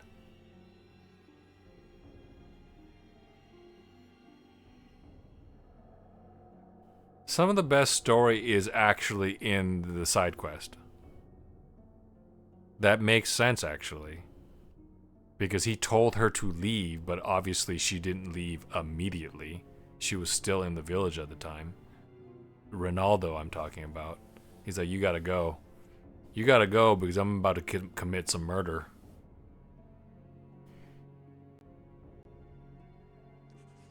Hervé's little sister, Suzette.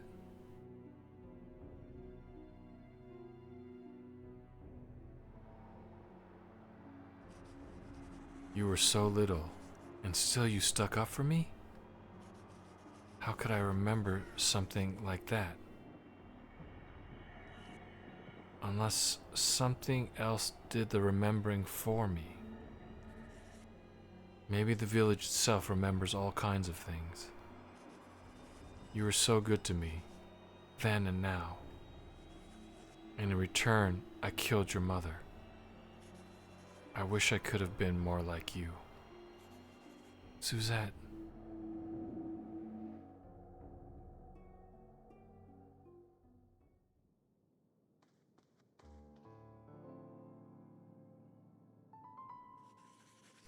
Suzette says she'll give herself up once she's on her feet again. This is my husband's last testament. Give it to Suzette. It might help ease her feelings of guilt. Mrs. Lester, are you sure?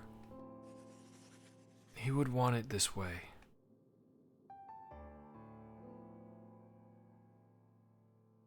Lover Jill Valentine jacket? Are you thinking Claire?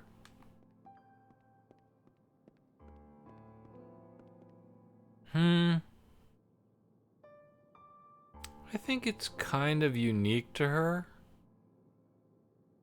Because it has a hoodie that she never uses because she's wearing a hat.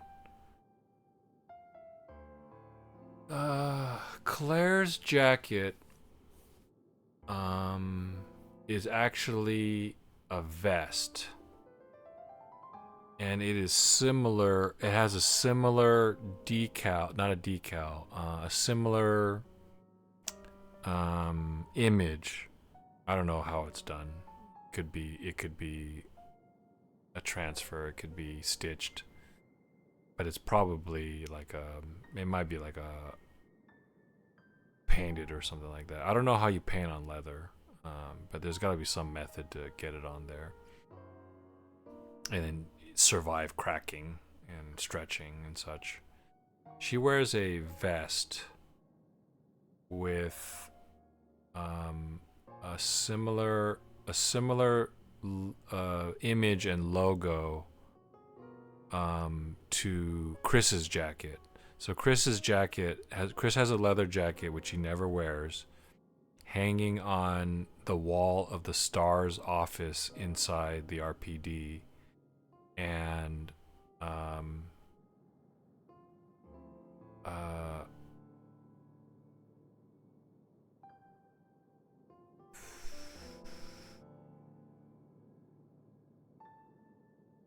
I want to say it says something like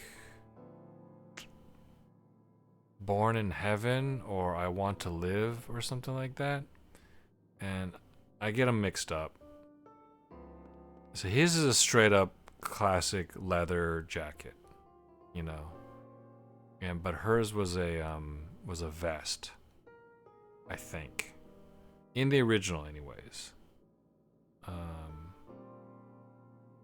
Maybe she wears it. Maybe she wears it as a costume, possibly. Yeah, was it say "Born in Heaven" or something like that? Oh, the red one that Suzette has. I'm sorry. I thought you were talking about Ellen. Sorry, I wasn't reading. I didn't finish reading. There's Angel Wings. I want to say it's like "Born in Heaven" or "I Want to Live" or something. Embossed, yeah. That was the word I was looking for. Sorry. Alright, nothing to find in here. I don't think this mission had any combat in it. There you go. Let me see if I can not talk to her and get closer. Not really. This is as close as I can get.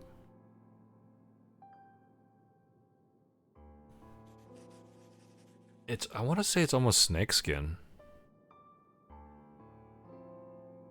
It's like snakeskin, and then she's wearing a hoodie underneath it. They're very fashionable. Both of them. I'll say. You can get away with wearing this now, and you would look good. I want a red leather jacket. It almost looks like snakeskin. I just have a black one. Have I ever had a leather jacket? Oh, I bought one recently. But I never had occasion to wear it. But when I put it on, I was like, this is actually pretty nice. And I went to, I think I met, it wasn't, there's nothing fancy. But I think it was just a men's warehouse. And they were like, we're having like 40% off of everything or all jackets or something like that. I was like, I'll take a look. And I saw it and I was like, I kind of like it. And then I ordered, I was like, I think I want it in black though. So I think I asked for it in black. I said, can I pay for this and then exchange for the black one once you get it in? And they said, no problem. So then so it took like a week or two. And then I went back in there. And then the guy who was there, younger guy, I was like, okay, can I try it on before I take it away? And he's like, sure. And so he brought it to me and I tried it on. And they had both of them, I think. And then I put on the blue one. It's like a very dark blue. Obviously not like a bright blue. And we were both like, actually, you know what? The blue one looks better on you. And I was like, I think so. And so I waited a week to get the black one, but I think ended up getting the blue one. It's like a very dark navy, I want to say.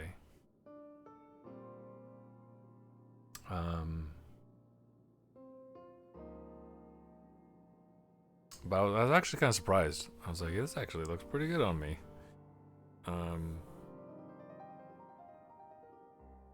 I went on a spree because I never buy good clothes for myself, and I was like, I kind of went on a spree and I got some nicer clothes there.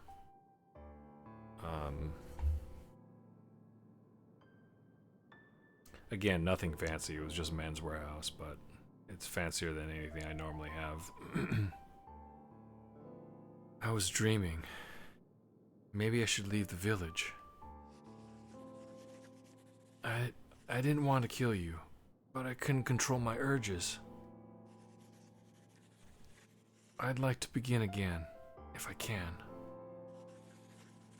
This is Dr. Lester's last testament from his wife. She thinks it might ease your mind. Huh? Also, you should know, the one who told me how to save you was my mother. Don't make her feel bad or anything, Jesus. The woman she killed. Quest reward acquired. Yellowstone. She no response to that. The woman you murdered was the one that saved you. That was the end of that. Hey, sorry, I just got pulled away for that. It's okay. Okay, so shoot, we gotta get Remy caught up. All right, this one's wild. Okay, so 100%, based on the text that we saw, Remy, she has generational trauma. All the hatred and anger and anguish that her mother felt from losing her son and her husband in the same week, and having to escape and having no sort of revenge or closure for any of that stuff, she projected onto her daughter. And her daughter hated her. Her daughter, Regine, that is. Suzette hated Regine because she did not love her, did not show her love, and also only wanted her love. We had a whole podcast episode while you're away about the gaming industry and the delay of 10th gen. I hope 10th gen gets delayed. I just don't see how any normal people are going to be able to afford a 10th gen console at this rate. Here's what I think they should do. Delay PS6, make a portable PS5. We already know they're working on a PlayStation Portable, an actual PlayStation Portable that isn't just a remote play. Right? Do it. It's possible. It's the time for it. People love handhelds, right? Switch was massively successful. Switch 2's successful-ish.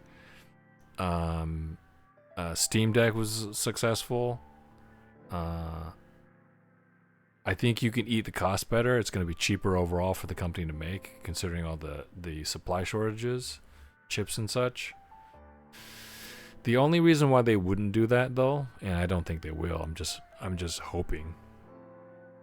The only reason why I don't think they will do that is that there's a possibility that their ecosystem, their gaming ecosystem, their plan for how the PS Portable, the PlayStation Portable, interacts with the PlayStation 6 might be a big deal. And they might not want to delay that, right? It costs them so much money. Here's the thing. It costs them so much money to develop all this stuff, right? And so if they just suddenly decide, hey, we're not going to release it, that's not plausible. Their shareholders would go nuts. And they would have wasted so much money. You know?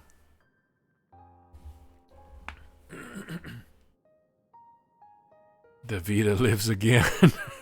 None of this Portal shit. They just need to balance Portable consoles' capabilities, the battery life, and make it weigh less than 10 pounds. Even the emulation retro handheld industry is having a boom. Retro emulation. Yeah. I was kind of tempted by those. I was kind of tempted to have a little retro handheld. Technically, I do. I have the Analog Pocket, but I don't use it for emulation. I use it for to actually play my Game Boy carts. I thought about this. I was like, you know what? I should do this would be wild. I should stream playing Metal Gear Solid Ghost Babel on Game Boy Color on my Analog Pocket. And I was like, I'm going to do that. Turns out I need the dock. The dock is like $120 or something like that, and it's completely sold out. And so it's probably on eBay for like $400.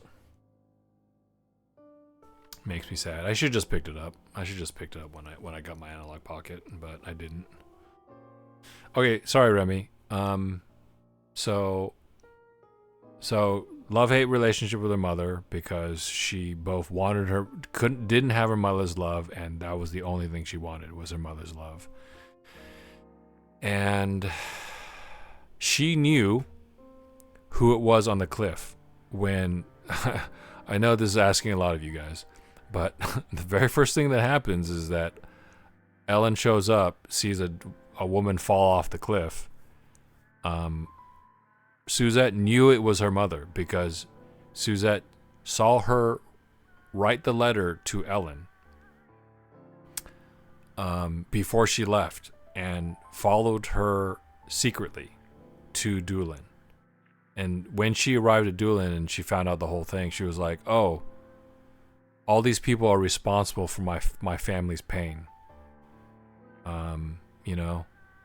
And she didn't understand that. All she knew, that's what's crazy. She didn't even know who Hervé was.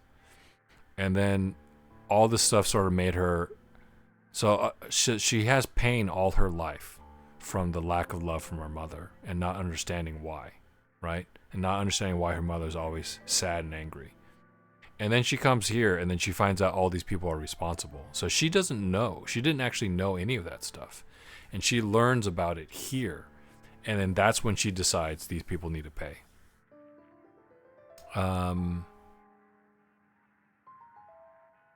That was a critical one. But this is the gut punch. Okay? Two gut punches. One, Ingrid, Ellen's mother, is the one that tells Ellen to save Suzette. But before that, and Suzette ends up killing Ingrid. But before that, Cecilia, young Ellen, is talking to her mother, and she says, "Stop this. Let's just run away." Because Ellen's already killed a couple of people at this point, right? To save her daughter, and she's gonna kill Regine next. Okay, and Cecilia says, "We can just run away," and she's like, "That woman wants to kill us," And Cecilia says, "No, you have to stop because she has a baby in her. She has Hervé's younger sister in her belly." And Ingrid doesn't react. But now you understand that's literally the reason why Suzette is alive, because Ingrid spared Regine's life because her daughter told her of Regine's unborn child. Which is super fucking sad, honestly. Like it's it's just like crazy tragedy. Yeah. Everything is just super tragic. She ended up causing her own death. Exactly.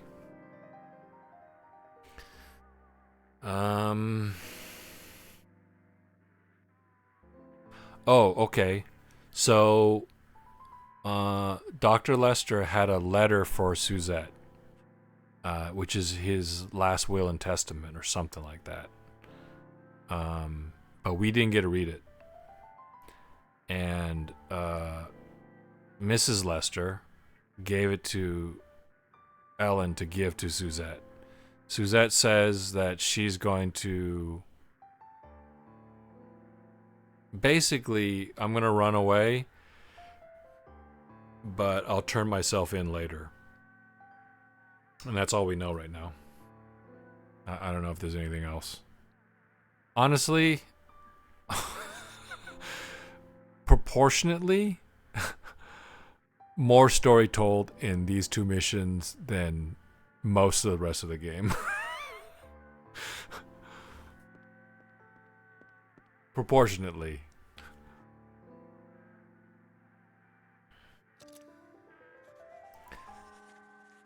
Your mother died peacefully. We'll give her a good burial. Oh, and it's good that they thought of this. Since we're now on the same timeline, Keats is in the bar, so I can switch with Keats anytime.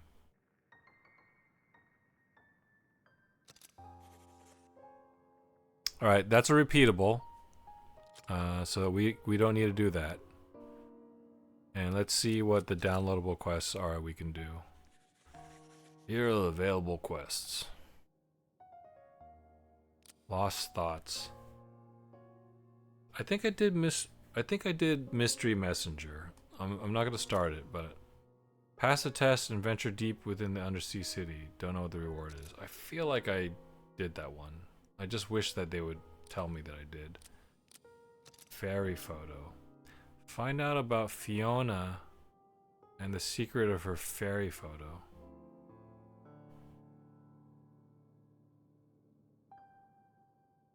Who the fuck's Fiona?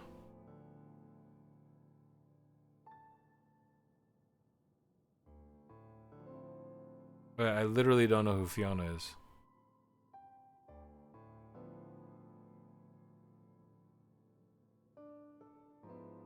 Is this a new quest?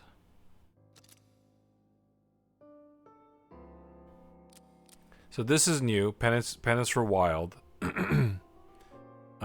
That he's the character that was like working for a gangster or something like that, and might have been tracking some of the other characters. I forgot exactly what his thing was.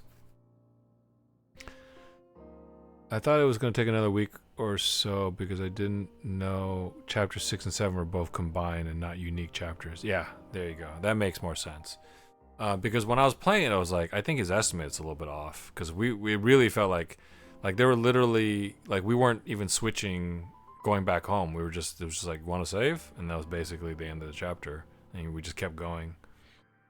It might be. Help Weil explain his strange experience. Did I already do that one? Okay, this is what I'm gonna do. Let's switch to Keats really quick. Well, maybe I'll go outside. Care to have a rest? Yes, take over for a bit. She might be. There's no Fiona in the story up to this point, and it's also not the name of any of the Half-Lives, any of the fairies in the bar.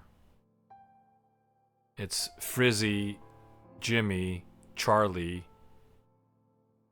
the twins, the twin Tin Men, Damona, and that's about it. Oh, and the Fur Derrig, the rat. Let's make sure he doesn't have anything. I think you've still got a few things to put together, haven't you? That's true. I don't have all the facts yet. Why don't you follow the dead into the netherworld and get your answers there? So, Pubmaster at this point fully understands that you can go to the netherworld. Why don't I? Oh. Why don't I? Why don't I? Still, I would like to unravel the deeper psychology of the real killer.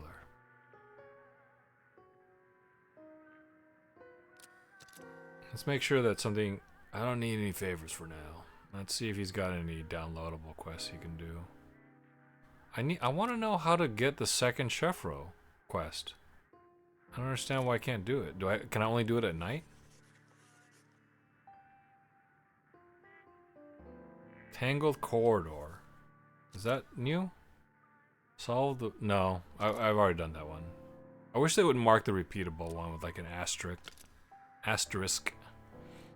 Distant Daughter. Meet Ellen's mother in the netherworld. This one's new.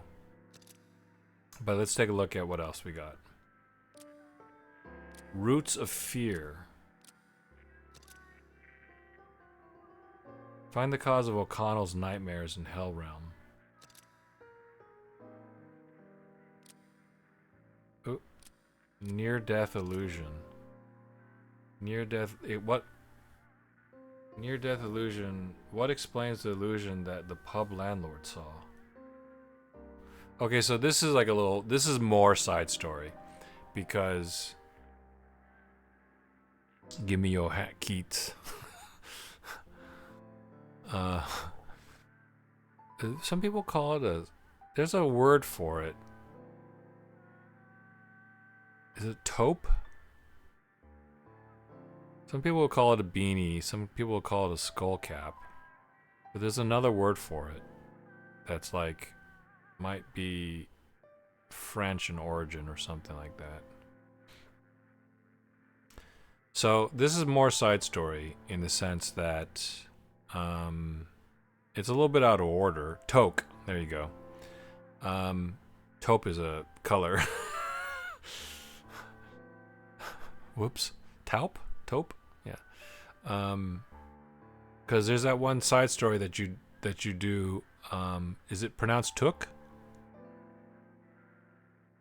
Is it pronounced fool of a took? Oh, okay. Took, okay.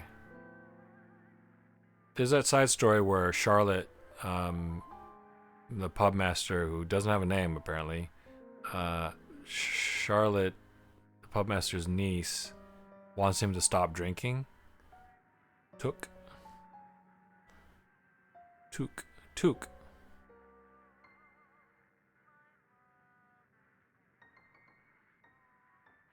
Or like, yeah, you got took. All right, that makes sense. And it turns out he's not drinking at all. He's just pretending to drink and be a drunk because he doesn't want people questioning why he's acting strangely. Because if they knew the truth of the netherworld, he thinks that they would basically be suffering like him because he saw something nightmarish. And he was like, well, if they find out the truth, and then they might accidentally see it themselves. So I'll just pretend to be drunk. So he's a good guy.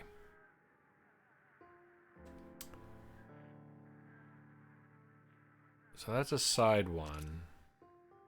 I'm gonna do one thing though. So I have at least a couple of these to do. And if I stop trying to collect karma quests, then I'll be able to blow through them very quickly. But I am going to go to sleep first and see what quests are available at night. I am wearing the exact same hat right now, except it's teal and purple. Really?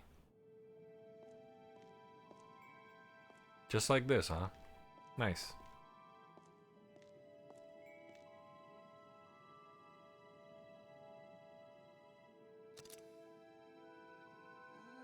Oh, you made it. Oh, that's right. You said you crocheted? Crochet or knit? Or is it the same thing?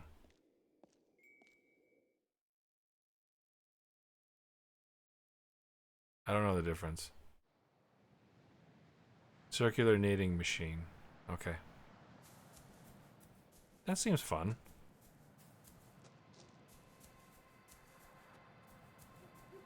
Do you ever make gifts for people? Like family members or friends?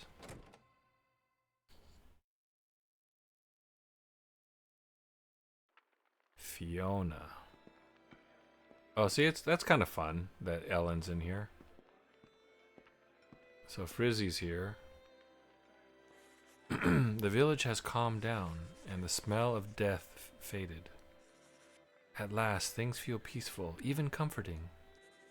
17 years of murder have finally been put to rest.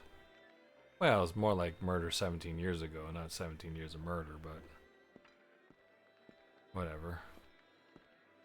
This is Jimmy. I do like how he turns slightly when you talk to him. I don't think that you need to try to tackle all the netherworld core at once. There are some spooky places there where they suck up people's fear and scary thoughts.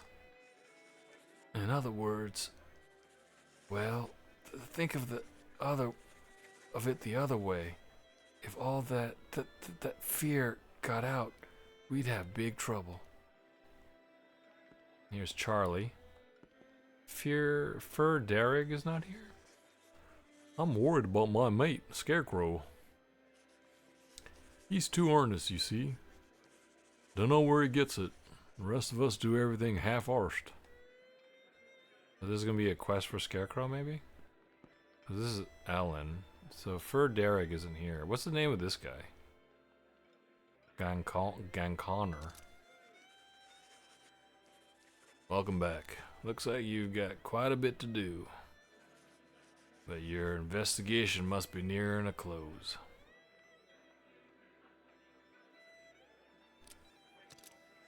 I like all their designs, they're really cool. What the hell? So all the quests are at night. Okay, I shut it now. Those are two different things. Crochet is like knots built on top of one another. Knit is like passing open loops back and forth to build a fabric. Knit can be created by machine. Crochet can never be automated by machine. Okay. Okay, I think I get it. Alright, this is the most quests I've ever seen. Bullseye's request. Defeat Brumbear using only Warcadia soldiers. That's what I normally do anyway. That's, this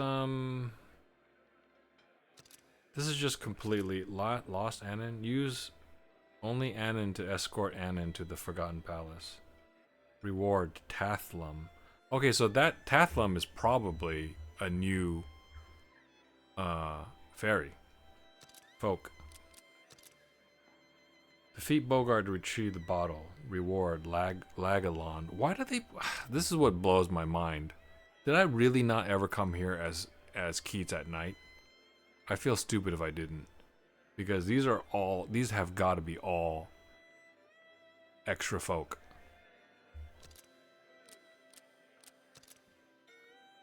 Defeat the machine soldiers together with Bullseye.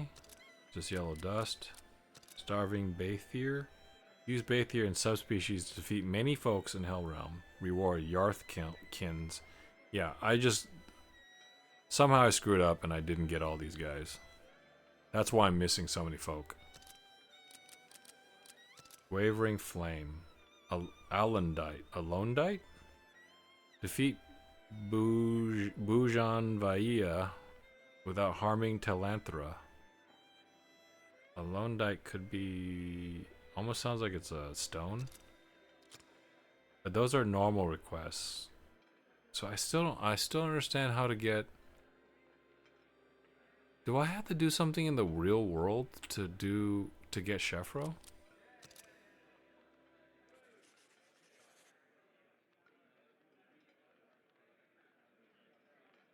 What, there's 3? Ancient Test. The Love Letter. Oh, I think I did the love letter already. No. The mischievous pub half-lives know what's best for Keats. Unknown reward. Netherworld Walk I feel like I've done before. Training Battleground, yeah. I think I've done those. Weapon Destruction. Ally with Brumbear to destroy Gargantua and Warcadia. Undersea Request. Find the ephemeral tree nut deep within the undersea city. Alchemy Assistant. Collect stones for alchemy in Hellrealm. I just don't understand how I can't do... Oh, you know what? I'm not Ellen. So I can do Fairy Photo 2 only at night. Gankona wants you to give the village girl a present. Okay, so this might be the Christmas one. Oh, can I do it now? Do I just need to switch over to Ellen right now? Is it only at night? Okay, just tell me. Yeah, it sounds Christmassy. I want to do the Christmas quest.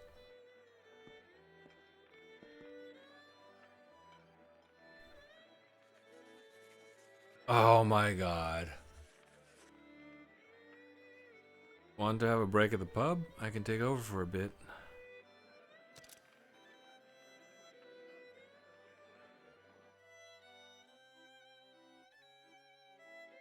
Yes, I make gifts for people all the time. Nice. You make them toques? Maybe mug cozies or something?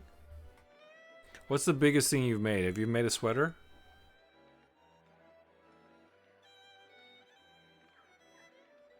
My tea is cold.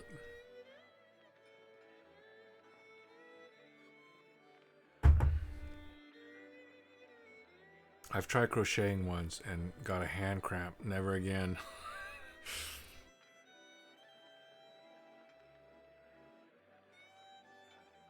Hats and scarf sets. That sounds fun. You ever make them themed for like? Are people ever like? Can you make me a Gryffindor one?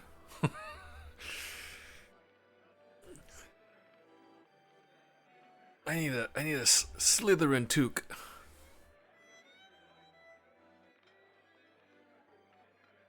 Biggest piece is actually a Heartless plush. Heartless? Is that a Kingdom Hearts thing?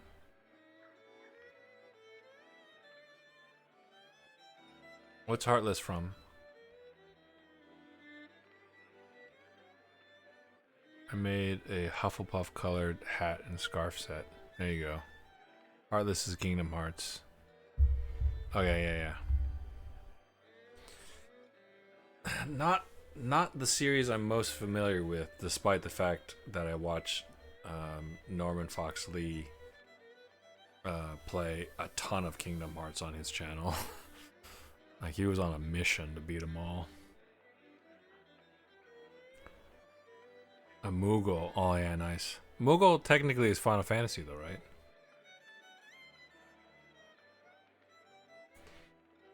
Let me move my mic a little bit.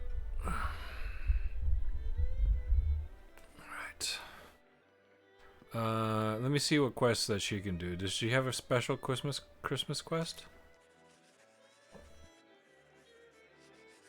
Welcome back. Looks like you got quite a bit to do. The daytime pub owner. Talk to him and sort that out.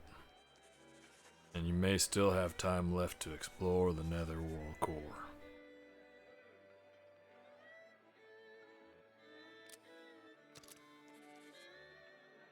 The Pioneer. These are all new. Urisk Gathering. Mandragora the Delicacy. Raging Beast of the Core. What of the academic's lover who went to the Netherworld? Oh, this seems worth it. Endless Corridor picture book page 1. Well, by academic they mean O'Connell, and by lover they mean Lulu.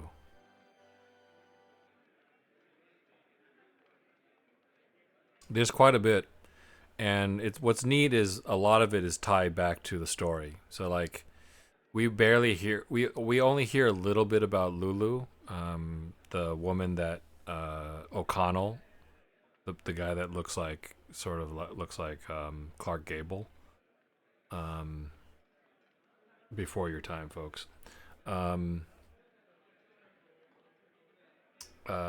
Was looking for, and she ended up dying. And you really don't really hear about her at all. So we might even get to see her here. Yes, but the design of the Moogles are different across all games they appear in. Oh, I didn't know that, Liv. Trying to think.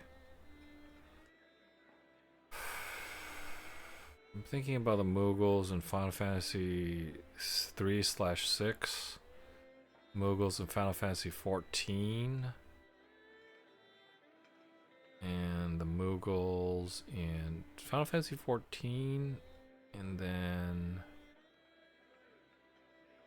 I think the most recent Moogle I've seen in a game was actually Monster Hunter World, where they did a Final Fantasy crossover, which is a really fun quest, actually. There's a Moogle involved. Because of course there is. Let's find out about Lulu. I'm kind of interested in what happened to that. So she actually went to the Netherworld. I'm kind of curious as what happened there. O'Connell came around the other day. It looks like he can't forget his dead girlfriend. He wanted to know what she saw when she put on that cloak. You know what that means? Yes, I'll look into it.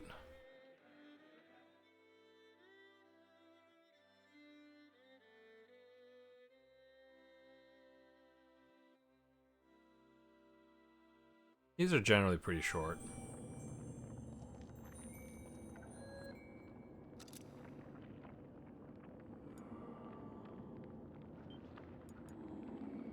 I'll resist trying to collect. Who am I trying to fool? Let's change cloaks. Cloak of the Midnight Sun. Cloak of Dawn. I haven't worn this one. Resist Thunder. Cloak of the Deep. This is literally a Plesioth set. Fairy Cloak. Resist Bond and Sleep. Oh, her Christmas outfit. Let's just wear a Christmas outfit for a little bit. That's cute. That woman was a danger. She was ready to reveal the Netherworld's deepest mysteries. She was too smart for her own good. And so, an assassin took her life, somewhere up ahead. The Chefro thing, Remy, I always thought it was tied to the main story somehow. Because remember how you find like you find the Chefro, and then there's like a random one of these dudes, but like the normal fairy looking ones from the fairy realm. And they're like, good job. I'll take care of this. You go back, return back to Bogle. And she's like, okay, cool. And she goes back to Bogle, and he's like, what have you done? I don't know that guy. You think I know all fairies? And so basically, somebody was using the Chefro to sneak into... So a fairy of some sort was using a Chefro to get into the real world. And we thought it was tied into the plot somehow. And technically, it might still be. Only the ancient forebears can unlock the cloak's true powers and meet the dead. The humans that followed them tried to do the same, but had disappointing results. A few mediums and priestesses live on in the world today. So, who am I?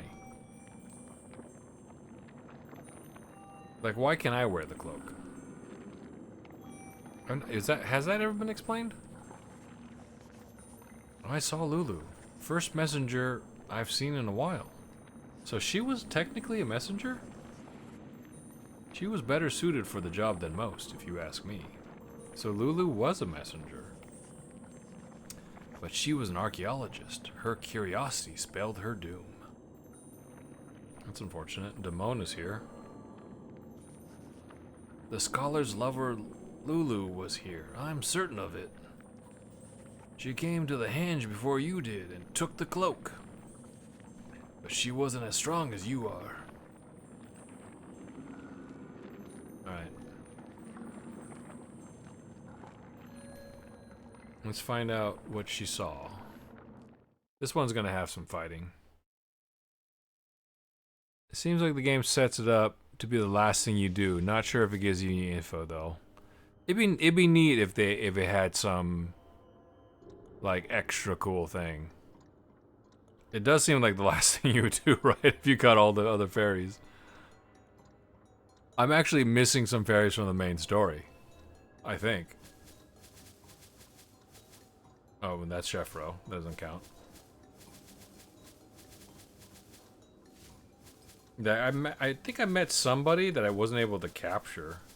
And then we just moved on.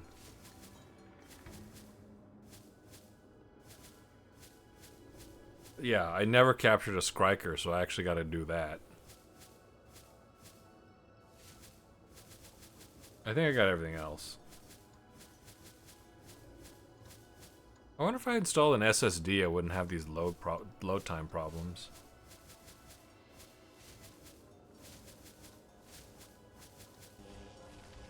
Who the?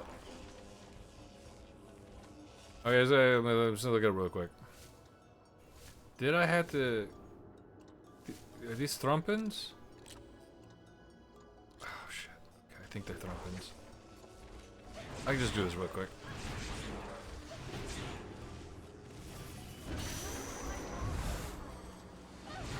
I hate myself. One more. What was that? Oh, they just appeared right here.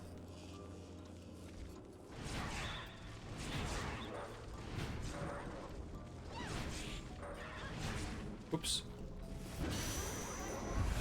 Done. Attack power increased for Thrumpin.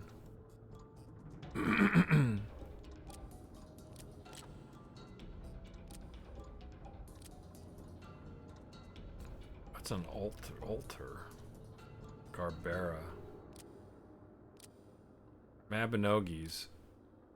Habatros. Balewind. Spriggans. Well, if I bump into a Spriggan, I guess. Ah, crap.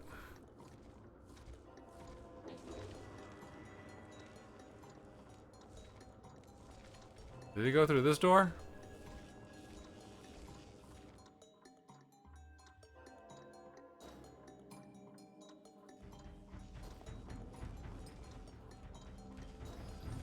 Not that one. Oh, he ran that way. He ran that way. So, north. Okay. Who else is in this room? Who the hell's that?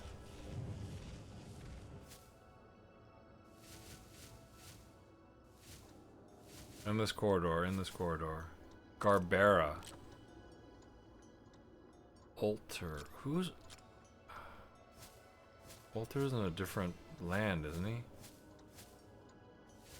Alter is... this land? Whatever the hell these things are.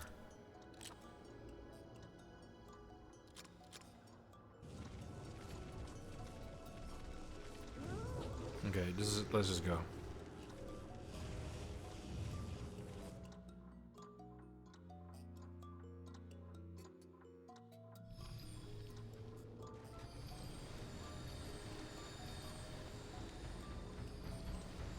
All right, east. These probably all explode.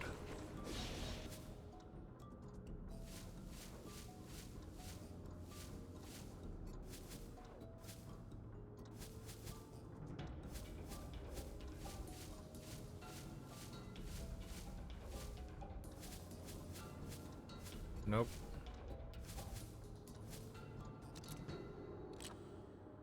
Defeat 10 Brawler-chan with Maralta Bagalta.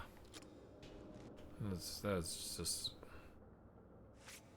that name is just something else.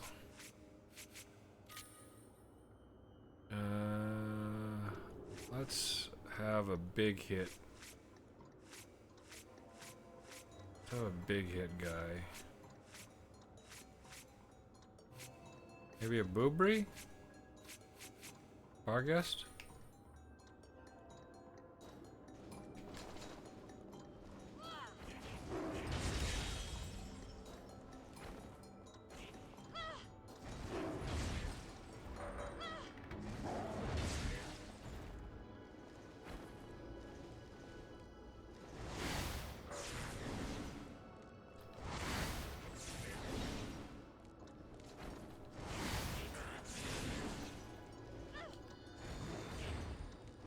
I should have been targeting somebody, I guess. Had to be the guy jumping around.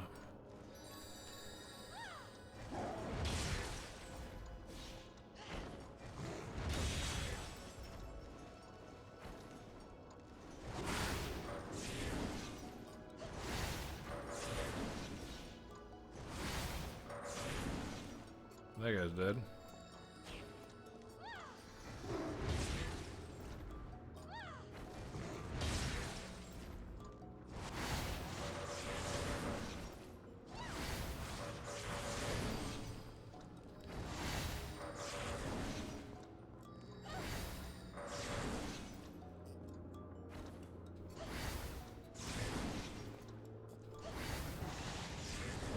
I'm gonna accidentally leave the room.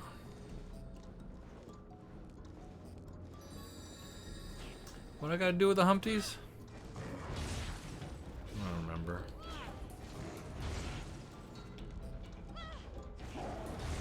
Well, sun's coming up, so that means it's about that time. Have a good night, and looking forward to seeing what you have pull up for Wednesday.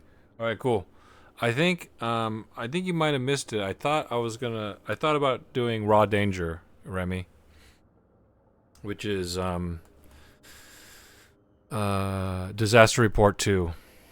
They just called it Raw Danger. But thanks for dropping by and chatting with me as usual and keeping me company. Appreciated all the insight to the Twitch bot stuff.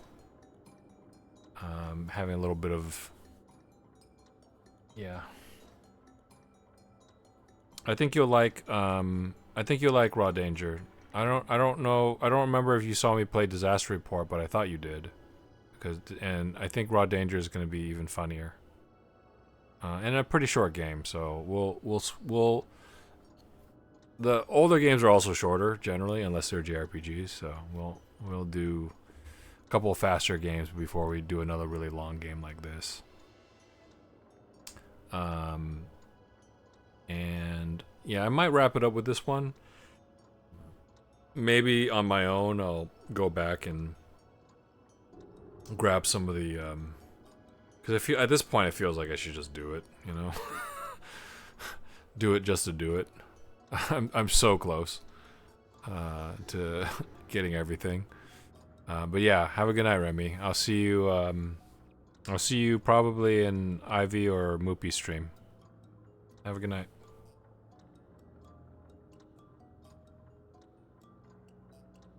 I'm really close on this. Just 5 more guys.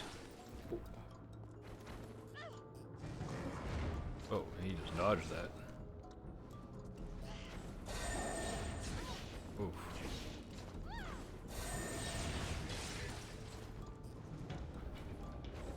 He's actually kind of weird. It's kind of weird to target with him.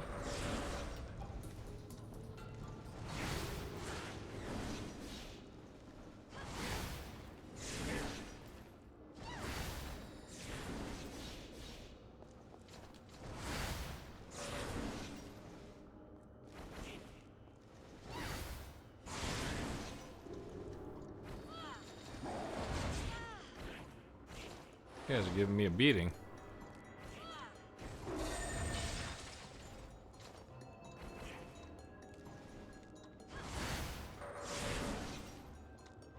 Kind of got an interesting attack profile, that's for sure.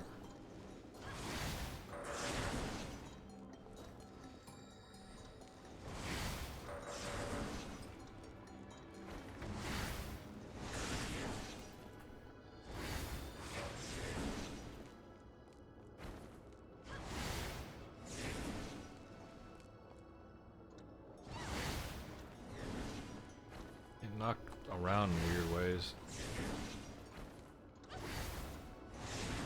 And maybe the last one? Yeah, there it is.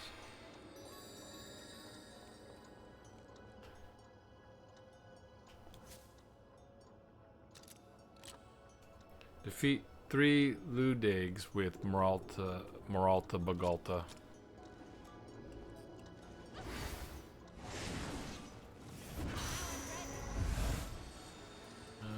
These just explode.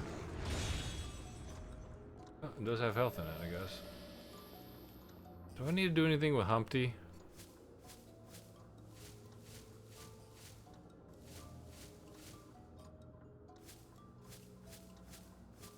I could probably wrap this up.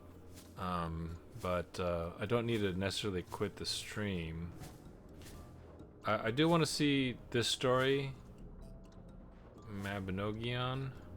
Oh, there's Humpty. Defeat Balewin with Humpty. Okay, so I can't do that here.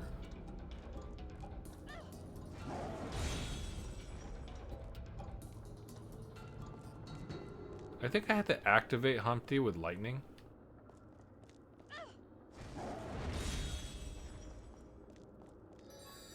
He doesn't get up otherwise. Yeah, you do. You sit him on the wall. Nice. Ah, crap. Did I say east or north? I think I said east. We gotta keep following Habitrot. What the? Okay, teleport away. Shoot. I think I saw him run down this one. So this door here, which is west, but the lower west one. Okay. Oh shoot, Mabinogi. Oh.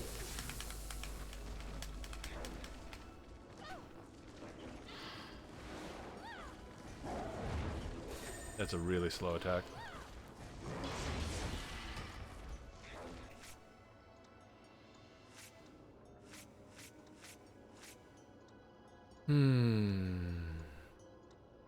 Let's first find out if... Nope, that doesn't do it. I need some sort of... Let's try Quasarili. Nope. I remember it was kind of tough to figure out what actually damaged him. Ya boy? No. Ice? Fire? Lightning.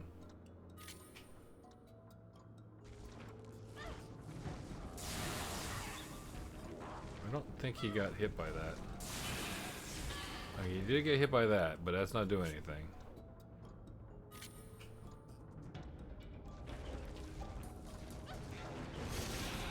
That... not quite.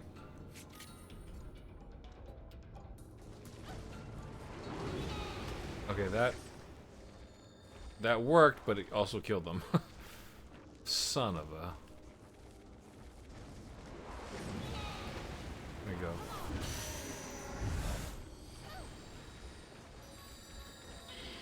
Oh, more.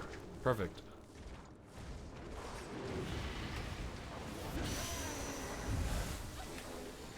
Also, I suppose these guys aren't actually that tough to take out, so I could just also deal with them.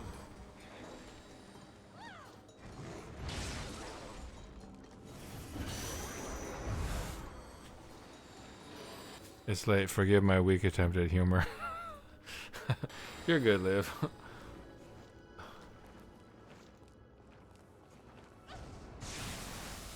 Oh, we just electrocuted the crap out of me.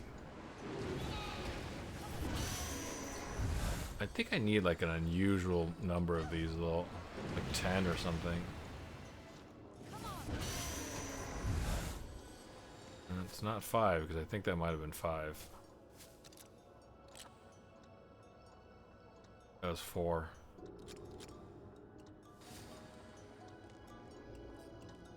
Kinda just want to get it done, but I had to start all over.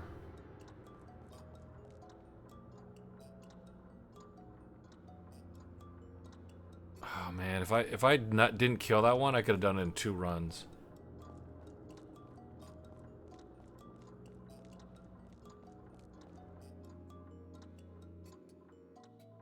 I was gonna say, if I wrap this up... Oh, okay, where is he going? That the one? No, he did... Oh, crap. I didn't actually see where he went. Whoops. Did I go the wrong way?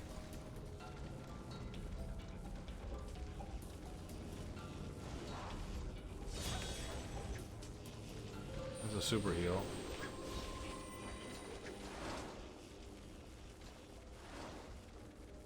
Maybe he went this way?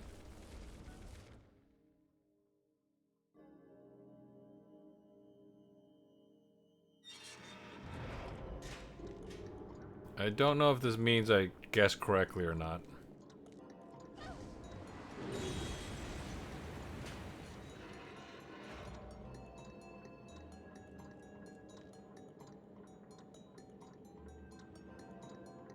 I think this might mean I guessed incorrectly.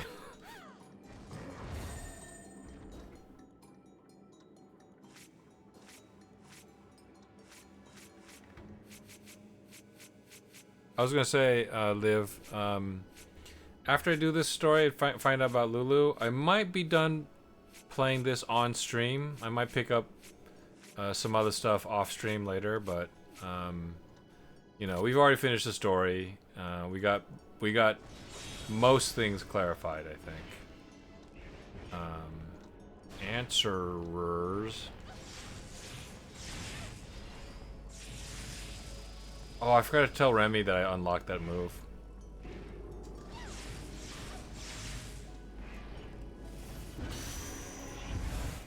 Because we were always wondering about that. His disco ball move.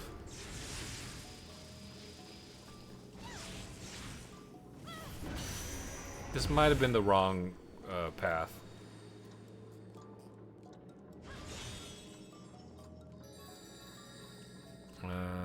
green, so Quasarili can do it, I think. I'm not blocking. Who am I kidding? More answers? And Ludeg?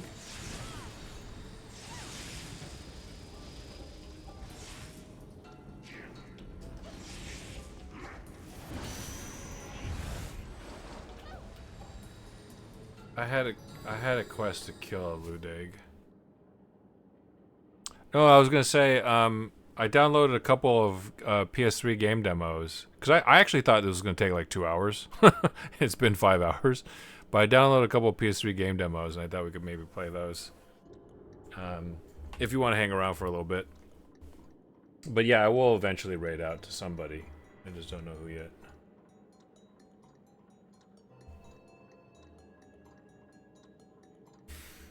But let's wrap this up once. Wrap this one up so we can figure out.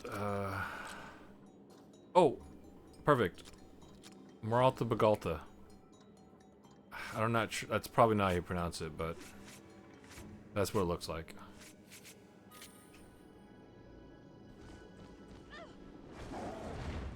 Oh, he just jumped back.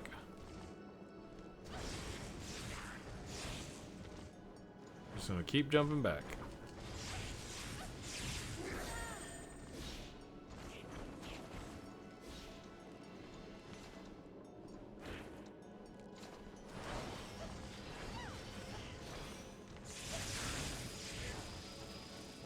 Yeah, unaffected by that?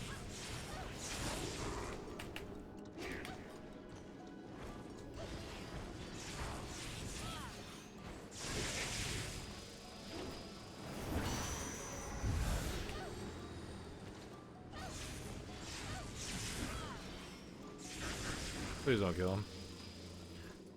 This guy. There we go.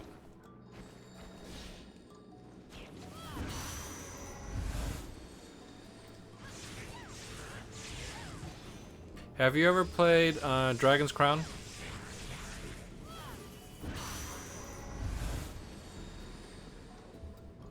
Did they bring bacon for the rest of the class?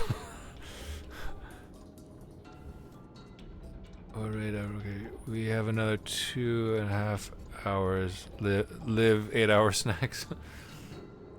Liv's making a little joke about how I've been doing 8-hour streams, and she partially because of her. So that's like a little play on her name, I think.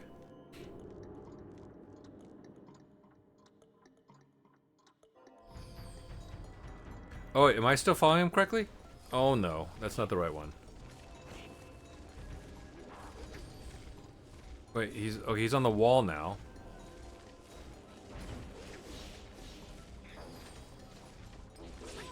Oh, gosh darn it. I lost track of him.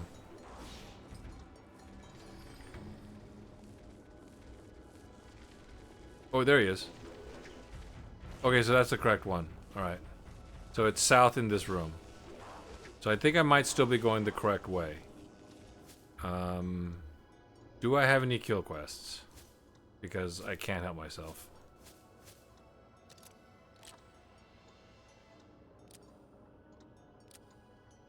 Pooks, nope. Folks. With, Bethier. Just folks. And Balebalk. And Balewind. Jesus.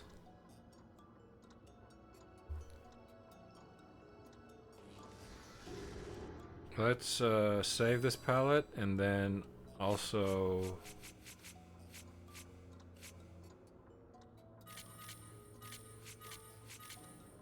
just use all of them. Nearly cremated, got it. As crispy as we can get it without it being burnt. How great, right? I love bacon. There's actually some store-bought bacon. I mean, where else would you get it, I guess? But there's actually a particular market around here that the bacon that I got that's actually some of the best. Because I also get Costco bacon. That's like a superstore. I'm sure there's some in Canada as well. And it's okay. Costco bacon is okay. It's cheap at least. But like, damn, this store-bought bacon from a place called Molly Stone's. And I mean, there's only so many people. There's only so many companies that you're actually sourcing bacon from. Ultimately, you know, it's like Tyson, and then like 2 other companies. But their cuts, the cuts that they're getting are like really good and really fatty. Not really fatty, but like the right amount of fat. Because I think the Costco bacon is not fatty enough, and doesn't cook as well when it's not. Because when you get a decent amount of fatty bacon, it cooks itself inside the bacon fat. You know what I mean? And if you don't have that bacon fat, then it kind of shrivels a little bit faster. I don't know how to describe it. I think I just did. I could use literally any of these guys.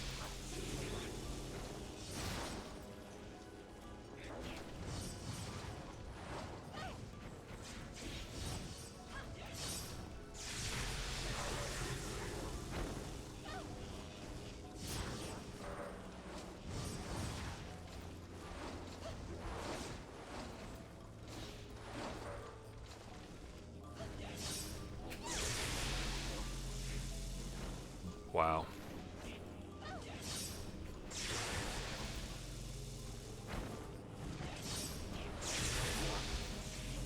Is this the easiest one to get?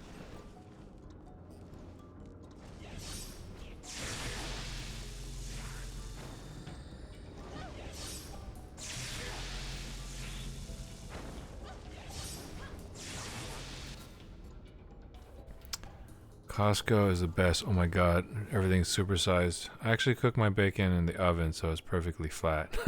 Jesus. Jesus. I don't know why it's so funny. I don't like I said I don't mean I don't like. I don't mind my bacon being all messed up. uh And that's how it usually turns out. Is it kind of all messed up looking?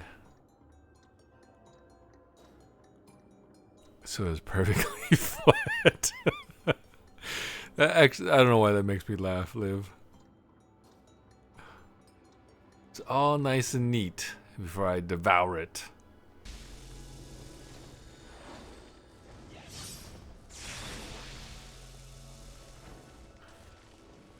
Must be perfect for devouring.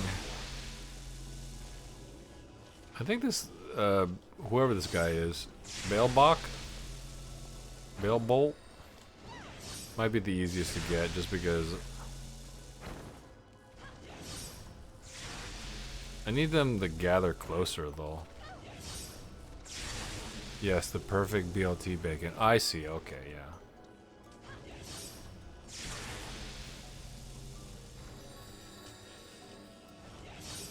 Let's see how many I can get with this guy.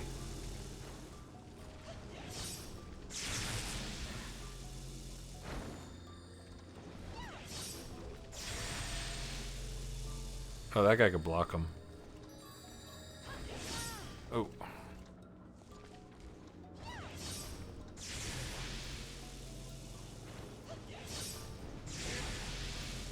I'm imagining a shrinky dink bacon. Yeah, I feel like sometimes if it doesn't have enough bacon fat, my bacon turns into shrinky dinks.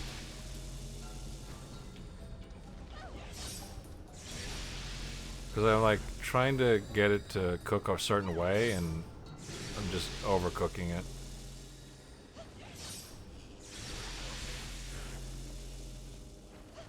As a result.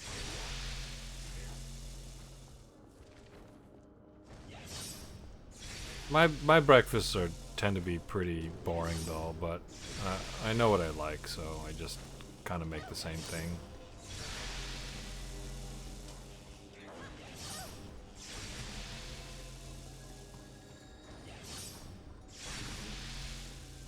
I guess he doesn't really do a lot of damage. He just hits a lot of guys at once.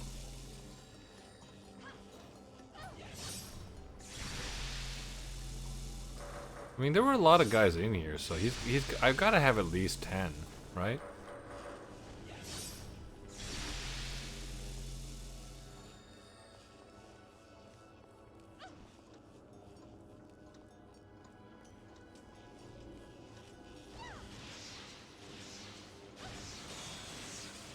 Super heal. This is the game. Curly Chaos Bacon gets the gummy parts. Nah. This is the game, by the way, that is screwing me up on Elden Ring nights. Because pushing up on the controller makes me look down, and pushing down on the controller makes me look up. And every single time, and I've been playing like 10 hours of this a week, and then we play Night Rain for like 3 hours a week. I literally keep either looking straight at the ground or looking straight up in the sky. I was like, why can't I ever remember which direction I'm supposed to point? And it's because of this game.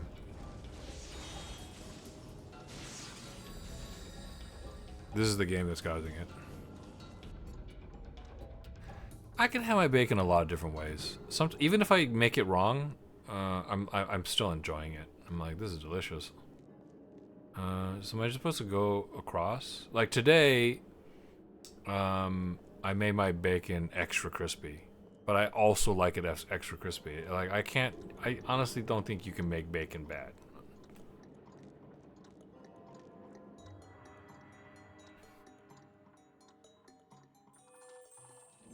Okay, so I was going the correct way.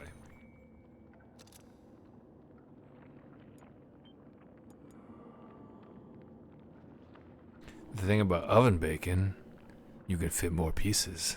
Evil smile. I like sizzling it and watching it. Inverting the y-axis is the first thing I do in most games. I don't think I have that choice here. Or do I? Gosh darn it. So they consider it reversed.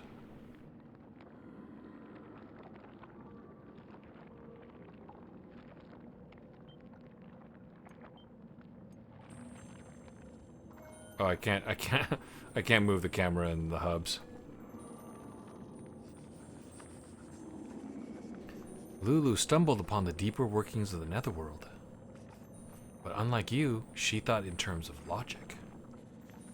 What is the netherworld? She couldn't resist digging. Why did somebody have to send an assassin after her? That's kind of messed up. The villagers know death's secrets, but value life too much to delve into those mysteries. For Doolin, the festival of Samhain was fast approaching. Somebody was here last week and told me how to pronounce it correctly. And then I forgot how to pronounce it correctly. Pushing up to look down is usually reversed. Like it's considered reverse controls. What did I just switch it to? I switched it to normal. Wait, no, I switched it to reversed. Baking in the pan requires babysitting, and I need to redirect. I see. Your focus ultimately actually is the pancakes, and you can't be asked to babysit the bacon. The bacon will handle itself. The pancakes are the focus. An eve of evil spirits, 9 days of prayers for primordial chaos. Strange how their warm reception towards an outsider like me quickly faded with the setting of the sun, for this night leads to the netherworld. I don't recognize this voice. Could it be Lulu?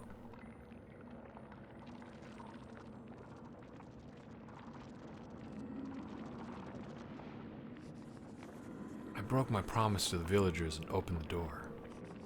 The air around the henge was stifling, and my breath froze in the twilight. I should just recite the lines as if she's like writing in a journal. But I kept walking towards the henge. What was that faint light escaping from within? The thought occurred to me that I should halt my procession, but then I saw it. A netherworld wayfarer en route to the land of the dead, a being not of our world. There's a lot of these guys. Sowin. So I think it was Sawin or something. I'll check. Sowin. So as in sow seeds, and then when. Sowin. Yeah, Irish, like Gaelic stuff, really hard to figure out how to pronounce. Siwin? Sai? Siwin.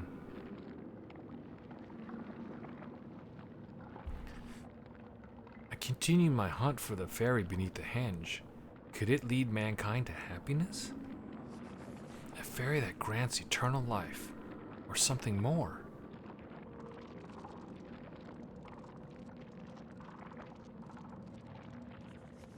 Somehow I made it back, but my body is melting into the darkness, fading from sight.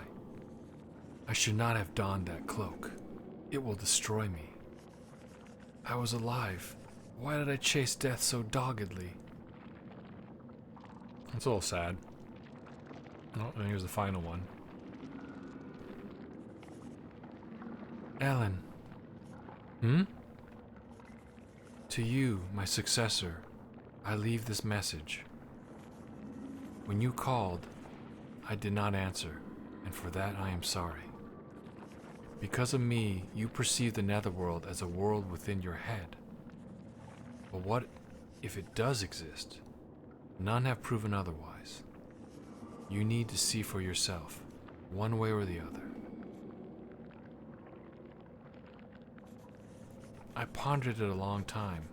All modern thinking points away from an afterlife. After we die, we decompose into particles and cease to be. So what does that mean? Do we leave no mark? No proof that we lived? I think we do. And that is the netherworld. So I tried to find answers. Is there a netherworld? Where is it? What form does it take? I would have given anything to prove it was real.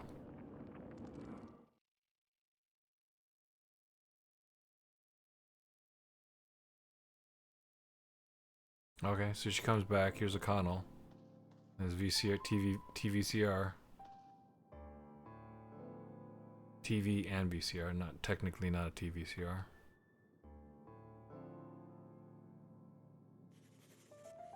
So you say Lulu died trying to prove the netherworld exists? Yes. I believe it. That's all she talked about when she was alive.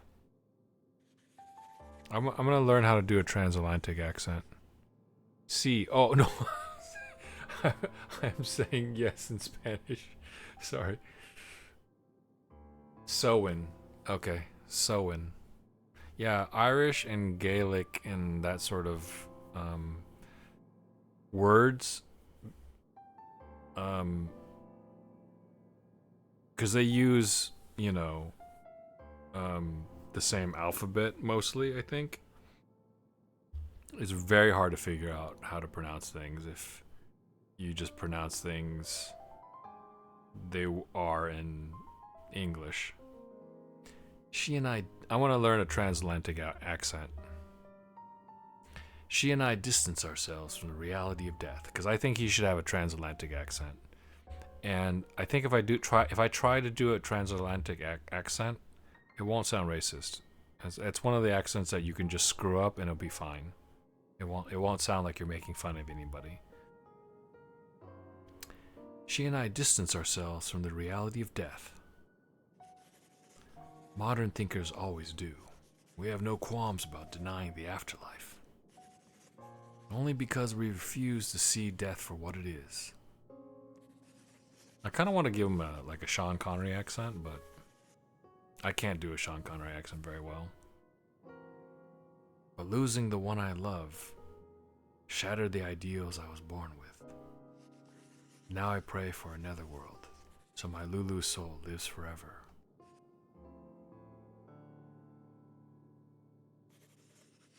But the conclusions can wait. I will keep living and studying. And I would very much appreciate your help. That's nice. We gave him some closure.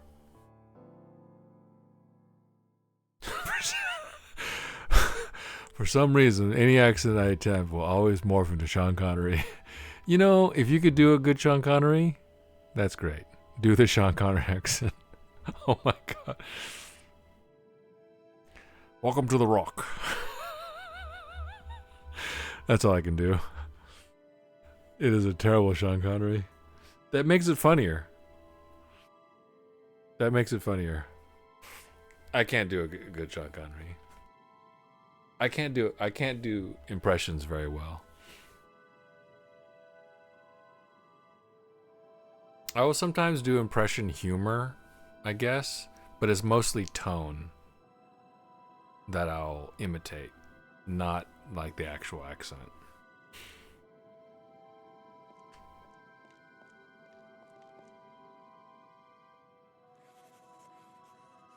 The netherworld. Is it real? Or just a dreamy delusion? He's gonna have a just slightly raspy, slightly deeper than my normal voice. Kind of, what's the word I'm looking for? Kind of like I don't care attitude kind of voice. Fascinating question. If I had to go with the former, I would say the real netherworld is this space we're in. Traditionally, other realms are connected to Earth somehow. They exist on the same plane. After death, the tissue of living creatures decomposes over time into particles, which then scatter across the Earth. But that's not the end.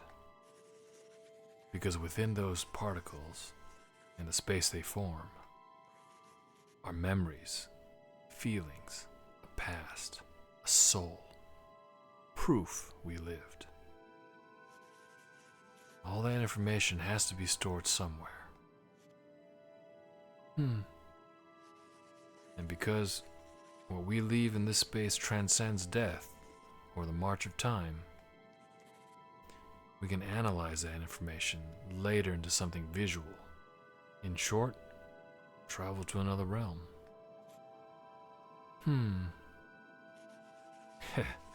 Just a theory of mine. But we're only just beginning to understand particles. How they behave, what information they hold. One day, we may find science and myth overlap.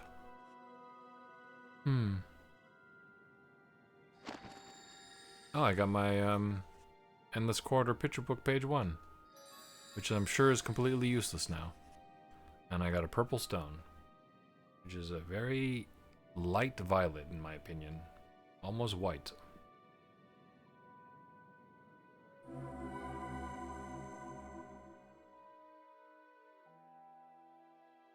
I don't know if I have a use for a purple stone anymore. I call him Con Shawnery sometimes just to be weird. I thought you would say I call him Scene. Scene Connery. When I saw that name, I was like, who's called Scene? And I always thought Sean was spelled differently, like with the S-H-A-W-N or S-H-A-U-N or something like that. Sean Scene Bean? Scene Ben? Okay. Let's get this game saved. I do like it, but I don't want to drag it out. And I think we've covered pretty much everything at this point. If something else interesting happens, I'll let you guys know. But this probably be my last time streaming this game, and we'll switch to something on Wednesday. I will. Can I save the game in my house or in my temporary quarters? You can't. The bacon is almost ready. I'm dying. I'm actually getting kind of hungry. Oh no. Stay awake. Is diary? Okay. Yeah, they lets me save.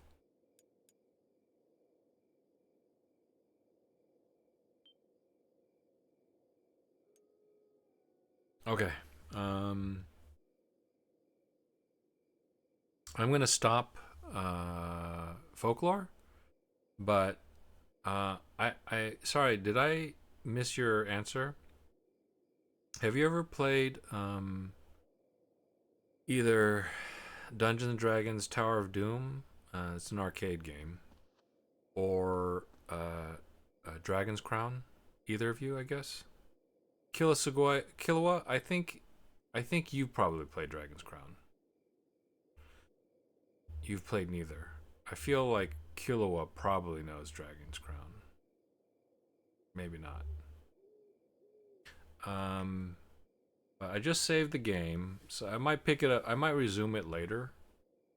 Um, but I played Dragon's Crown. I played D&D in real life though. Fantastic game, great art. Yeah, I was trying to figure out what to download. Last time we played a little bit of Super Rub-a-Dub. That's a great effing name for a game, actually. Super Rub-a-Dub. The food in it always makes me hungry. Oh man. I was going through my list of games in the PlayStation Store, and I just started downloading. Oh, I'm actually still downloading something. Oh, this is almost done. Deadly Premonition. So this is technically part of my backlog, although the physical version of the game that I own is on 360. But I thought maybe I just play it on PS3. Though the director's cut is more recent, that's probably about the same. I don't think the game's that different actually. But I always wanted to, and it's kind of goofy. I always wanted to play this, finish this game. I think it downloads much more slowly when you're playing a game. So it probably slowed to a crawl when I was playing Folklore. But it looks like it was almost finished. It's kind of stuck at 90. Oh, there it is, 97%. Then Tales of Xillia, I have no idea what it is, other than I'm pretty sure it's a JRPG. But I don't think I ever played it. But I've been a PSN member for so long.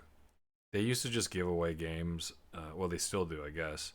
But they've been giving away 2 to 3 games for several years, and I just, religiously redeemed them. And Tales of Xillia was, and Deadly Premonition were probably free games that I got.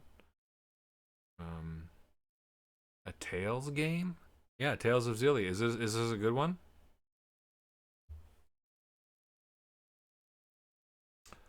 I play D&D in real life though. Okay, what's your okay, I'm going to guess. I'm going to kind of try to guess from what I know of you what kind of character you play. Okay, first of all, so I'm going to guess your character class and race live. But since D&D has a very long tail, I grew up playing Dungeons and Dragons. Um, but when I grew up playing Dungeons and Dragons, we were only playing the traditional classes and classic races. Okay, so classic advanced Dungeons and Dragons, as it was called back in the day, was human, elf, half elf, dwarf, gnome, halfling, and that's it. Wait, technically in AD&D First Edition, I believe you could play a half orc. So that's my knowledge of the traditional races. So once again, human, elf, half elf, um, dwarf, gnome, halfling, and half orc. That's they actually cut half orc out later, I think. But is your character one of the traditional original fantasy races? Because I know they added some, right? Like, can't you like play like dragons or some shit? I'm not sure. Tieflings or whatever. Okay, so your character is one of the traditional classes, at least what I listed, right? Or are you answering yes to you play fifth edition? Okay, actually, just tell me what races are in fifth edition. That's better. Okay, so Deadly Premonition is finished downloading. We could theoretically play that. Tales of Symphonia is one of the classics. Xillia is shorter, but not a classic. It's less game and not a classic. Okay, you don't have to say that because if you say that you're one of the races that I said, then that's enough. That's okay. All right, now, yeah, okay, but you're not one of the races. You're not one of the races I just listed. So you're human, elf, half elf, gnome, dwarf, halfling, or half orc. Okay, got it. Easy. All right. Second, in the original Advanced Dungeons and Dragons, first edition and second edition, I believe the only classes were fighter, magic user, thief, druid. I want to say illusionist. Maybe they removed illusionist. Yeah. In the original first edition, there was illusionist because gnomes were always illusionists. Okay, so fighter, magic user, thief, illusionist. We're gonna advance. We're gonna add unearth arcana, paladin, um,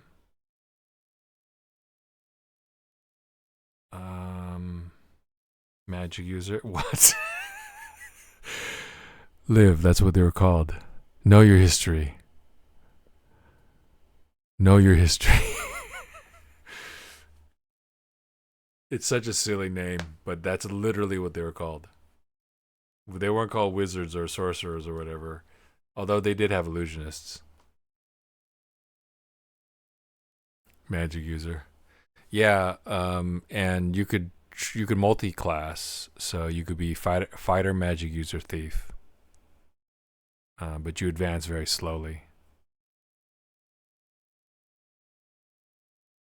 It's not bad, but not a fan favorite, I would say. Do I have Tales of Symphonia?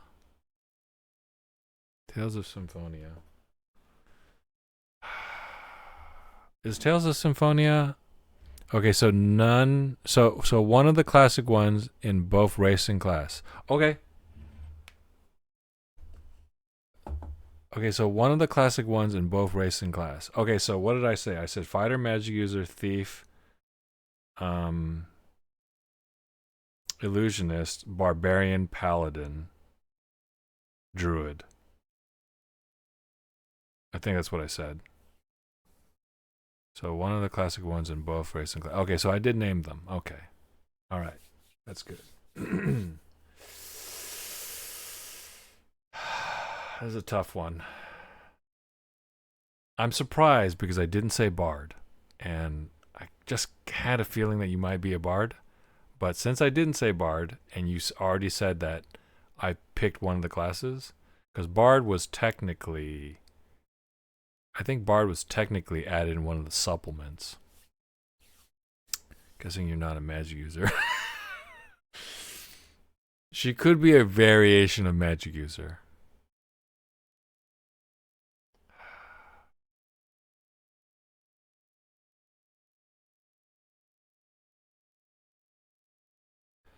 I'm gonna go with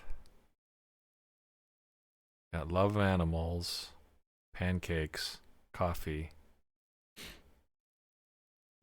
Coffee would be magic user. Pancakes would probably be barbarian. Love animals, druid. I'm gonna lock in.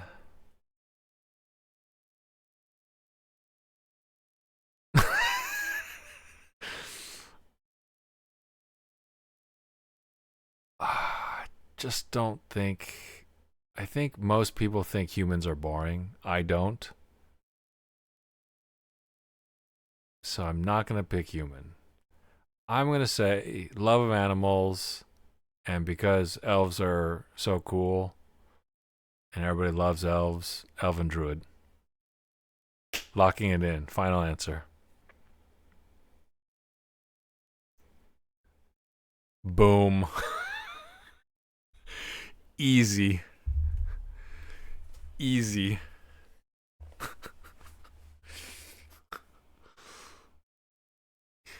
Too easy. Give me a challenge. Wild shaped druid. Yeah. Pretty good guess, I have to say. I played so much D&D. I played so much D&D. I'm no longer allowed to play D&D. That was my formative youth. That was formative in my youth. Is playing Dungeons and Dragons.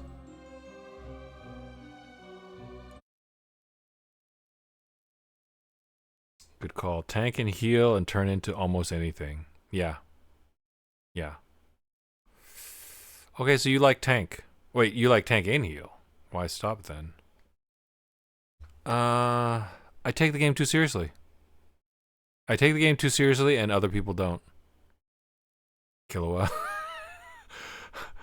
People need to match my energy. I hate it when people roleplay bad. I hate it when Dungeon Master's not prepared. I hate it when the Dungeon Master forces us into a certain path to tell a very specific story. And here's the thing, right? I was a new Dungeon Master once, and all I knew was just to literally read directly from the module, and then be like, "What do you do?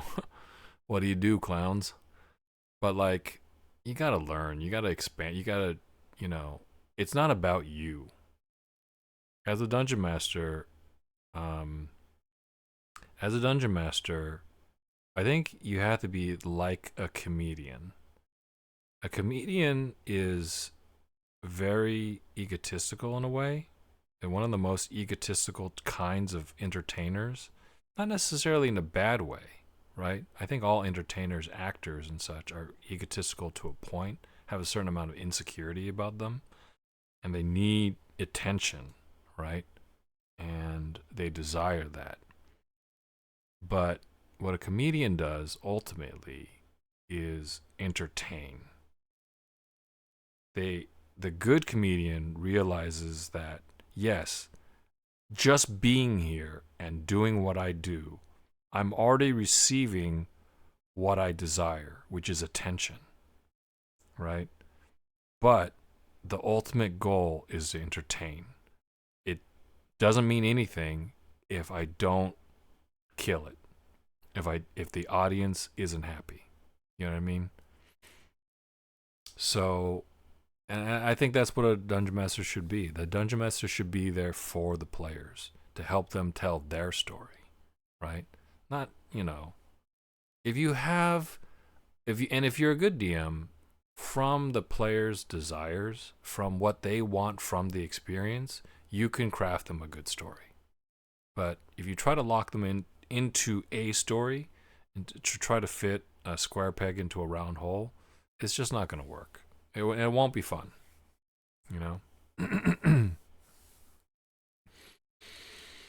Conjure woodland beings, 8 pixies who can all cast polymorph. Evil smile.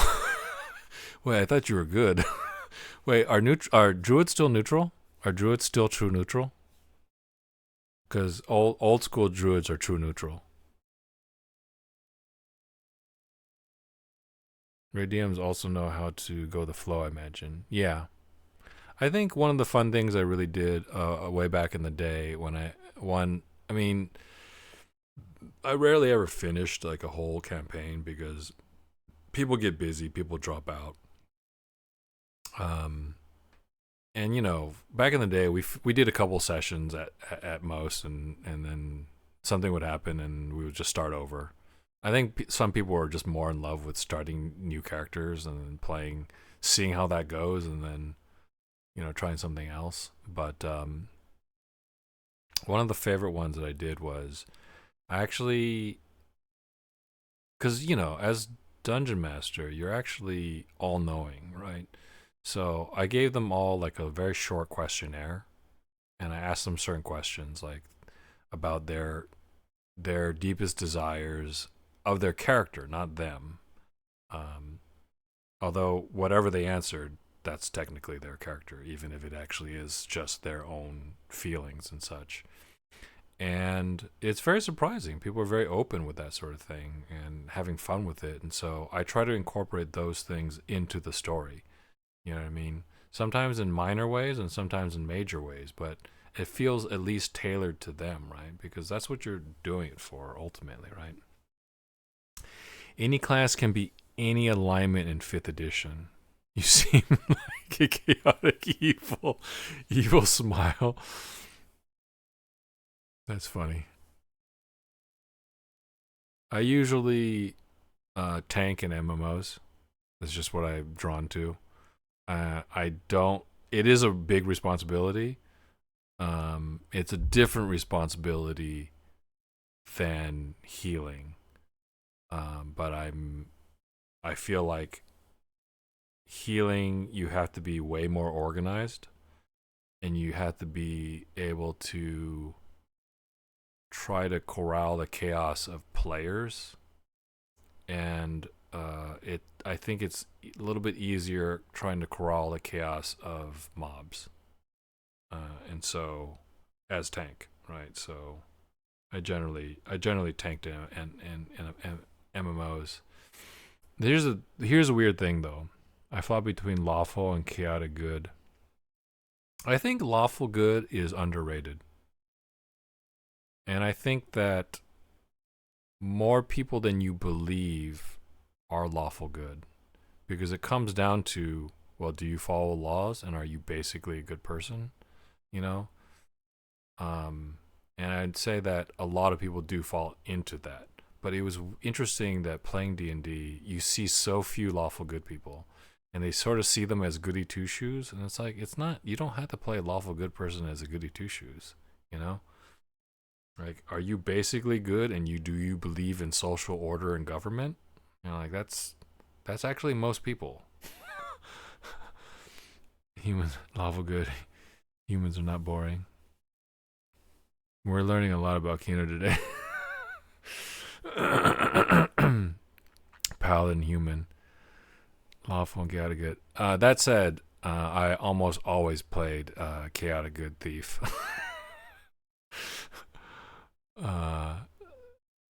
Robin Hood-esque characters, I think. Well, no, I don't believe in society's self-governance. Any class can be any alignment in 5th edition. Wow. Yeah, back in the day, I don't know if you knew this, Liv. Druids were only true neutral. Period. And paladins were only lawful good. Period. In fact, if you acted in a way that was not lawful good, and it was like a serious infraction, and it was like intentional, then a DM could basically turn you from, let's just say you're a 5th level paladin, he would basically turn you into a 5th level fighter, and then you lose all that. Paladin human was my guess on your character, yeah, that's the whole thing. Nature's true neutral. It's just Mother Earth. They're not involved. The idea is that the druid is not interested in politics. in human politics or living being politics. They're only there to ensure that nature thrives and is protected. Paladin human was my guess. Really, I don't think I've ever played a paladin. But I'll tell you this: in Unearthed Arcana, which was a first edition supplement that added barbarians to the Dungeons and Dragons formula, they also added Cavalier. You might have guessed Paladin from the fact that I said that I usually tank, but that's MMO days. D&D days, I would almost always play a fighter I would almost play a fighter or a thief, and it wasn't so much as and that's another thing too. People think that fighters are boring. I don't think so. I think that if your fighter is boring, then that's because you made it boring. And so I had a lot of interesting fighters. I thought, sort of in the way they fought, the kind of weapons that they use and such, that sort of thing. I had a fighter that was.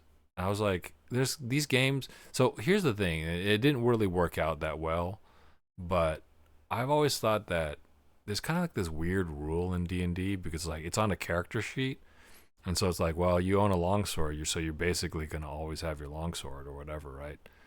But I created a fighter, and D&D Second Edition had a decent skill system. I created a fighter who was a jack of all trades, could use every type of weapon, and proficiently. And the idea was that, during the course of an adventure, all sorts of crazy stuff happens, right? And so my character is prepared for any event. You take my weapon away, doesn't matter. I could use anything as a weapon, you know? I could use a quarterstaff. I could use a knife. I could use an axe. I could use whatever. And so it was a situation where, like, I thought it would be like a benefit, right? Because, like, you're imprisoned or something like that, Basically, be Xena. You use throwing discs, chakrams.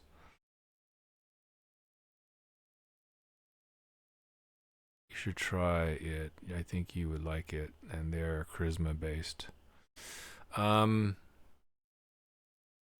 Yeah, I tended to like to play thief characters because thief characters, and this was in unbalanced back in the day. You got to keep in mind, I played both basic D&D, like vanilla Dungeons and Dragons, and first edition advanced Dungeons and Dragons, which is a sort of a different animal. And it was called Advanced Dungeons and Dragons, which is weird, right? And I played that up to second edition, and by the time third edition came around, I was no longer playing. Essentially, even though I bought the books, I probably bought third and fourth, and then never played them. If we could homebrew the chakram, absolutely. Yeah, it would be like a cultural weapon, probably. It would be a cultural weapon. It would do more damage than a dagger, I think, than like a throwing knife, I should say. And I think it would be. I think you would need to have like a high dexterity to use it. It's kind of a weird situation. I mean, you'd also need a really high dexterity to a reasonably high dexterity to throw knives, I guess, or training at least. But like a chakram does seem like it's much more complicated. And I don't know. Didn't Xena catch them?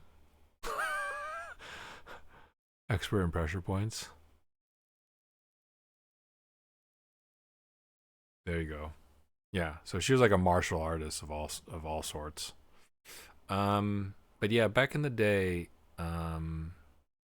Oh, speaking of which, there you go. Dungeons and Dragons Chronicles of Mystara. This says demo, but everything you download was a demo, and then and then there would be a separate download that you use to unlock it. So back in the day, Liv, Dungeons and Dragons, the classes were fighter, magic user, cleric. Oh shit, I didn't say cleric. That's so crazy. I completely forgot cleric. I can't believe I forgot cleric. Jesus. Yeah, I can't believe I forgot cleric. They call them clerics. That's a weird name because it really should be priest, but I think that they maybe got in trouble for calling them priests, so they probably call them clerics. Cleric is still a class. Okay, yeah. I can't believe I forgot cleric, but by not mentioning it, I suppose it made it easier for me to guess. But basic D&D was fighter, magic user, thief, cleric, dwarf, elf, halfling.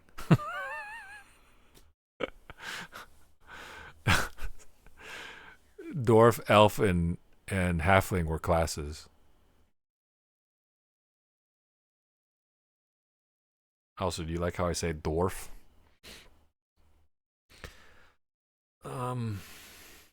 Yeah, they were their own classes in basic D&D. So you couldn't be an elven fighter. It's a little bit weird, but essentially, let's just put it this way. Halfling was basically a fighter thief. And an elf was basically a fighter magic user. And a dwarf was just a dwarf. So they didn't have multi-class back in the day, or really any advanced classes. So they just called them. You just played, yeah. All those classes were humans. So fighter, magic user, thief, cleric, Jesus, were all humans. Period. Magic user isn't sitting right with me. There's so much more nuance to it now. Absolutely. And in first edition, they did add nuance. So you could also be an illusionist, which I know doesn't sound... It is a little bit more nuanced, but they still didn't call it wizard or whatever. They might have had a little bit more variation. I don't remember. Super Rub-a-Dub. Killua, you ever play Super Rub-a-Dub? It's got comic mischief.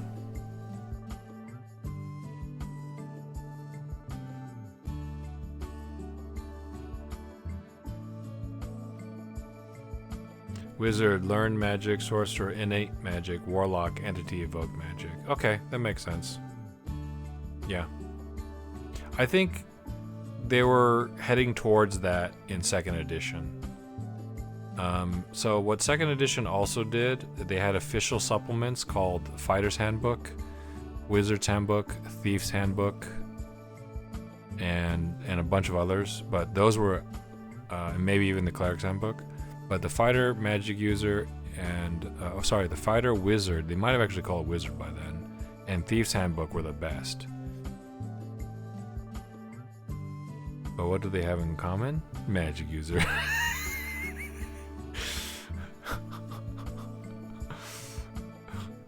It is kind of a blanket term.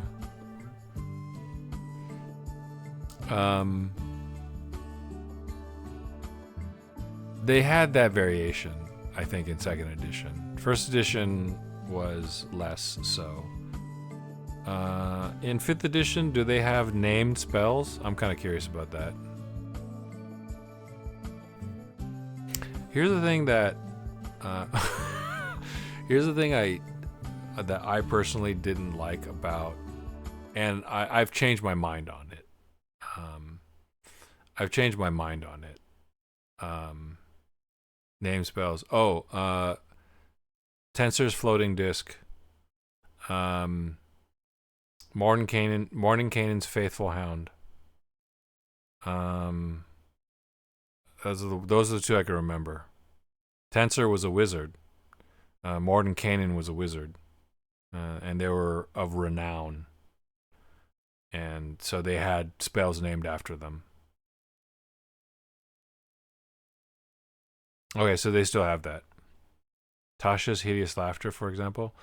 Oh, okay, that's an old one. I think Tasha's hideous laughter goes way back. Do they have cantrips? Cantrips were like simple spells.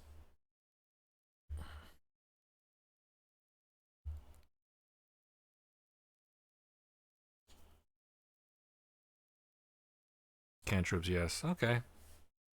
All right. So, do I own this one? You use this? Sure, whatever. I have so much storage for saves. I'll use the cloud. Why not? Have I ever played this? I'm not sure if I ever played the PS3 version because I think I got all the achievements on the 360. Doesn't require a spell slot. Cast as much as you want. Iron Galaxy did the port. I don't know if these guys are still around. GGPO?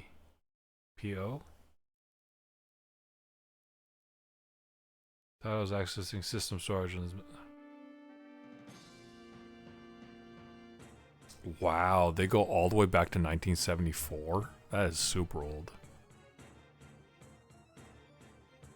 1974, 1993, 1996, 2013. Wizards of the Coast, Dungeons and Dragons.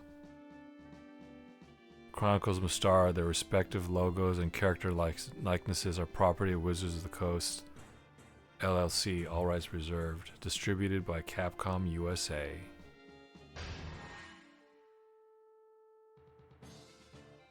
So, Killua and Liv, neither of you played, oh, cool. I've never played this on PS3. They must have given it away for free. So it doesn't say demo because I think I downloaded the thing that says that I own it, so it should be fine. Capcom. Yeah. It's a Capcom game.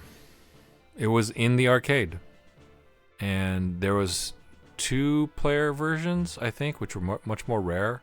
But it was a 4-player arcade game where you can stand next to people.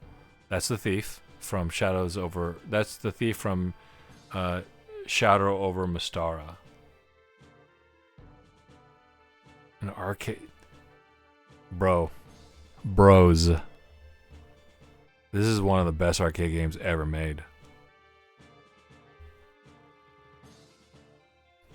Funny story, kind of. I'm not bros.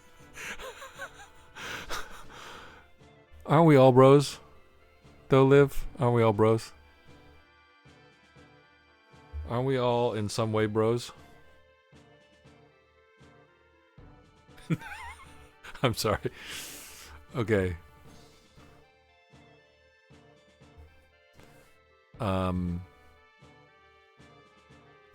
I used to have back in the day when I used to play this in the arcade. I would name my character, and then and I'd be on the leaderboard because arcade games saved who had the high score, and then it had a battery, and so it wouldn't reset. It would always remember who had the high score, right? You shall be bacon, bro.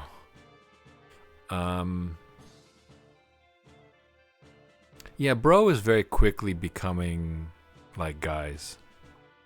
Like if I have a group of friends, I just say, "Hey guys," and guys traditionally started out obviously as being male, but I'm pretty sure women also talk to their friends and say, "Hey guys," and it could be all women, or mixture, you know. I will not accept dude or bro. Okay. Anyways, and one day, and I would never get the top ranking because I wasn't that good. You'd have to just spend a lot of money too. I show up to the arcade and I see that I'm on the top of the leaderboard, and I'm like, what the hell? I got the #1 score and I killed the red dragon? And I found out that there was this dude who liked my name and started using it in the arcade. I was like, what? That sucks. Why? Use your own name. Come on. And so, this is a funny story. So, back in the day, you could generally only put 3 letters for a name in the arcade because it was a memory limitation, right? Also, who wants to be there waiting for you to spell out your whole name? So people would just put their initials or like a nickname or something like that, you know? But because this is Dungeons and Dragons, you get a name. Did you use the name, bro? Please don't be still mad at that, Liv. But because this was Dungeons and Dragons, you could enter an 8-character name. That way you can name your character something like, you know, an actual thing. Golden Axe? What's up, Simkin? Thanks for dropping by, dude. I was just telling my bros here. I'm sorry. I'm just kidding. I'm just telling Kilowatt and Liv here about the golden age of arcade games.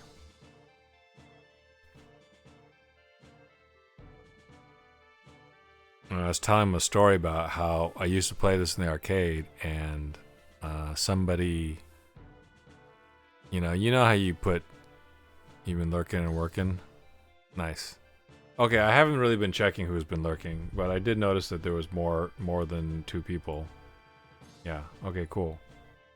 Abel Platinum's in here too, Zukalev. Yeah, so cool. I spent so much money on arcades. Like, yeah. Southern California too had so many good arcades.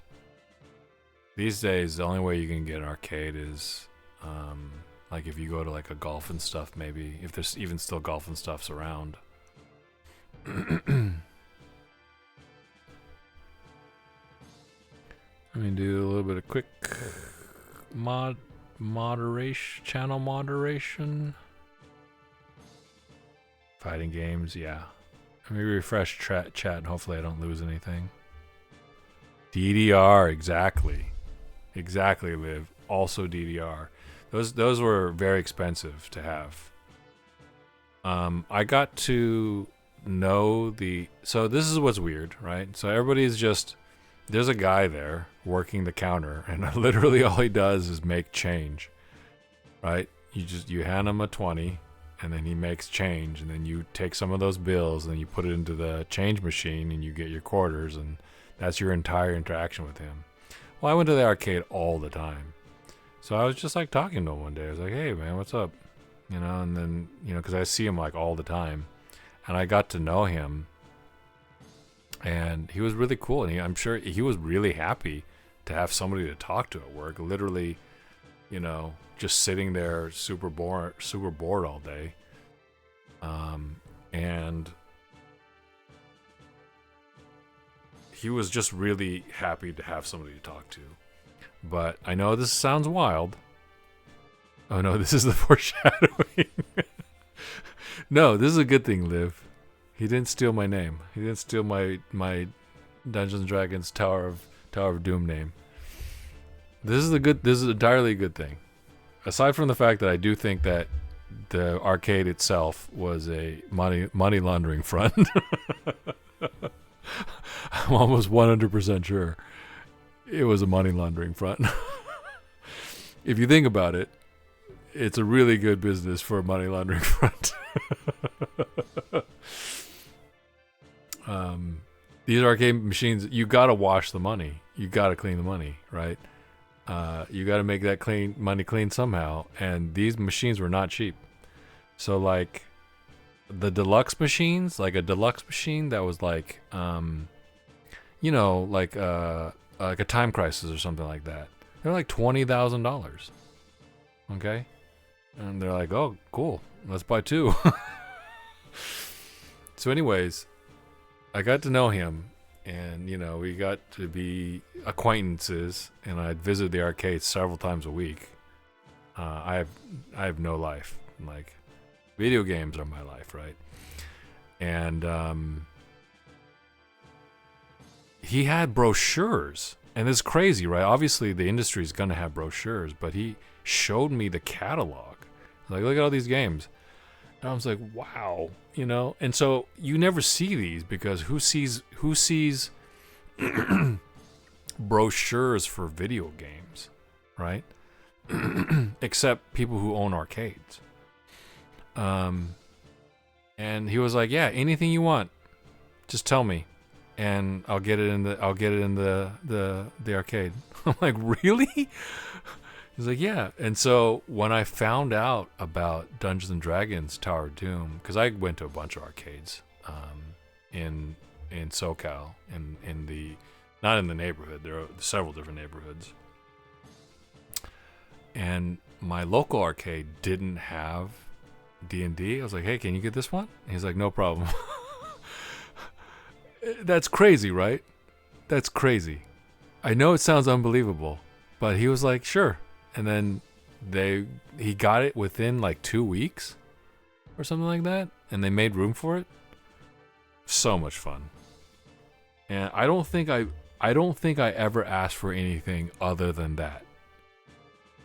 Let me just order that. It was a money laundering front, Liv. They're hemorrhaging money. That arcade back in the day was so good. It was a really good space, and they had a lot of room to put a lot of stuff in. And they had older stuff in the back, so you could still play Ms. Pac-Man, right? You could still play Ms. Pac-Man. And here's the thing, okay? Here's the thing. This is what's wild, and I'm not trying to be. This is gonna sound a little. I shouldn't say this because it automatically sounds bad. This is going to sound a little strangely sexist. It's not. But games were marketed towards boys and men back in the day. This is a fact, okay? Look at, it's like super buff guys and such. Now that I think about it, it's kind of weird. But I swear to God, like, all you needed to do was just make more games that could appeal to women, and then you would draw them in, because that Miss Pac-Man machine in the back always had a woman in it, and it was always some guy, some girlfriend of some guy who didn't want to be there, but she's wandering around, and hey, look, there's a woman on this arcade machine. I'm gonna play that. It is wild. So I knew a long time ago that they were just marketing games incorrectly. You know what I mean? Like, you just gotta try, And I don't even think they were trying to market Ms. Pac-Man to women. They were just like, we need to make a sequel, Ms. Pac-Man. And I swear to God, it always had a woman playing, I even say bros. I don't know if it had games. I don't remember if it had Super Mario. So here's the thing. Ms. Pac-Man is a great game. I fucking love Ms. Pac-Man. In fact, this is not difficult to achieve, but the main reason why I haven't pulled the trigger on it is that I need a good space to put it. And in my current living space, I don't think I could properly support it. So I need to move into a condo or a house. I'm currently renting. But what I want is a cocktail Ms. Pac-Man machine. And by cocktail, that's what they refer to as the sit-down machines. I want a cocktail Ms. Pac-Man with a glass top tempered glass top, fully working, and I'm going to use it as my dining table.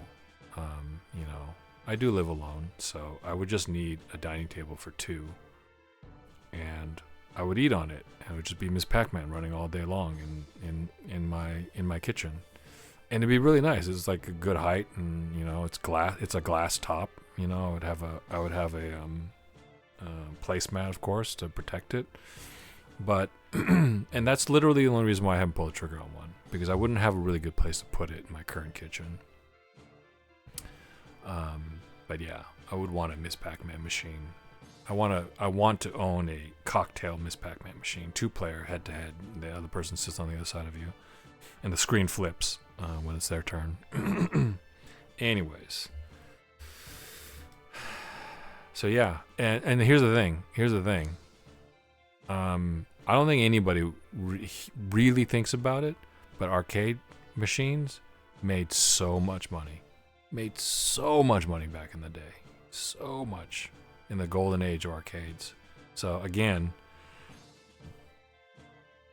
lends more credence to the idea that the place, my favorite arcade, was a money laundering front. But it worked out. I think I might have asked for one other game. Maybe I asked for the sequel.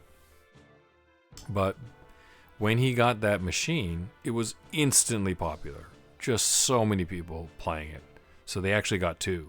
So my local arcade, because of me, got two 4-player Tower of Dooms. And then some guy stole my character name, and I'd always see my name at the "told you so" moment. Yeah, so it worked out, and so they it was successful enough that they got more than one. And they also had, and this is what's fun too, I also like pinball machines. It's kind of like a little bit more of a relaxing game in a way.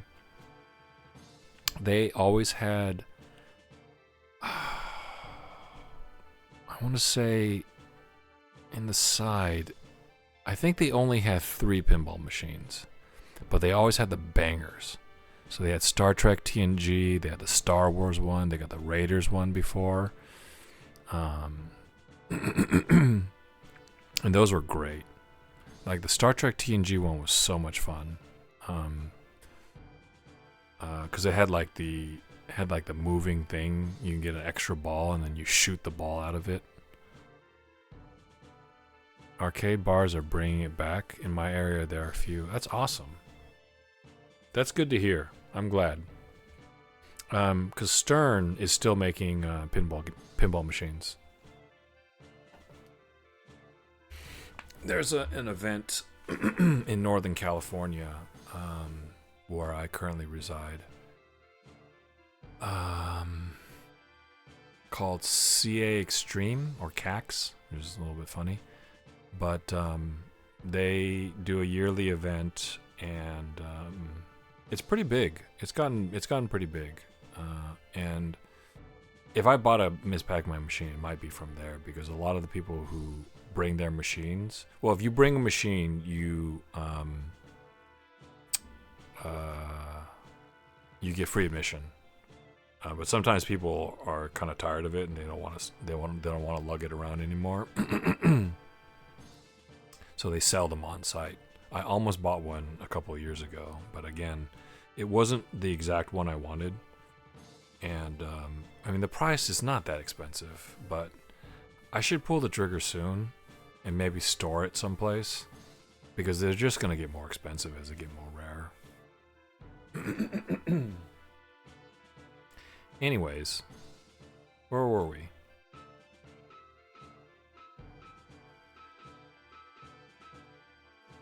Treasures found. So they added a lot of things to the game. So the actual arcade game wasn't like this. Didn't have any of these things. And it wasn't widescreen either. Arcade mode.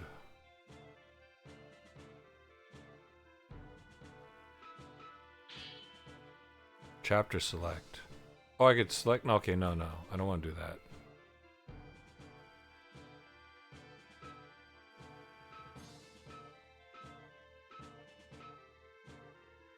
And this is actually a setting from D&D, I believe. Yeah, Mystara. This is the vanilla D&D's campaign setting. So it's their equivalent of Forgotten Realms. It's not set in Forgotten Realms, is it? Is Mystara from Forgotten Realms? No. No, it's not. I don't think so. Time for more tea. Yeah, good idea. I'm coughing. I'll be right back. I'm just gonna heat up some water. It'll be very quick.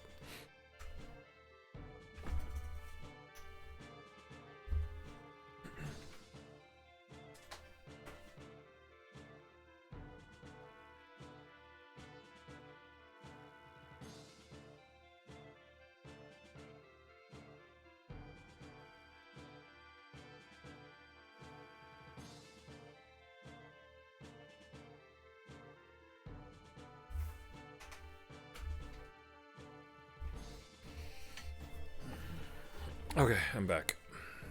I just started up the kettle. Electric kettle. But isn't this concept art? Isn't the drawn art for the characters awesome?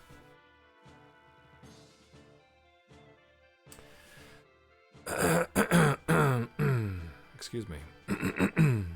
So, a little bit more video game history.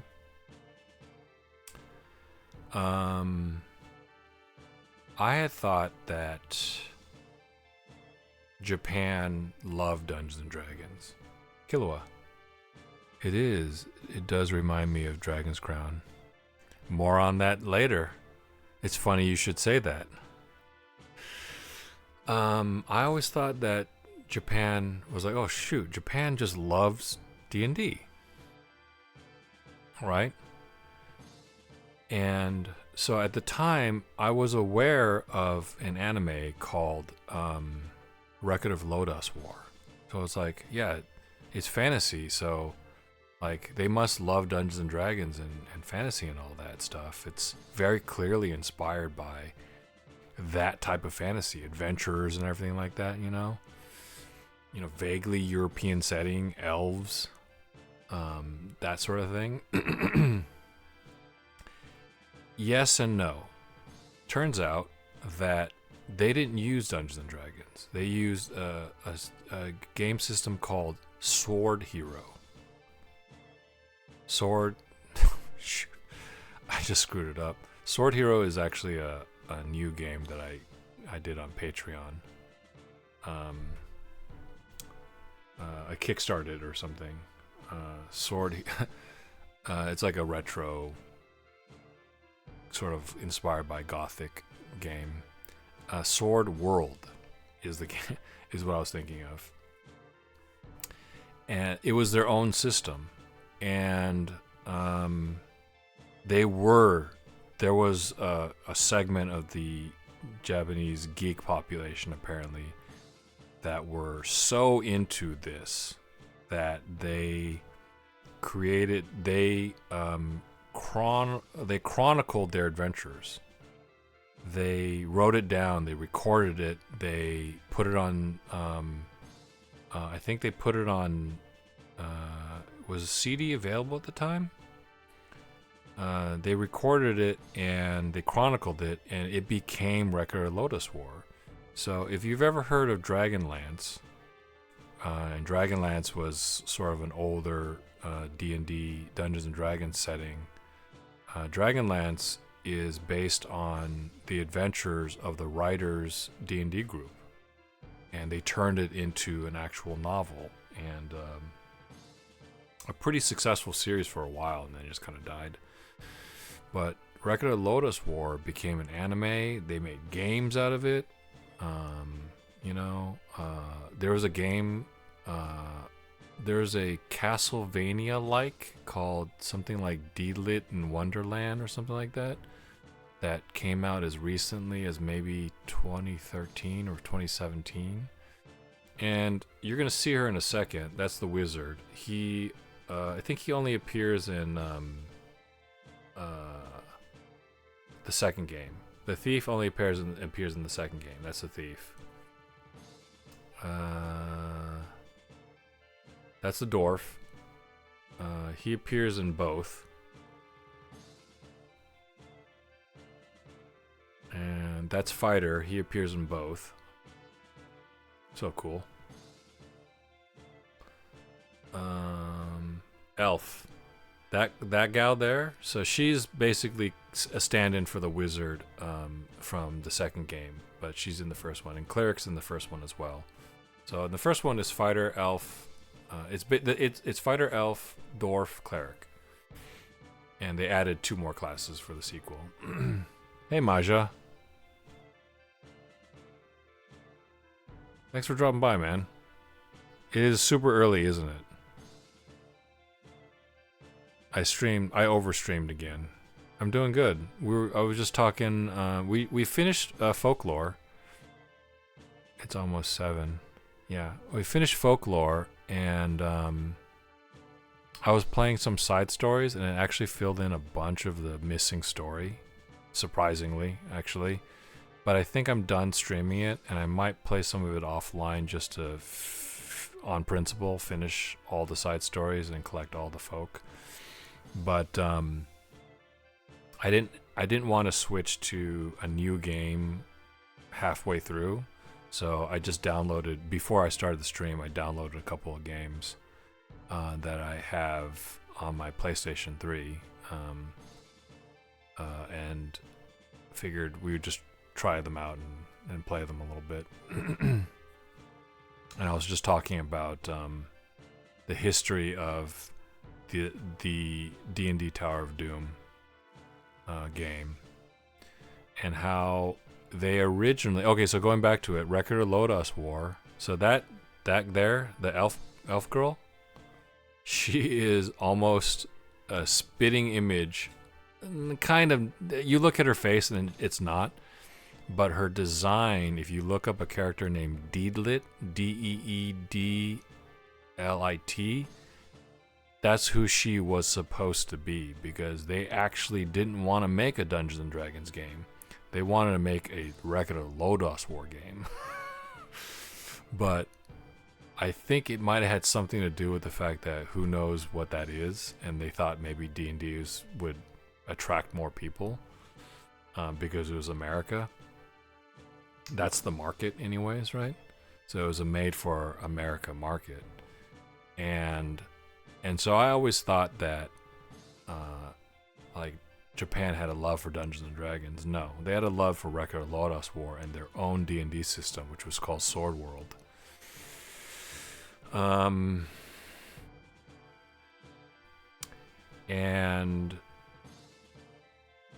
so so now there's a second one, Shadow over Mystara, and then there's a game called Dragon's Dogma, which at the time was, we believe, to be there because it was very vanilla fantasy. It had griffins in it. They even had a beholder in it. There's a chimera. And I still held on to the thought that, they love D&D, so they were actually going to make a 3D Dungeons and Dragons game, but then they didn't have the license, so they called it Dragon's Dogma. Again, not true, because the whole time they're thinking of Sword World, they're thinking of Record of Lodoss War, they're thinking of their own version of fantasy, right? And so much Dragon's Dogma, the look of it is also inspired by Berserk. Your stream froze. Uh-oh.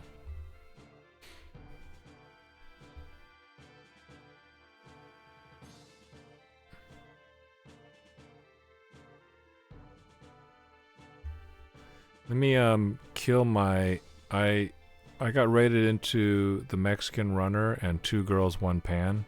I'm gonna kill those streams. I was watching Cecil McWoot and Ariel, and I got raided into those channels. So I'm gonna kill them and see if that makes my connection a little bit better. So now I'm only just streaming.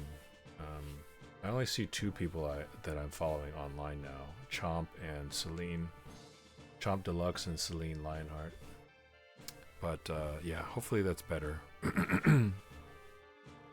Some people may have dropped. It was like 8 people a second ago, and it just dropped to 6.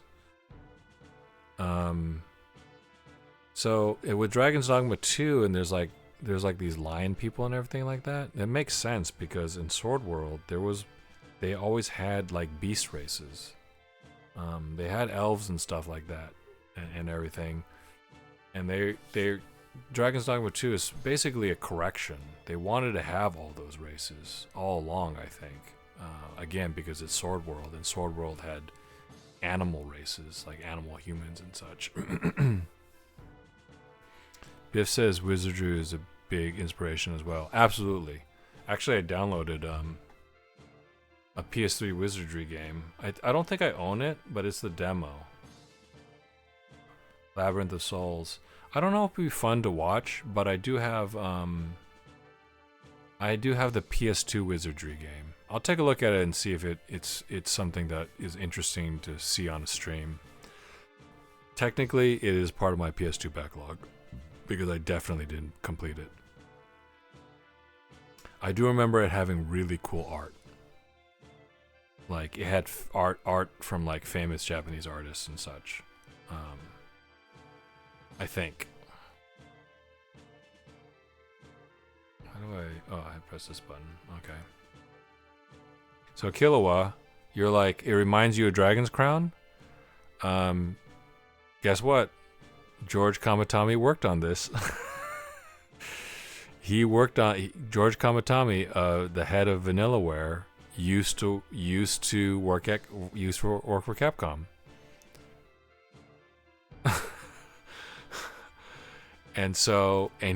I think he was super inspired by this game. If you look at Dragon's Crown, it is a love letter to this game, in my opinion, anyways. The Orph is straight out of Dragon's Crown, yeah. And there are some interesting things too. There are some interesting things about Dragon's Crown. I don't remember all of them, but here's one. In Tower of Doom. So this is such an awesome game. And you'll see in a bit. First of all, you can name your character up to eight characters. In terms of letters, right? So you would be able to name your character Majaha. You wouldn't be able to fit all the 7s, I don't think. And so you can have a character with 8 letters in their name, essentially. You had an inventory system. There was shops in the game, and also, super importantly, what's D&D about? D&D, not all. Yeah, you could only do 7/7. Yeah, sorry. I'm out. So, you had items, like an item inventory. You had using items. You had pretty good beat 'em up combat that they never talked about this, but you can figure it out. There were special moves that you just learn, but they don't teach you.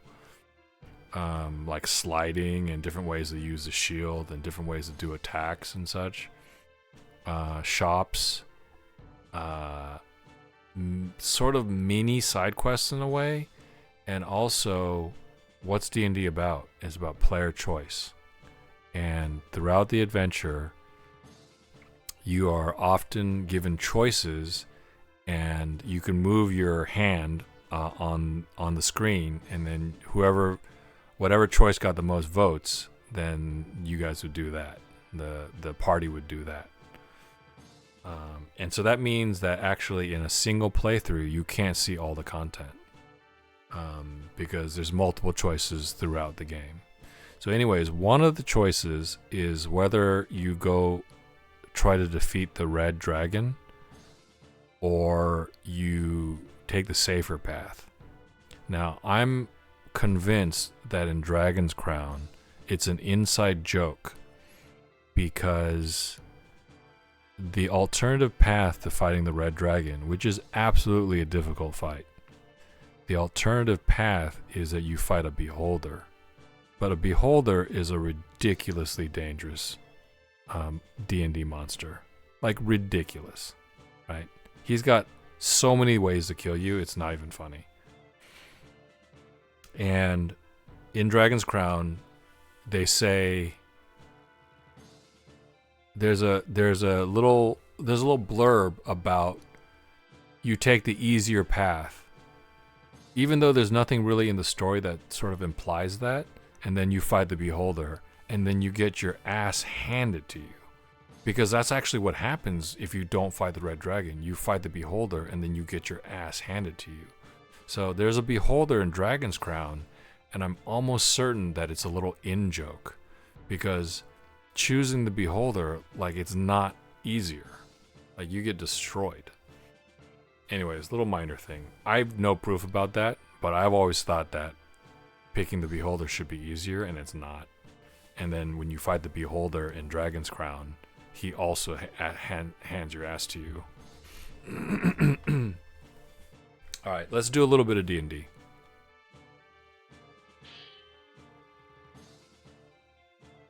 This wasn't in the arcade. None of this was in the arcade. No spinning coin or anything like that.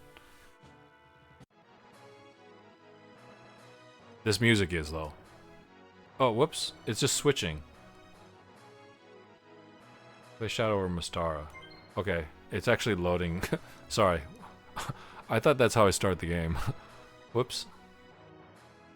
I don't know why they don't just give me the arcade interface. Sorry, I'm just switching games. Play Tower of Doom. Wait, so which one am I playing? I don't get it. Descent from the Broken Lands. Oh, it is actually... Sorry. I do want to play Tower of Doom. Sorry about that. It has to switch over, I guess. Is this how you start it? The adventure begins? I didn't know you got... Okay. Unfortunately, it looks kind of blurry. But I don't think it looked that bad. And unfortunately, they put some sort of weird filter over it. Is there? Oh, no, that's not what I wanted to do at all. They put some sort of weird filter over it, but it should actually be really cool pixel art. So what I kind of want to do is actually run this through my RetroTink and have it run better. Anyways, I'll be Kino, the fighter. I didn't even mean to pick this guy.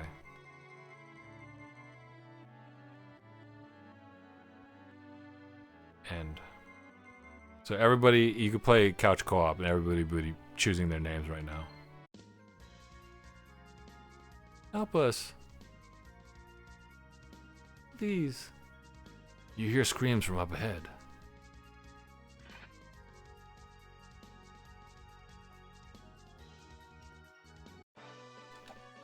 Oh shoot, I'm throwing... I just threw my daggers away.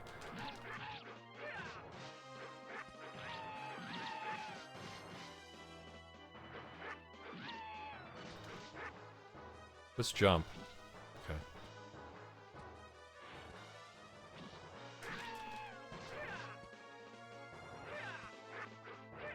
One thing that's kind of annoying about the game is if you kill all the monsters, that's a null. These are all kobolds. If you, I just picked up a ring of magic missile. If you kill all the monsters and you don't pick up the treasure, then, you just don't get the treasure. And they give you a small window. You want to make sure you get all the treasure first.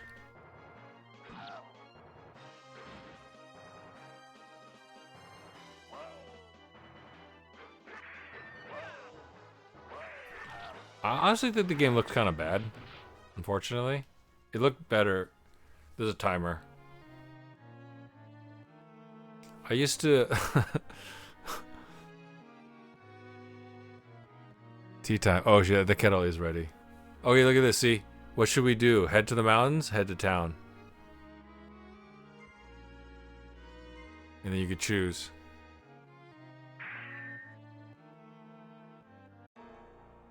You find a cave that will lead you to the heart of the mountain. An ominous roar bellows from deep inside. They kind of put this weird filter over everything, and the actual pixel art looks much better than this. I can't complain though. They did a good job in terms of, like, they added all these extra things. So killing spree, kill 30 enemies of any type, money bags, and then you get these rewards, and I think you can use them to unlock like different things, mountains. So I missed that, but I'm glad I picked the right one.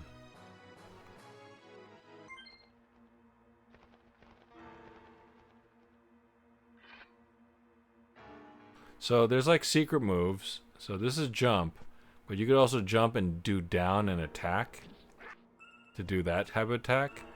And you can also hey, listen. There's a little fairy telling you to go. You could also do I think it's a fireball and jump. And you'll do a slide.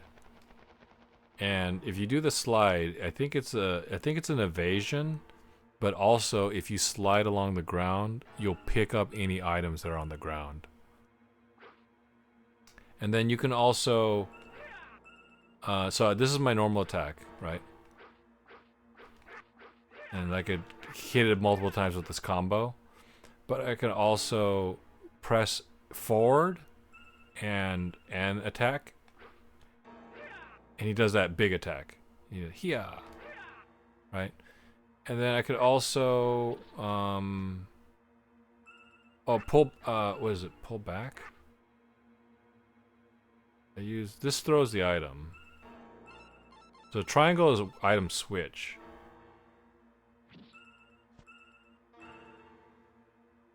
I forgot how to, oh, there you go. If I hold down attack, and pull backwards, I could block. Alright, I'll move forward.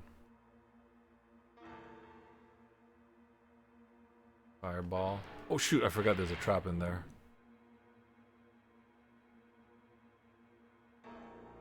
That's pure motor memory. Like, I had the visual of it, and I just remember that there's a fire trap inside the chest.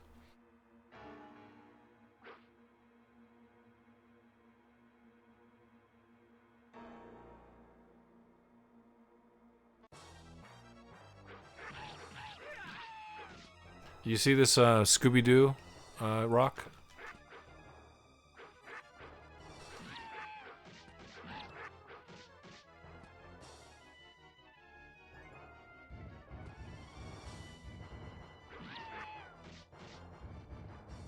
Oh shit. If the cleric were here, he could literally just turn undead and destroy them instantly. Oh crap. That was the first time I got hit.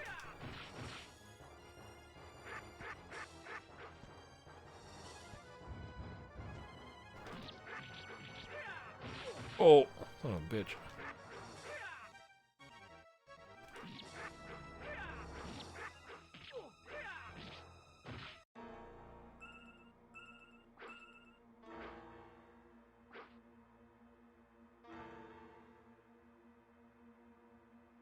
You see the Sponge the Boulder Scooby-Doo rock lets me start flashing like arcade. Well, that's just what it was in the arcade. Okay, so you can go in these secret areas.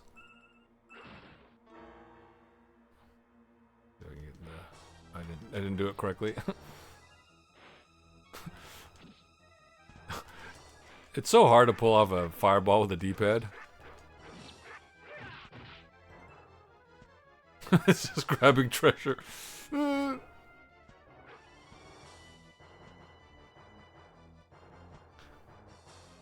Oh crap.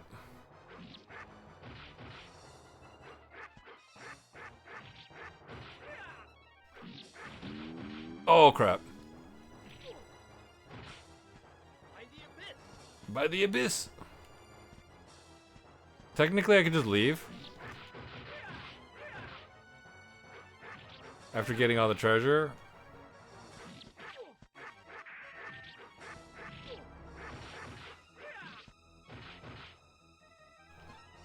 see. I have a healing potion.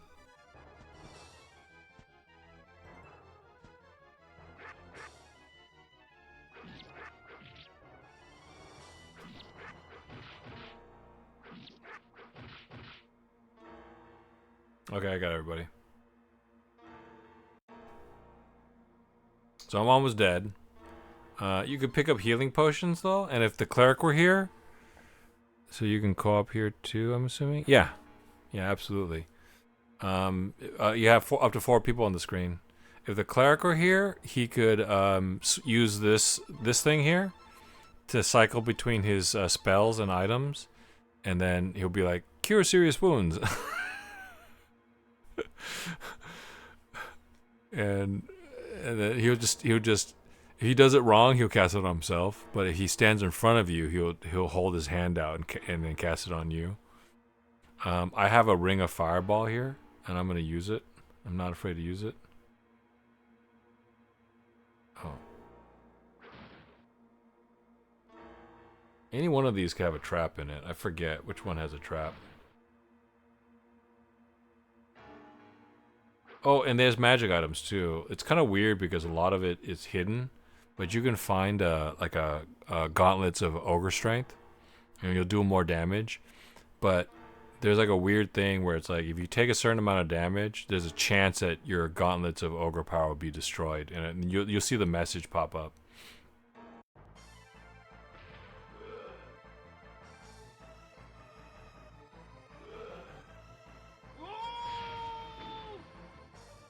I just cast my... Okay.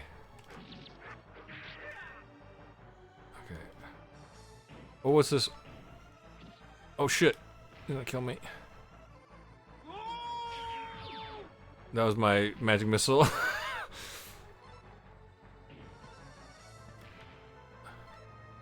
This is funny. This is funny. Watch this. Let's continue a light. Oh, whoops. Oh, he hit me.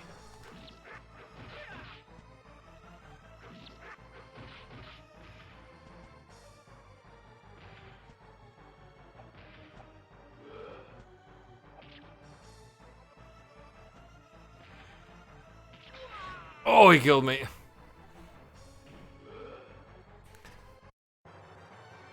Anyways, that is no, I don't have spells. I only have rings because the fighter can only cast spells through items.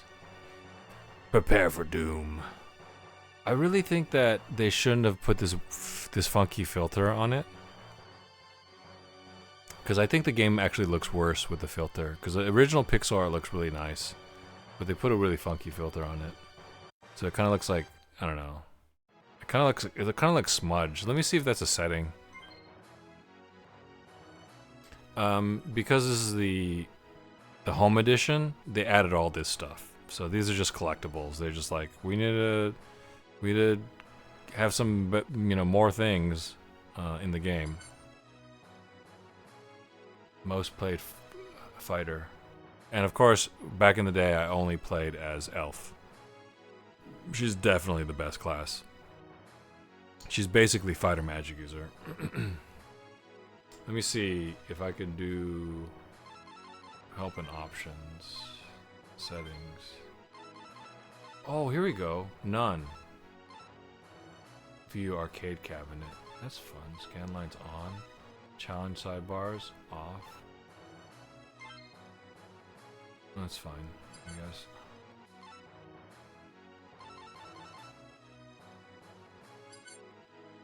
Let's try this. Let's do one more real quick. I'll do Adventure Begins. That's awesome. Wait, do I have to play like this though? Yeah, that's literally how it looked. Although, I don't think I've ever played in a cabinet like this.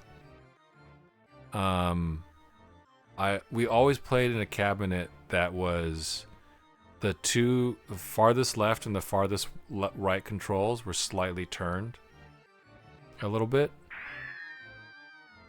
Whoops. Wait, do I have to play the game like this? Okay, so this is the name that they stole from me. Hey, did I pick it correctly? I can barely see.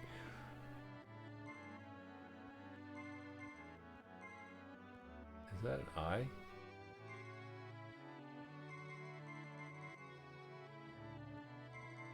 I thought, I had to play the game like this.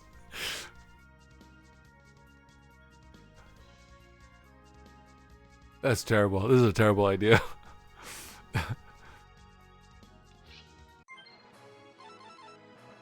Okay, first of all, let me go get my tea. I'll be right back. I don't know if this is an option. Yeah, this is the worst of both worlds. I'll be right back. Where's my mug? I moved it over there. I'll be right back.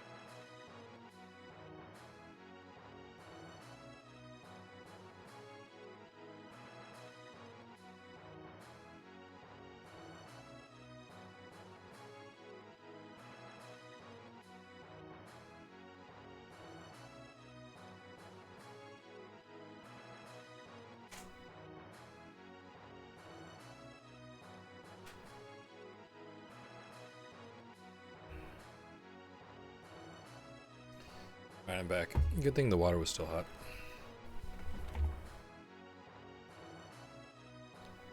Maybe it was meant to be in VR. No, I just think it was a bad choice. Let me switch it to not that. Right screen. Oh, that's hilarious. I could play it from the right screen or the left screen. Stretched, widescreen, normal. Okay, we'll do normal, no filter. The smooth looks terrible. Scan lines on.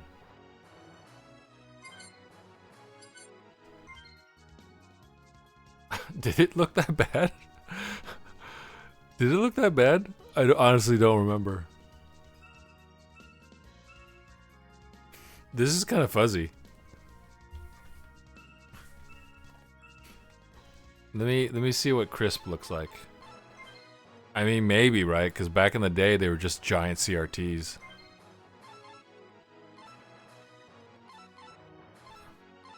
Definitely not that. Let's try crisp. What if I did no filter with no scan lines? That doesn't look terrible. I personally think their scanline execution is not very good. I don't think the game looked that bad. Filter crisps. No, that looks terrible. None. Let's do scanlines on. Yeah, maybe this is just what it looked like.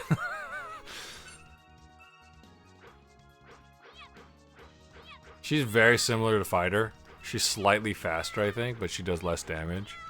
But she also has a shield, so she can also do that. But she also has spells, so. And you're gonna love when she, cause like the Fighter is like yeah, because he's just a dumb fighter. But she actually calls out the spells.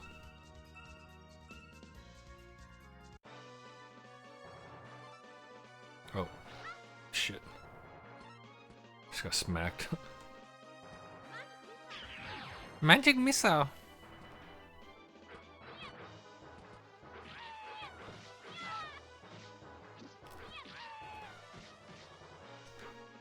Oh, whoops.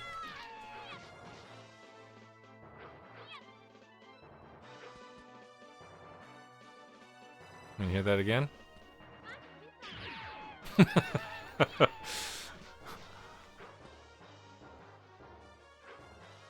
She sometimes says things in elf as well, I think.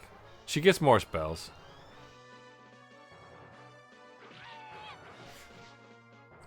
Definitely the best spell in the entire game is from Cleric. Like you said, though, it's hard to recreate that CRT look. The best spell in the game is from Cleric, and it sticks to snakes.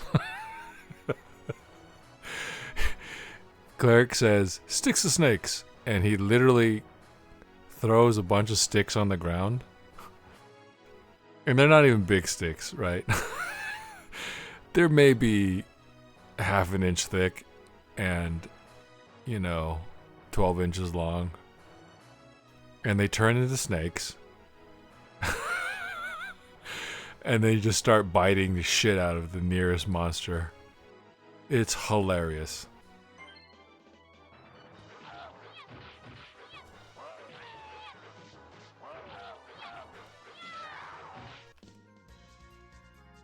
I see. I screwed up. I didn't even get to the treasure.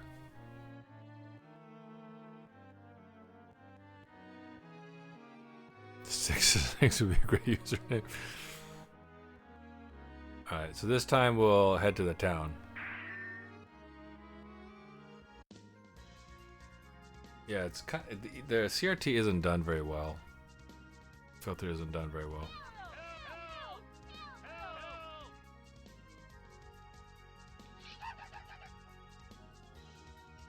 So now you get to do a different adventure in the town. And there's so daggers go straight and they do good damage. But hammers have a arc. No parking. You actually read the sign.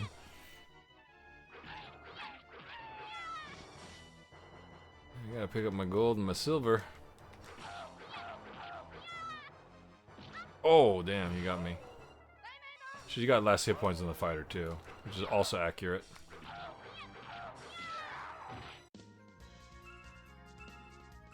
Help wanted, Shady Dragon Inn.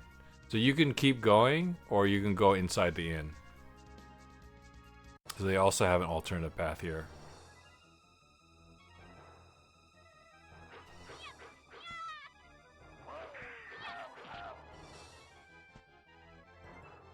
What the heck? Oh, maybe my button's busted. Oh, did you just kill me?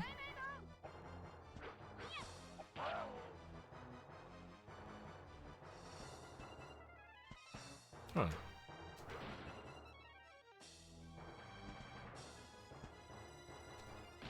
Oh, whoops. Kill me. She's also got Lightning Bolt, and she can cast Lightning Bolt fire. But in between each major chapter, your characters actually level up and gain hit points, and they also gain new spells.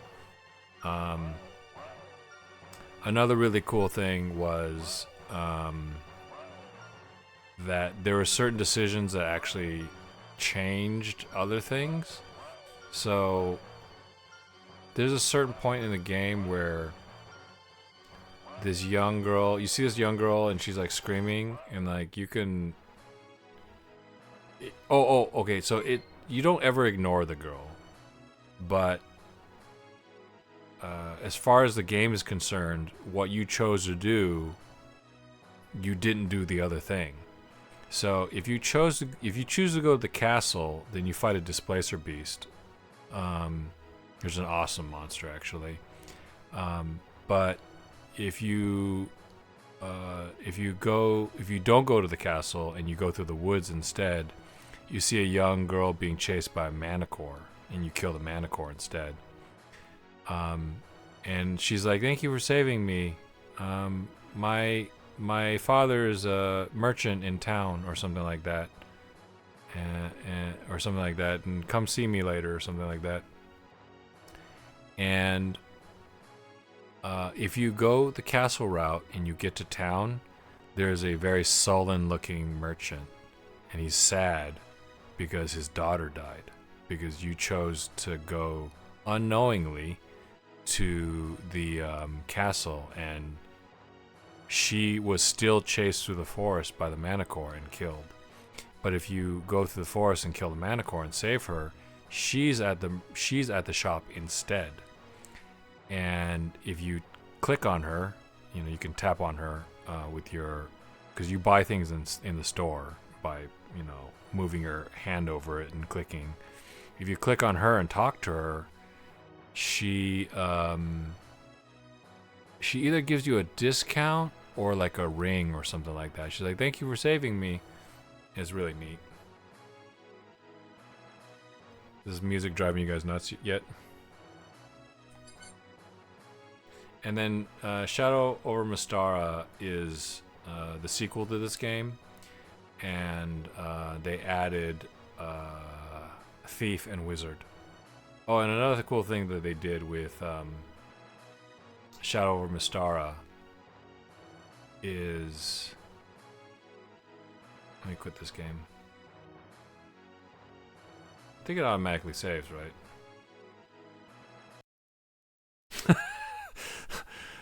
That music loop would drive you insane.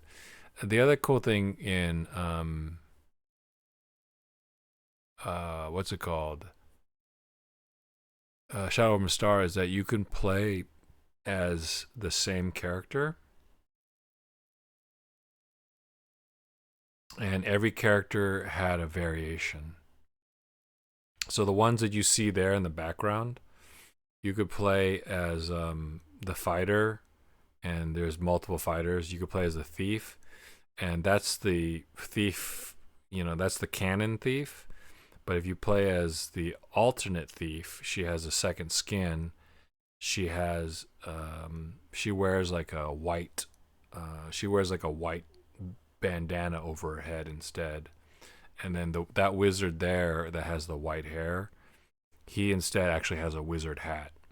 And then the cleric is like a bald cleric, and I forget what the elf is. But then there's two dwarves and everything like that. They did a really good job with the other skins.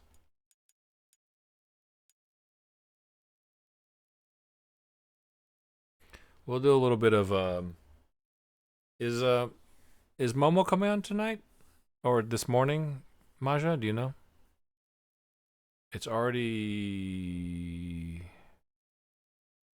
Is she 2 or 3 hours ahead of me? It's 5:17 here. So is it 7 or 8 for her? Oh, she had work in the office? Okay.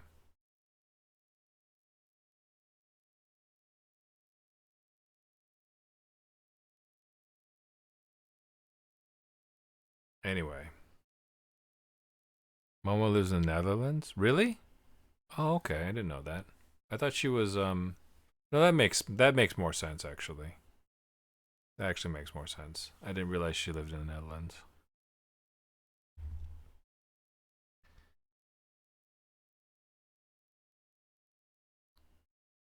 I was trying to guess where she was living based on her dog walk one.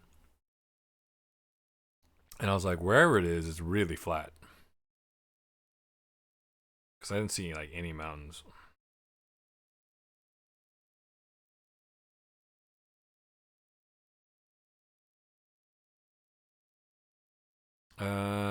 Shoot, I didn't realize it was gonna take so long. This game's only is less than 1.5 gigs. It's kind of a long install until you see the canals. Well, she was walking along an area that I thought could be like some sort of rural Midwest place, because it was like a farm and then like a whole row of trees. I was like, this could be someplace Midwestern U.S., I guess. Well, it's not downloading; it's actually installing. So it is installing on a hard drive as opposed to an SSD.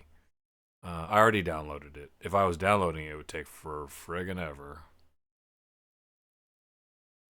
This is going a little bit faster. This is just it trying to install though. I forgot that I had to install them separately. You download an install file, you don't just download the game completely. But it's kind of a neat thing because it keeps it smaller, and also this system also allowed you to download install files for PSP and Vita games and then transfer them over, and then when they're in your PSP or Vita, then you can expand them or install them.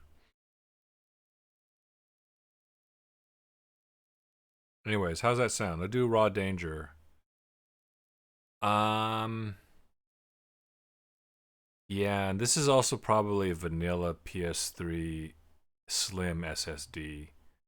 I might have actually gotten a faster one, a larger, faster hard drive for my PS3 Fat, but I'm currently not turning it on because I want to clean it up and reapply the thermal paste, um, which I did once before, but a long time ago. Um, Before I turn it on again because it overheated once. It actually overheated while I was playing Folklore, and that's why I'm on the PS3 Slim. Didn't realize there was a difference. Oh, there might not be live. Um, but you can get any hard. You can get any type of hard drive. That was a any 2.5-inch SATA hard drive, I believe. And you can get a better hard drive, or you can get a less better one. Category is still folklore, by the way. It's fine. I mean, I could just switch it to retro or something. I'll switch it to retro. It's kind of generic, but thank you. I don't know if it'll update for you guys, but it should update for new people till the category trolls show up. And then on one day you'd have to wait for another update install. I actually have this one. Oh, it's not gonna do it because it's on because I'm currently on, but it actually updates every day at 4 a.m. It just turns itself on, and any new saves it uploads to the cloud, and it'll look for PS3 updates, which I think they still occasionally put up. But yeah, I think if the problem is if they rush 10th gen, you're gonna have this weird space. Somebody said this actually. I didn't come up with this, but they're like, you're gonna have this weird situation where you have a game launched simultaneously on PS4, PS5, and PS6. Because like PS4 is still technically supported. Is it? Maybe it's not. I think it is. Can you still make a PS4 game? I don't know. Anyways, almost done. Kilowatt knows this game, but I don't think Liv's ever played it. These are smaller games that I was in Ranwid's stream watching him play what else but Slay the Spire 2. And I was chatting for a while, and then I realized it was almost time to stream, so I pieced out of there, or I put it on. Oh, I was probably watching Ranwid, and he probably rated out to that other person. And then I was like, oh, I'm almost about the time to stream, so I really quickly looked through my PSN store to find some smaller games to download. So Dungeons and Dragons is under half a gig. It was something like 384 megs, and then Dragon's Crown was only a gig and just a little bit over a quarter. I thought it would be a little bit, and I forgot I actually had to install them. No, I just have really odd hours right now.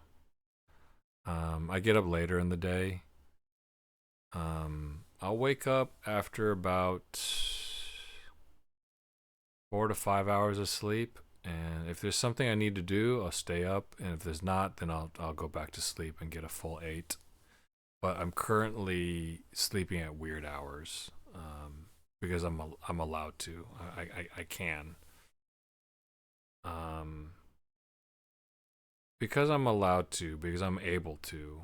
Um, I tend to want to stay up during really odd hours because I like it quiet.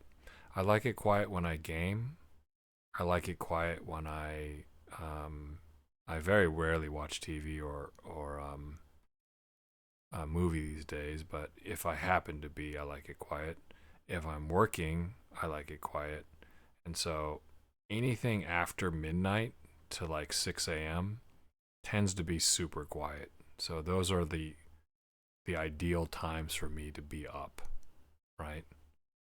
Like I can work in the day, but I can't enjoy myself playing a game until it's night and it's quiet and I don't have any distractions. I do, actually. For my bedroom, I do. And they actually double pretty well to block out heat. So during really hot days, my living room can get really, really warm. Because I don't really have nice curtains in there. And it just doesn't matter because that room gets really hot. Um, but in my bedroom, which is smaller, I have the black. Only recently installed them, specifically due to the last heat wave that we had here in California. Oh, that's completed. And I was really surprised. They work. So one, they block out light incredibly well. So I could sleep during the day, and I sleep with earplugs as well. Um, but it also blocks out the heat really well. If it's stupid hot, then eventually it starts to get really warm in here. But if it's only kind of stupid hot, then it actually helps block out the heat quite a bit. I was supposed to look up what other Tales game I had. I have another Tales game on 360. I forget. Oh, I have Tales of Vesperia. Uh, Killua. If you're still there, that's the one I have on 360. I have a double set. I have blackout everywhere because of street light right outside. Yeah, I'm light does suck, but I'm a little bit better about that. I'm mostly a noise person, and I need to have more quiet. That said, I'm kind of surprised myself. If I'm in a deep sleep, I will definitely not hear a lot of things. But I will put on I put in earplugs, which I don't think is necessarily a good idea to do overnight, but I do it anyways. Uh, and it's mostly because I'm sleeping in a part of the day that a lot of people are waking up and making noise. Um, I don't think I necessarily need them. If I'm already asleep, I think I'm fine. But if I need to get to sleep and it's noisy, it might be a little bit tougher. You never played Vesperia? Okay, I have that on 360. Technically, it's part of my backlog.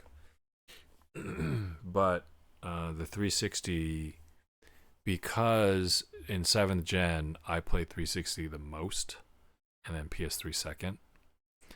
Um, and second by a wide margin. I'm probably going to save 360 stuff for last because I have both a huge library of 360 games and also just a bunch of 360 games that I already played. So it's not technically part of my backlog. But Vesperia is. Okay, Dragon's Crown. Let's do it.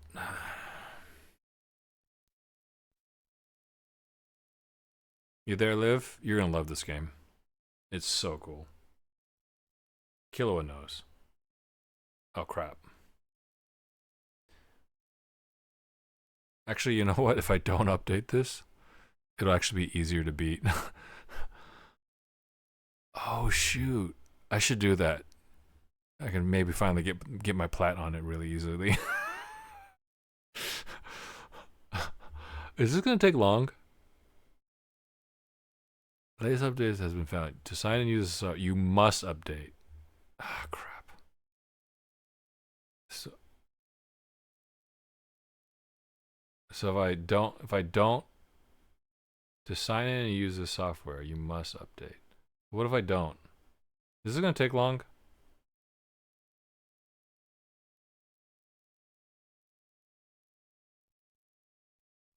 And the music in it is so good. The art in it is amazing. And the music's really good. They say that. So is it a? Wait, is this a PS3 patch? Oh no, it's not. This is still. They nerfed Amazon so hard.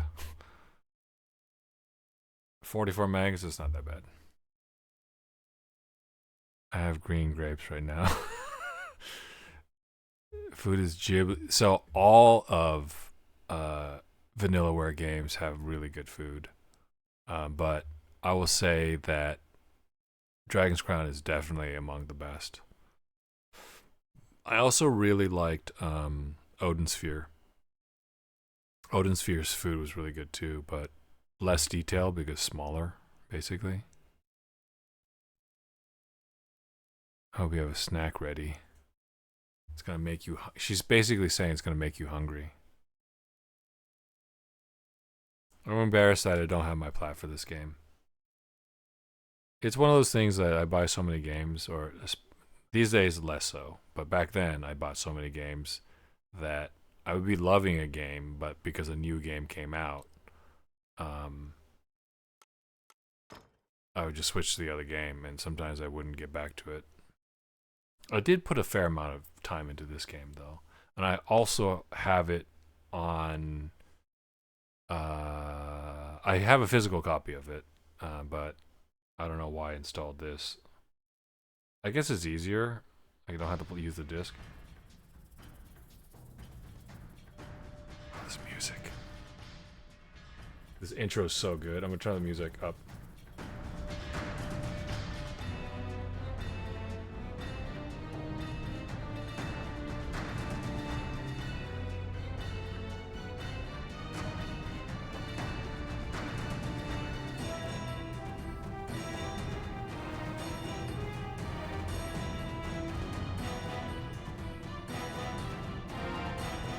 There's Biff draws art.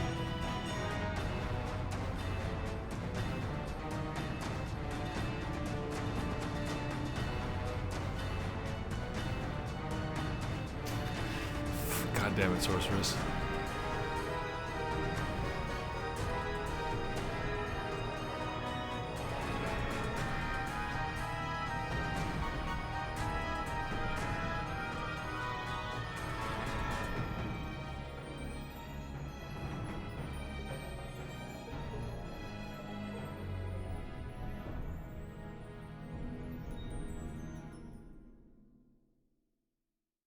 There's the man himself.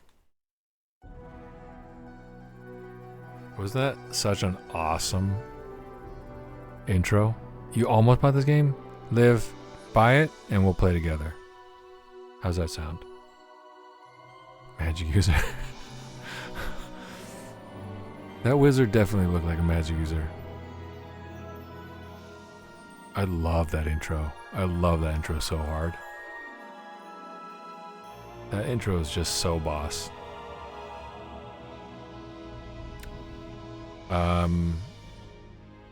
Killua, be prepared to be super jealous. Maybe Biff more so. I don't know. Maybe you also. I have a. It looks like it is a print, but it looks like giclée. I don't know if you know what that is. It looks like a giclée print of the, but it's not, because that would be really expensive, and they had to make a lot of them. I have a print of the Dragon's Crown cast hanging out in a tavern, signed by George Kamatami. He was there at E3 signing full-size prints of the Dragon's Crown art. And that crowd was chomping at the bit. I remember they were kind of mean, and they were mean in a weird way. Base Escape.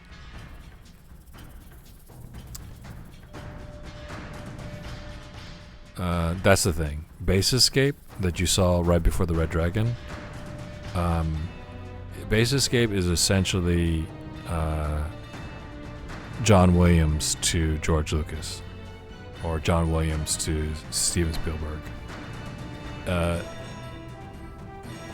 Vanillaware games would not be as iconic and amazing as they are without Base Escape, because Base Escape is the music studio essentially that does all the music for, and they're a separate company, but they do the music. They have a good relationship with Vanillaware, and they do all the music for their games.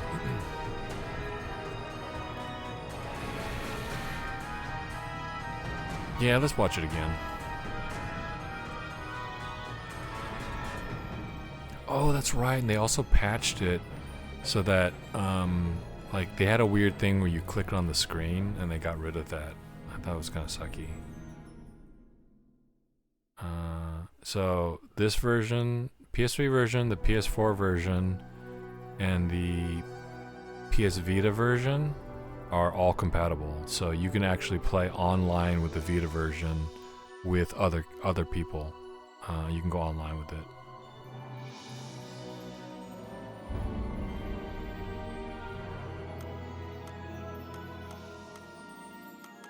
I might actually have a bunch of... You know what?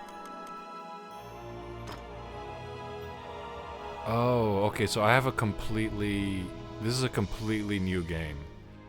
So, I'll go ahead and just start messing around. But what I really should do is... Let me see, do I have this?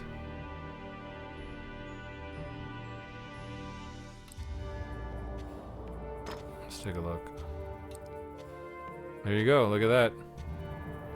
I even named her Moonsilk. Based on my my D&D Tower of Doom character. That's my elf character. So I didn't play a lot of elf. Yeah, this so it has my cross save. So my total play time is actually 97 hours. And the last time I played it was in 2021. And this is Moonsilk, who I never finished beating the game with because I'm an Amazon main.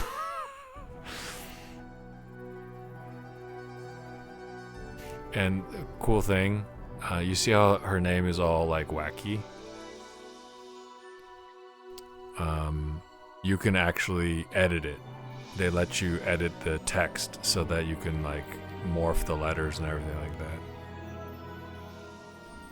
That one was, I don't think I tried very hard on that. But I did a little bit. We'll go ahead and start a fresh game though. I can always add it later. I'll drop this in slot 2, and then later on I'll drop it into slot 1. Hey Maja, thanks so much for dropping by, dude. I'll see you in Momo's channel later. Okay? Have a good night. Yeah, I'm probably gonna wrap up pretty soon, so you're not gonna miss much, Maja. Have a great day at work, dude. So much replayability because of the characters. Exactly. And that's the thing. See, I don't think I ever beat the game as Sorceress. I don't think I ever beat the game as Fighter. I think I beat the game multiple times as Amazon. And I always wanted to play Elf, but like, you know, so many games, and I just sort of moved on. You know what I mean? Fan service is why I decided not to buy it. Oh, you don't like the fan service?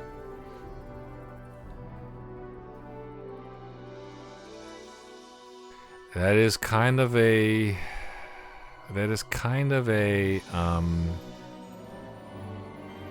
Vanillaware thing. Although they did a little bit, they did pull it back a little bit on their most recent game, which is Unicorn Overlord, which is an amazing name for a game.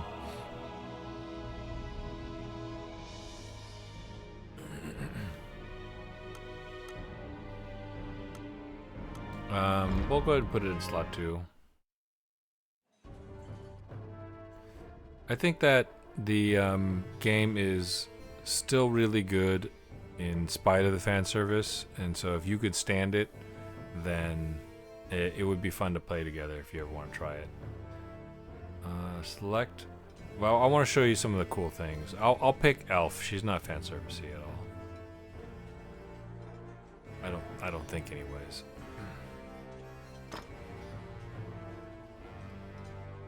Create new. Yeah, and this is straight up. This is straight up. You remember? Welcome to the D&D world. This is basically that. Otherwise, the theme is exactly my kind of game. Oh, my print is this. Killua. This is the print. It's, of course, it's not animated, but this is the print I got, and I still need to. This is a project. 10 years in the making at this point. But I still need to find a really good frame for it, and I was probably just going to bring it to a Frameworks and get a really nice wood frame for it. Select the character. Select the character with L. Well, one more drink. Okay. All right. Fighter. Strength S. Constitution A. Intelligence D. What's MGR? Magic rate?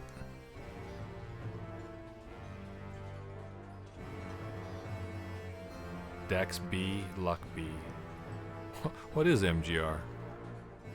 Why wouldn't they just say MAG? Recommended for all players. Indeed. Sorceress, Strength E. I'm ready for this. Okay, so Let's she's go. weak as hell. But Let's her go. MGR Indeed.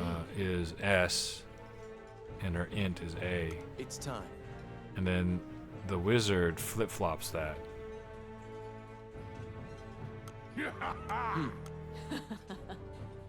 It's Wizard has, I'm gonna guess magic, that's some sort of innate magical ability. Recommended for expert players. He kind of reminds me of Raceland from Dragonlance. Gotta finish my drink. Strength S. So he has the same strength as the fighter, but he also has S Constitution. Recommended for normal players. His rock-solid body and his hammers strike fear into the hearts and bodies of foes. He can also throw opponents and objects. What does Wizard say? A male magician who has mastered a variety of offensive spells. Well then. Sorceress, a witch who controls magical forces at her whim. She has high magic defense. Oh, is that magic resist? It says she has high magic defense and good support magic. So maybe MGR is magic resist. So it's not MA. That's why it's not MAG. Or something. Shall we? Shall we? I'm all ready. One more Get drink. ready. Oh, you could change the voices too.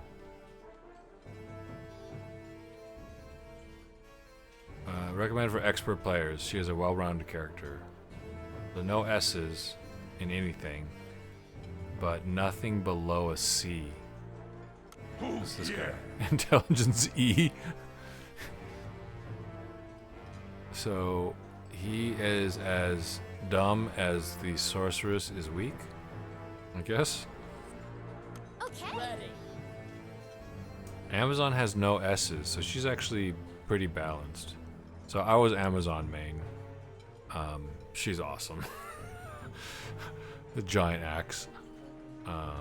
Tough female warrior who wields a mighty axe. Her damage and speed increase the more she attacks. and she's got these crazy ass air combos, and that she can spin in the air. I won't be defeated. Gotta finish my drink. Let's do dwarf. Gotta finish my drink. Oh yeah, see, so you could change their voices too. So their actual voice will be Japanese or English, which is fun. And you could switch these messages around. And when you played multiplayer, when you like appeared in the game, when you appeared in somebody else's game, this message would play. Everybody would see this message play. It's not voice, of course. They would just see the text. My internet is crapping out, so I gotta hop off. Okay, Killua, thanks for hanging out with us. I'm about to wrap up pretty soon. I think everybody's getting tired. I'll catch you in the next one as well. I'm looking forward to you hanging out with you and Biff and his channel when he starts streaming again. But I guess not till after May sometime?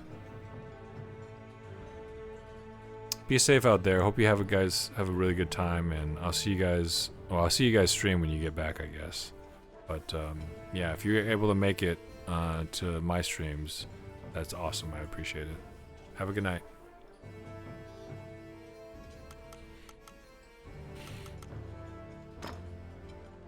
So yeah, not only can you edit the name, you can also, this is fun. You can also, as you can see, modify it. So I can turn his A sideways. I don't know. I think it's neat. And I can make the A wider. Hopefully May. Okay, cool. Have a good night.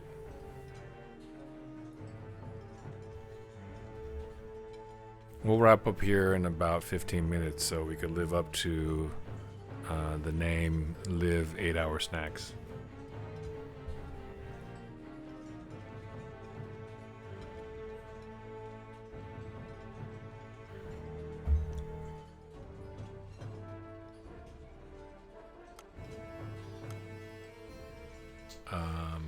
And then this is a different character, right? So I'll make this L wider.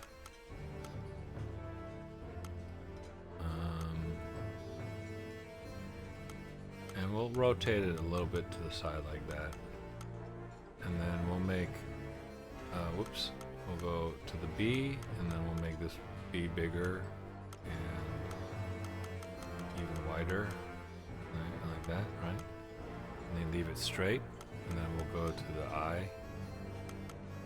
Definitely wider, and then we'll rotate it a little bit this way.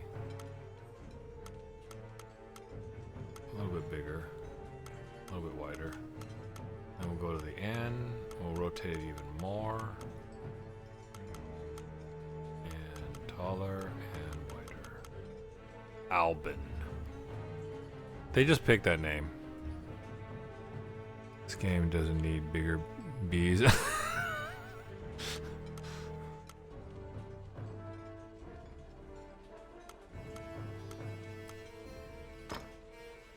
Albin. That doesn't seem quite right. The B is a little bit too big. Oh, you can actually he could actually be slightly you can do different even more customization of the character. A lot of different variations.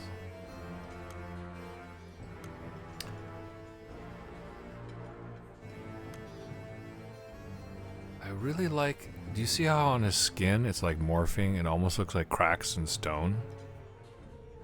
I guess it's probably supposed to be veins, but they're very jagged.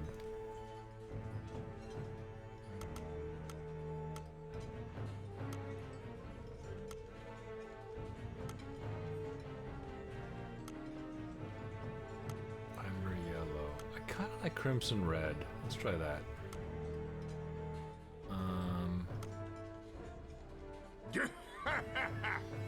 その前にいっぱい。よし、行くぞい。I think read chat more better, Kino. Don't you forget about your tea? Oh no, I got it. I got it earlier. You did remind me, but I didn't get it right away. I got it later though, and I came back and I said the tea was, thankfully, the water was still hot. Although I ignored it for a little bit, so it's lukewarm now.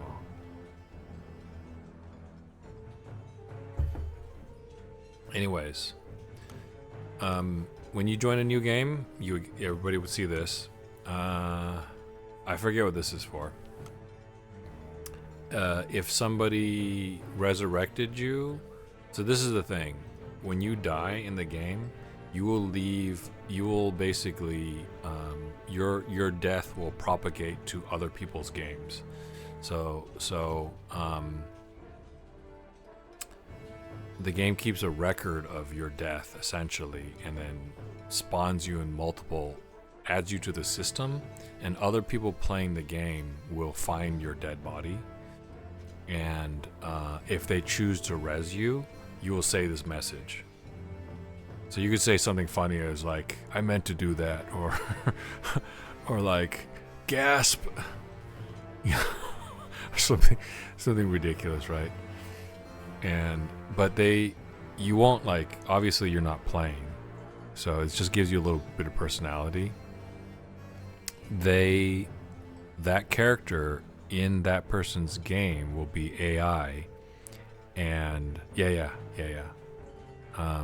that person in your character in that person's game will be controlled by AI, but it will have all your gear, and it'll be at the level that you died at. So as long as people keep playing, they probably have a system for, like, when people stop playing, they just keep, adding it in, and just looping other ones. And sometimes, I think if you're offline, you get generic characters that aren't other players. And then I think this is like when you die, you'll say a thing. Also, everybody will see it because there's no voice chat in the game. It will be Albin, and he's got his different stuff there: his hit points, his strength, intelligence, constitution, magic resist, dexterity, and luck. A long time ago, there was a magazine called Dragon Magazine, and it was the official magazine for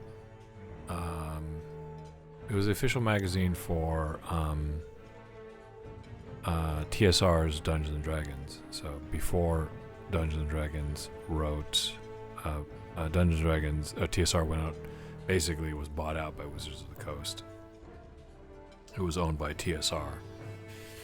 So if you see really old games with Dungeons and Dragons license, you'll see TSR on it, because this is pre-Wizards. When Magic the Gathering came out, Magic the Gathering did a real number to Dungeons and Dragons because it was so insanely popular that even at role-playing game conventions, yeah, they had those back then, people were not showing up to their games because they were playing Magic the Gathering. Oh, you knew TSR though. Okay. Sorry, I have to mansplain everything. I apologize. What was I going to say though?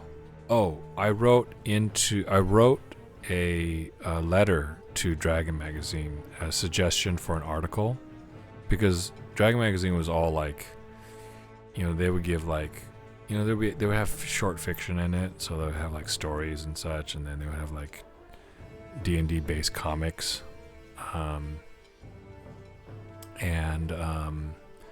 they would have like different types of rule suggestions, you know what I mean, like variations, and how to DM better, how to roleplay better, or something like that. And so I thought it was within the scope of the magazine I suggested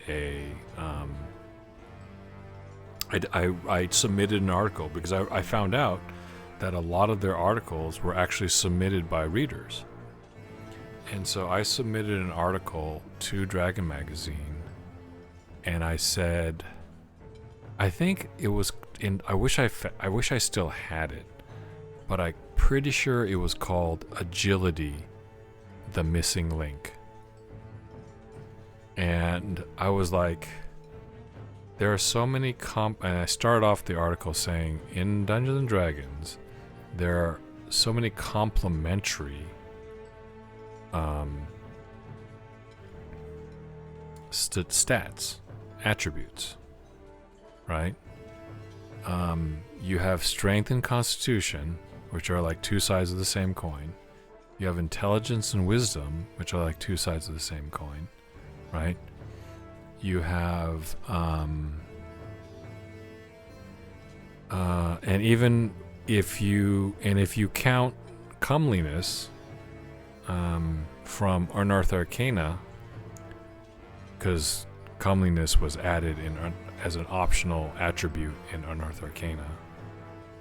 If we include comeliness from, so how attractive you are, if we include comeliness from Unearthed Arcana, you have charisma and comeliness. They're all like two sides of the same coin, right? Strong, healthy, intelligent, wise, beautiful, or ugly, and charming, right? And dexterity stands alone. And dexterity, I argued, basically covered far too much. Is a stat that covered way too much, because it both covered how good you were with your hands and how good you were with your feet. You know what I mean? And I felt like those were two different things, right? And so I basically, with agility, I suggested splitting, because to me, so here's the thing, 5th edition, and tell me if I'm wrong, and 5th edition, I'm gonna guess, change the rules to a point where they balance the attributes better. Because basically, imagine this. Imagine if strength affected both your hit points and how much damage you did. That was dexterity. Because dexterity affected what was known back then as armor class. I don't know if armor class still exists, to be honest. But how difficult you were to hit, but also how good you were with ranged weapons. Any ranged weapon. And I just felt like it was kind of a super stat, because ranged weapons were extremely effective in Dungeons and Dragons. And so if you had an 18 dex, you can totally destroy people with ranged weapons, and you were super hard to hit. Strength is melee. And so I felt like too many times people just focus on dexterity because it was like a super stat. And so all it was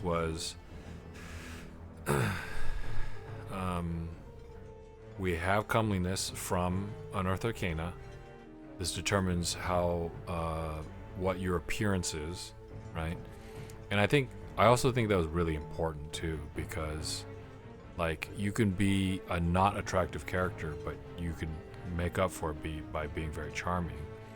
And then you could also be a beautiful character, but also be incredibly not charming. Which, you know, more often than not, that's actually the case. And it's the rare person that actually has both, right? That is both very attractive and very charismatic. So I was just like, yeah, let's just split it. So agility affects armor class, and dexterity affects range attacks, essentially. And there was more to it, and it was like it'd be like a 2 or 3 page article tops, maybe just 2 pages. And it wasn't accepted, but the person sent it back to me and replied, and he said, "You make really good points." But I think what he was kind of implying, or whatever they was kind of implying, was it might have been too controversial, because it's like you're changing the rules of D&D. And so, because they worked for TSR, right? And all I remember was like, you make some really good points, and I think this is a good article. We're gonna choose to not go with it at this time. And I was like, that would have been so awesome. That would have been so awesome, because I would be so much street cred. I would have had so much street cred. I'd be like, dude, I published an article in Dragon Magazine. That would have been really fun. Yeah. My whole life has been really geek nerd stuff. Anyways, let's do a little bit of this game, and I'll show you some of the cool stuff about it, and then we'll call it. You seated yourselves and called for a stein of the finest mead. Your partner, Rani, is in a particularly good mood. So, yeah, I'm fortunately / unfortunately. So there's a dungeon master. Hey, Grub. Thanks for dropping by, dude. It's super early, isn't it? Is it 8 o'clock over there? Wait, Ohio is Eastern. So it's 9.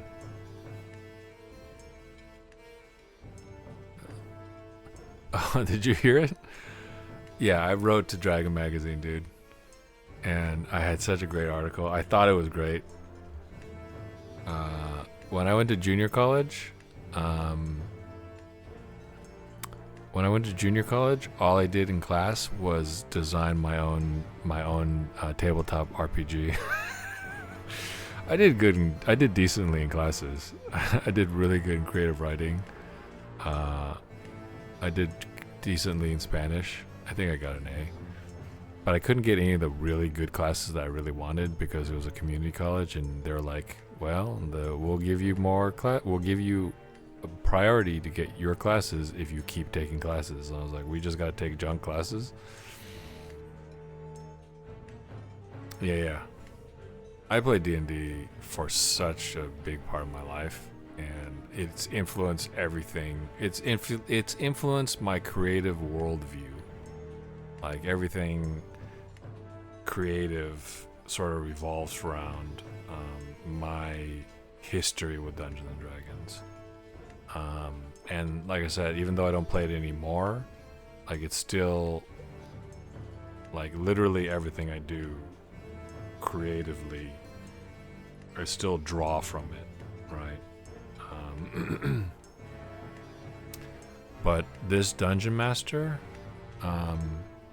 like, he narrates everything that you do. I'm trying to convince Liv to pick up Dragon's Crown and play with me.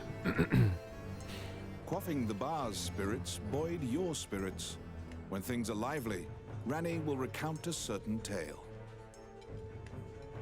You were an adventurer, just starting out, and didn't know right from left. It was then that you first met.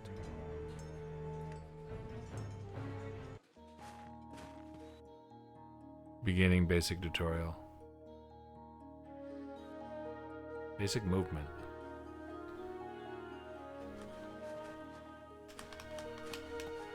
Dash. Hold down square while moving. Evade with R1. He just turns into a ball.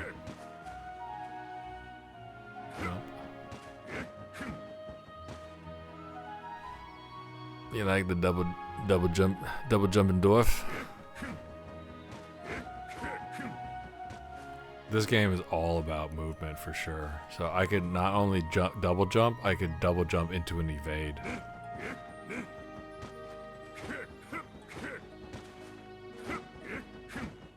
And I could jump to evade to jump.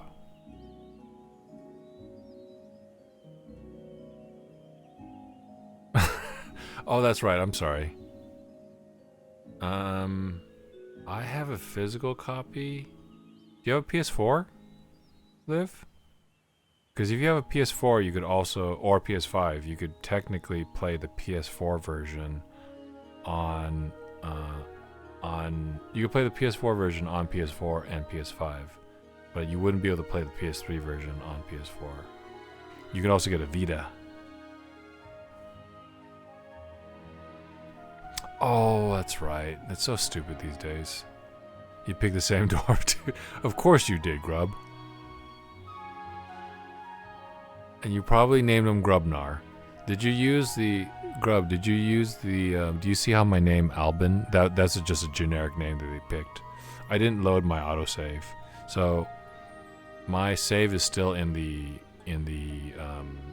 cloud. So I actually have a save with almost 100 hours of this game, but I just quickly picked the dwarf.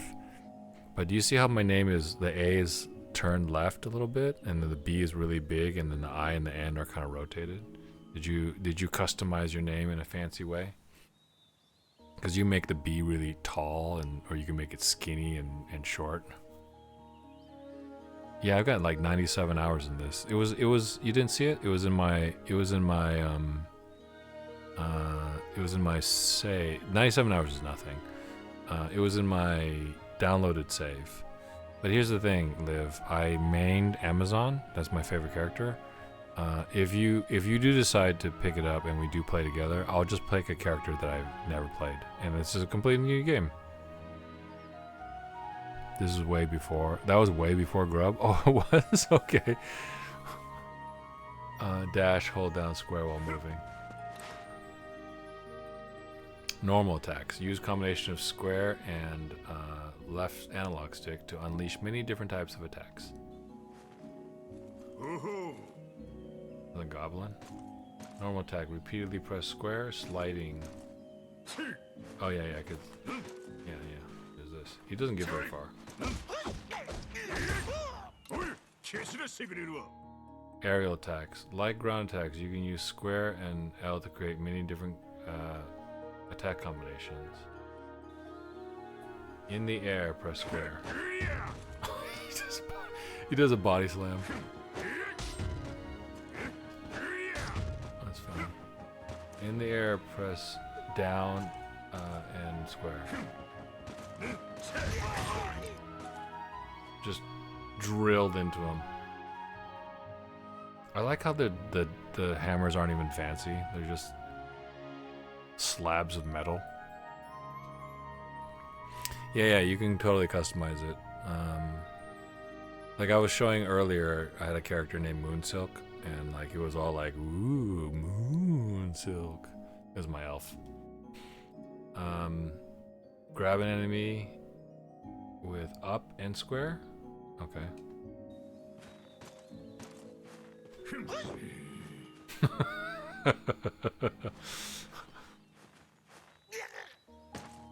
Bounces him off the side of the wall.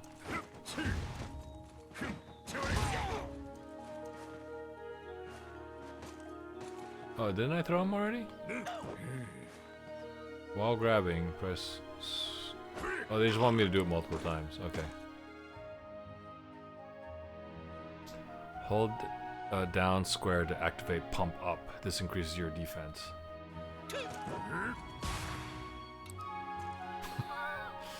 Press circle for power smash.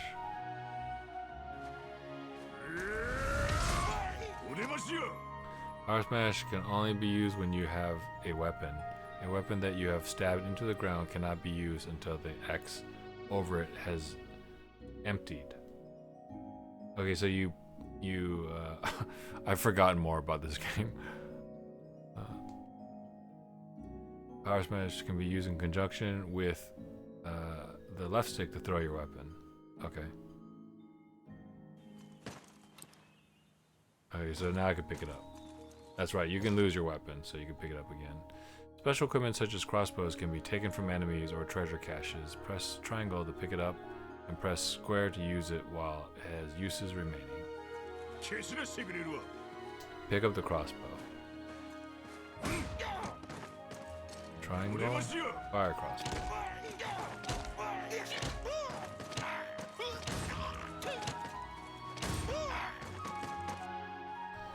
Items in your item slots can be selected with D-pad, left and right, and up and down. Is that what it's trying to tell me? Let me turn down the... My voice is getting quieter at night, so I'm also going to turn down the game a little bit.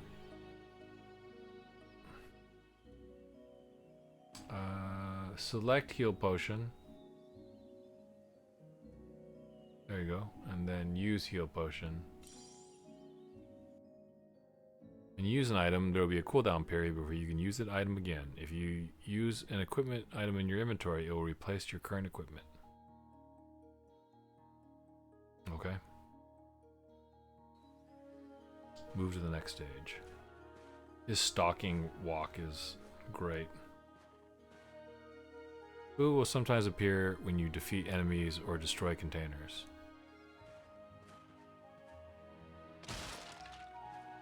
Pick up apple. Once you have obtained food, you will begin eating it automatically once you stop moving and attacking. Eating food will restore up to 150% of your max health. I always thought that was a pretty good feature. I like the way they did that. Actually, that you auto-eat. Shall I open that door for you? The rogue Ranny inquired, after appearing from out of nowhere. He thought that it would be a simple matter to take advantage of your naivete and pocket some coin. The door is locked, but you can order Ranny the Rogue to open it for you. Move your finger over the door. Move finger cursor over the door.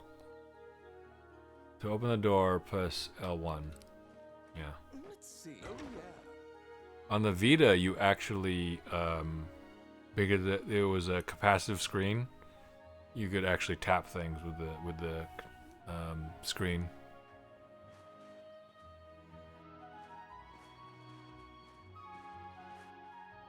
You can ask Randy the Rogue to open treasure chests for you. Okay. It's my turn. Simple.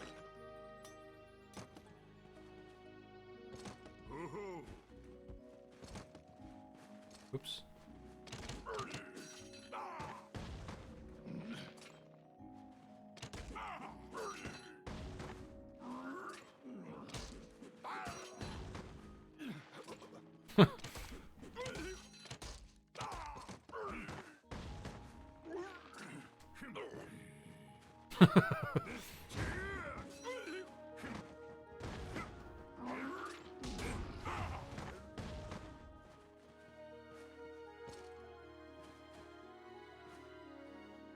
This ends the basic tutorial.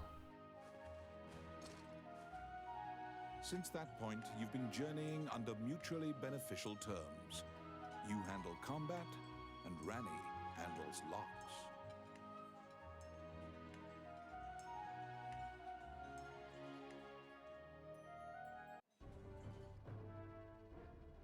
You can leave tavern to go into town.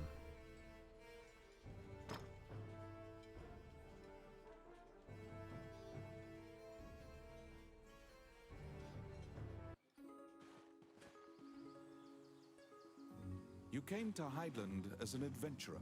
Like many of your fellows, you strove to challenge the dangerous labyrinths here.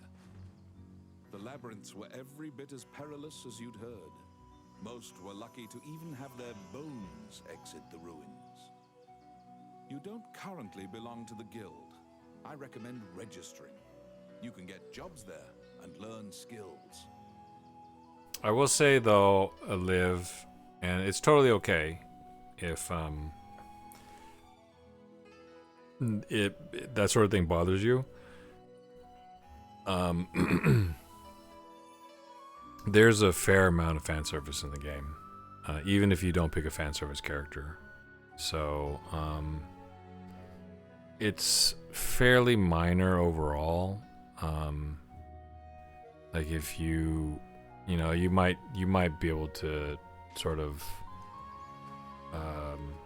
it's kind of unavoidable, but I would say it's spread out pretty good, but it happens a lot. Sorry, it doesn't happen a lot. It's spread out and there's a fair amount of it. I can't go in here right now, but the sorceress is fan service. Sorry, not the mystical woman down this alley is fan service. And then when you, I don't think any of the monsters are fan service, so that's good. So monsters are pretty straightforward. Maybe the Medusa is, but like she's one boss in so many different bosses, and you'll also potentially get a lot of when you finish certain things, you'll unlock art, and it's a lot of fan service in there as well. So it kind of depends on your appetite for it, I think. Oh, I can't go back in. They want me to go to the Adventurers Guild. The guy with the food, you can knock him over by attacking him. But there's this gal that like carries a jug that every single time you attack her, she dodges it. Clad in full armor, the Guildmaster, Samuel Joseph, stands in the center of the guild hall like a statue. He appraises you with a look and dismissively states that only worthless adventurers leave their equipment in disrepair. Your travels thus far have left your equipment positively thrashed. You resolve to rectify that before returning. The Guildmaster directs you to Morgan's Magic Item Shop. The Morgan magician is even able to repair magical equipment. The game has a decent end game. To be deemed worthy by the Adventurers Guild, you must first repair your broken equipment. You can't So here's Morgan. I'm sorry. Morgan Lisley, shopkeeper and witch, welcomes you to her establishment. There is no objects repair which does not fall under her purview. From ornate magic staves, You go to her to repair gear, and also, I believe, restore charges to items that use up charges. May I help you? What would you like?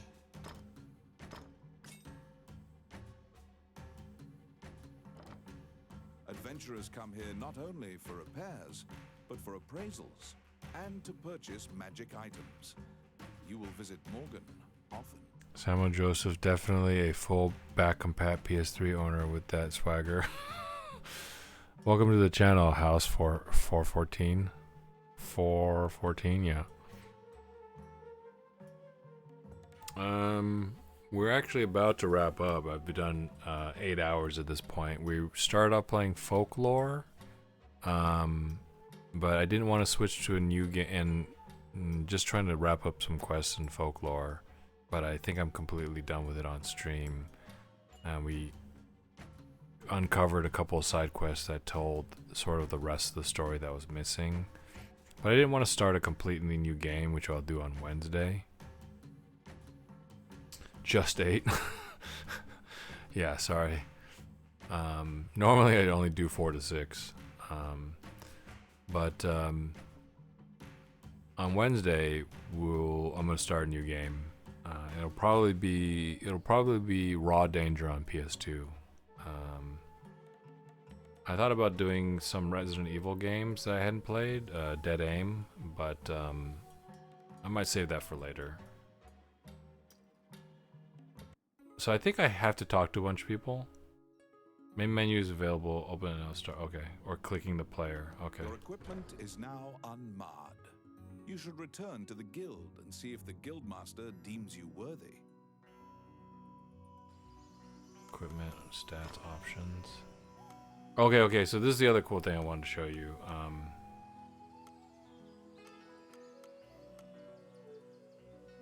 Oh, I can't. I don't think I can do it here. That's weird. Oh, you might have to download it. You came up with my PS3 search? Oh, awesome. So I actually this is the first PS3 game that I played on this channel. I know. I hope it's not. I hope you don't feel like it's false advertising. On Mondays and Wednesdays, I basically decided I want to play through my physical retro back catalog, of which I have several hundred games. And sorry, I whistled there with my and so on PS3 I have roughly 75 games, and my PS1 I have roughly 75 games, and on PS2 I have roughly 150 games. So between PS1, PS2, and PS3, about 300 games. Now I won't be playing all of them because I'm only playing the ones that I previously have not completed. So I have Silent Hill, but I'm not gonna play it because the goal is to get through the back catalog of games that I haven't beat.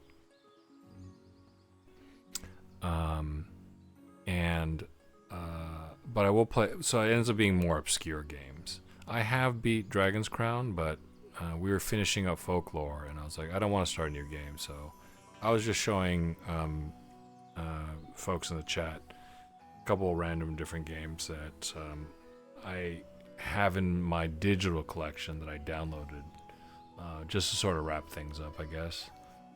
But Liv, what I wanted to show you here was you can actually change the narrator, and I think the narrator could be literally any of the major voices, but I might not have downloaded the DLC for it, even though I own it,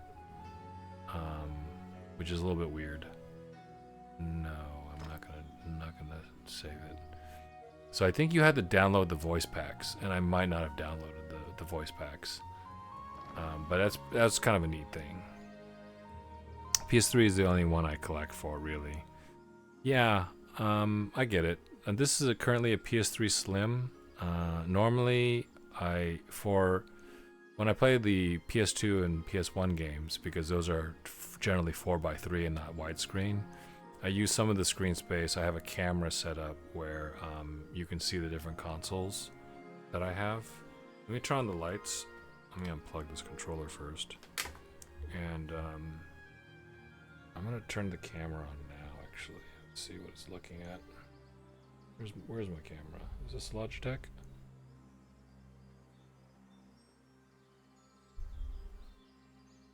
Okay, it's completely dark in the room. Let me turn on the light.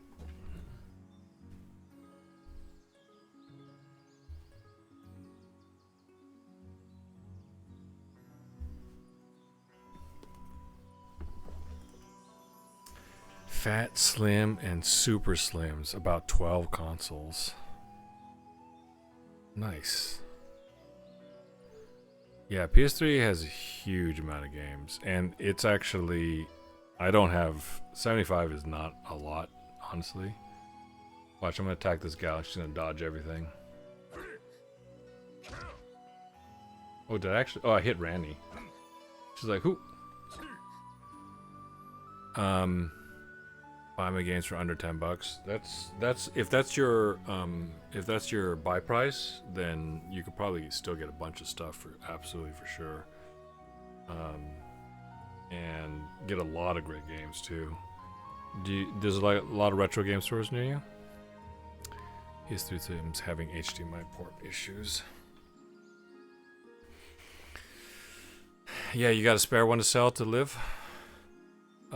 So that camera image right now is that is my secondhand PS2 Slim, sitting on top of my which I'm not original owner of, sitting on top of my original PS2 Fat, and then that's my PS3 $599 US edition. So that's the fully backwards compatible, hardware backwards compatible for PS2 and PS1. It needs a little bit of maintenance. When I was playing Folklore on it, when I started about 2 months ago, I'm going to say at this point, it actually overheated. So I switched to my PS3 Slim, which is not currently on camera. And then that's my PS1. I'm also not original owner on that.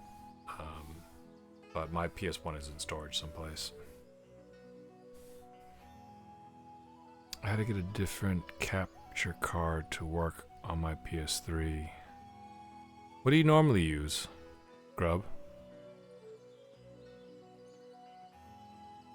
Look on Facebook. I got 3 PS3 on Marketplace for free. What? I got this PS3 Slim for I think $90 with all the cables and controllers.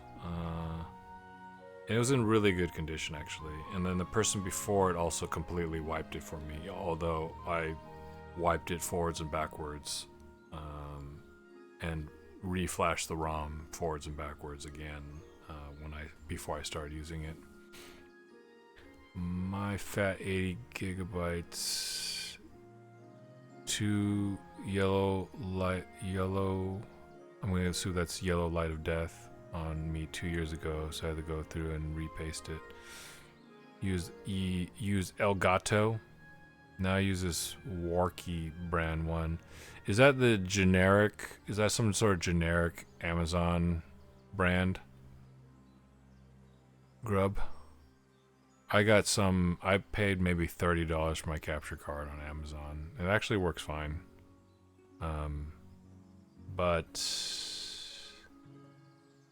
there was a reason why I think I might want to get a nicer one, but for right now this is fine, actually. So I run my PS3 through it, but my PS2, my older consoles, non-HDMI ones, I run through the RetroTink, and then that runs through the capture card. But I'm actually playing, you can't see it, but you can see the shadow of it, but I have a 55-inch LCD TV that I play directly on. But I split the HDMI cable, I split the HDMI signal. One goes to my TV and one goes to the capture card, and the capture card is plugged into the PC. I just use a UVC USB capture card and works great for everything I throw at it. Yep, lol, Dan recommended it. Exactly, it was like $30 and it works fine. Yeah, that's what I paid. That's what I paid when I was like, do I want to stream? I don't want to pay like $200. You know what I mean? That's a good price. I don't want to pay $200 for or $150 for a capture for a nice one. So I decided to start out with like a cheaper one and just see if I would enjoy it, and it seems to be working out fine for the most part. He waits for his son to catch up with the big ass wine bottle. I thought he was gonna keep going. Oh, there you go. And then he goes.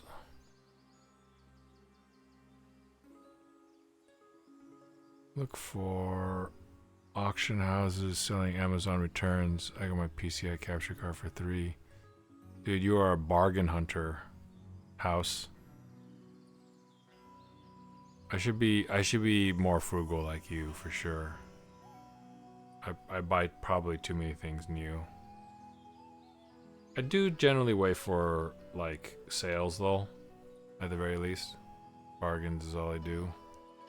Yeah, sometimes I watch certain guys on YouTube like buy a big lot of used consoles, and it's kind of like a surprise grab bag, and you know, sometimes it's a lot of crap and it's just a bunch of Wiis or something like that, but occasionally he'll get some good stuff. Nice. Just checking out the deals.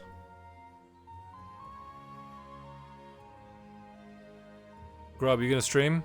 I was thinking about raiding out if you want to stream.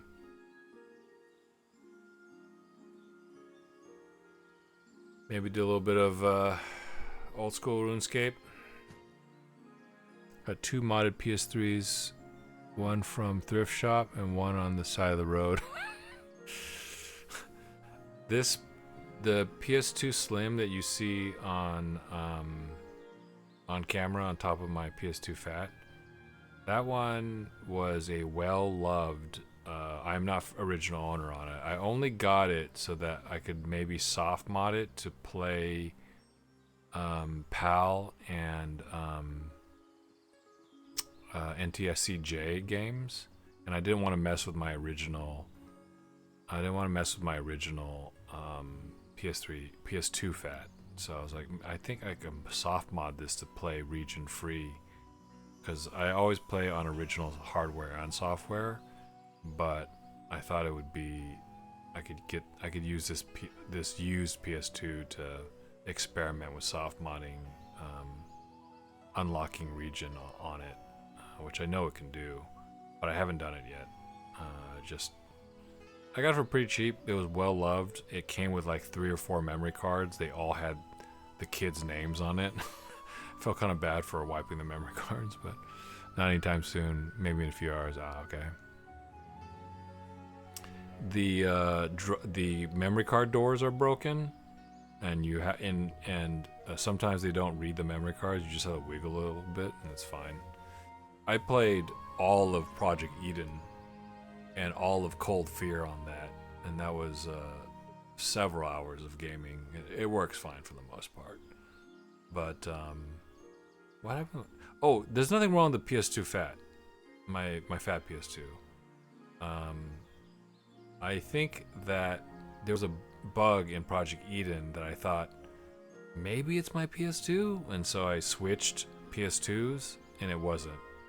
It was a bug, but it was something that I could avoid once I actually figured it out. Unfortunately, I figured it out about halfway through my playthrough.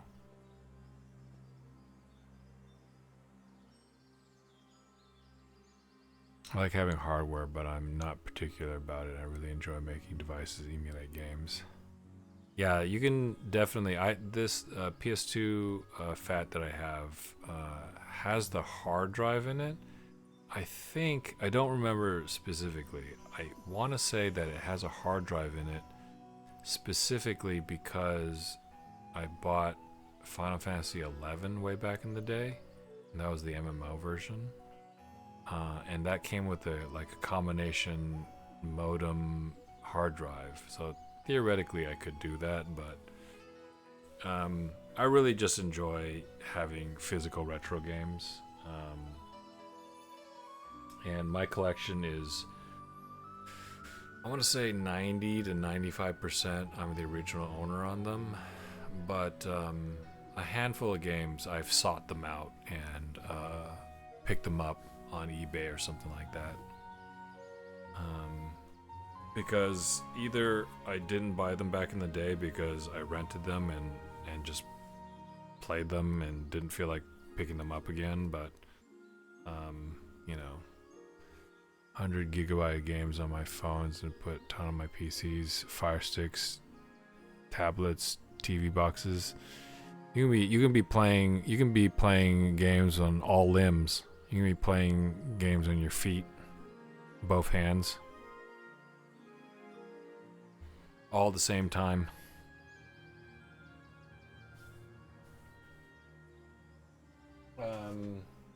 Yeah, there's a bunch of games that I picked up, I played back in the day that, how did this get damaged? Oh, it's not that damaged. It's just kind of warped a little bit. Because I played them and rented them and never owned them, and when I finally got my own PlayStation, didn't feel the need to pick up those games again, and now I regret it because they're super valuable, and if I just paid $30 for them back in the day, then I would have a collector's item more or less. Yeah, I like the Fire Stick because it's super portable and a clean image. Nice. You can just plug a controller and you can plug it into any PC or TV and just start gaming. Alrighty. sorry to House because I'm gonna stop the stream, but if you're wanna talk more retro games and consoles, I'll be back on Wednesday. I'm gonna start a new game on PS2, and I think I've chose to do Raw Danger. That is Disaster Report 2. I am original owner on this, and I did play a little bit of it back in the day, but I never completed it, so that qualifies as a game that I need to complete on my physical retro back catalog, or the stack, as it were. You're welcome, Liv. Thanks so much for hanging out. You've been in here for like 6.5 hours, maybe longer, and I appreciate it. Thanks for hanging out, Grub. House, awesome meeting you. I'll be playing again streaming again on Wednesday, and that'll be Raw Danger on PS2. So that'll be original hardware. I'll probably switch back to my PS2 Fat, and I'll be running it through the RetroTink 5X Pro. So it'll be upscaled, very clean, 1080p image. Can't even type anymore. And to answer your question, yes, I have a few retro shops. One is super awesome, tons and tons of everything retro: movies, games, consoles, books, music. Do you live in California? I'm always on the lookout for that. I'm actually going to go to a swap meet, I think, where I'm at. Maybe Saturday? I just need to make sure I get my tires checked before I check it out, because my neighbor was like, your tire looks a little bit flat. London, Ontario, Canada. Nice. Too far from me. Liv is Canadian, though.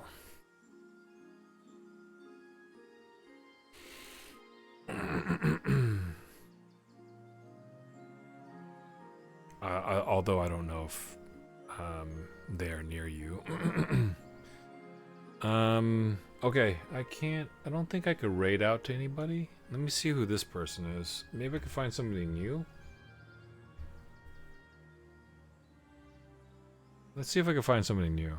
Disaster Report was a funny game. Grub, I promise you, Disaster Report 2 is going to be funnier. I think they really started to lean into it even more. I'm working my way towards... Oh, and I picked up Disaster Report 3 on my PSP, which I'll probably play off stream because my PSP 1000 doesn't have an out. One of these days, if I get a PSP 3000, which is what I want, maybe I could stream it. Unfortunately, I'm not emulating it, so it is just going to be in Japanese, so that's why I probably wouldn't stream it. But I'm working my way towards Disaster Report 4, which I have on PS4, and I played the demo of it. It's friggin' hilarious. I should have kept my PSP. Yeah, I still have my PSP 1000. I'm original owner on it. It's still in good condition, gotta say. But I take care of my stuff, so let's try finding somebody who's playing that's just got some good vibes. Anyways, this camera's kind of boring, so I'm gonna turn it off. It's just pointing at my consoles.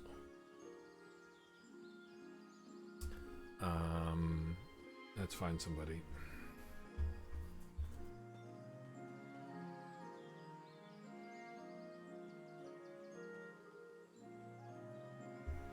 Let's see what the RAID computer... I had mine for a weekend and returned it to buy a car instead. Well, I think maybe the car was probably the more important purchase. So, no regrets.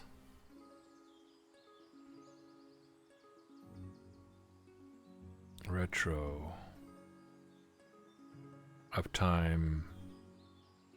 Let's see.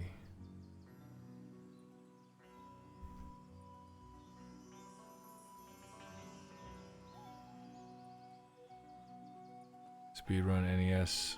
Speedruns NES shovelware? Okay.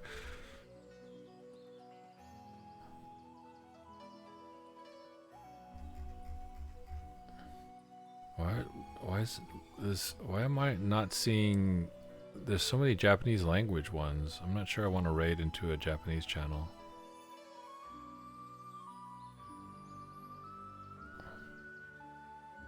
Oops. Important is debatable.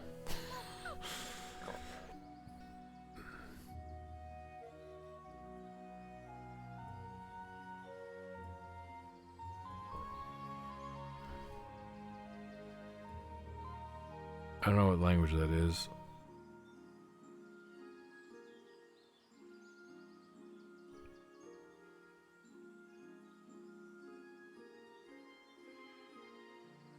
PC Engine?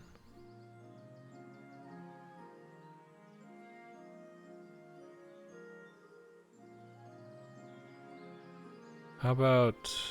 Let me take a look at this really quick. This guy's playing PC Engine games. And, I've been watching a YouTube channel talking about PC Engine games, so think that might be fun. Take a look really quick.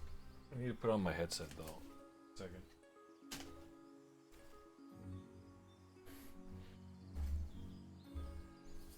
Oh, is he even on? Did he just leave?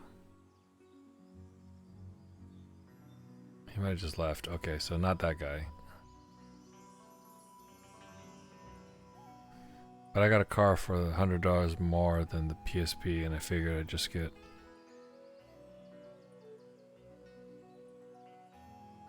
another, and then I got into RC and never really got back to the PS2, PSP. Ah, okay. Well, you know. RC sounds fun. Sorry, let me focus on trying to raid us out. I know that's late for some people.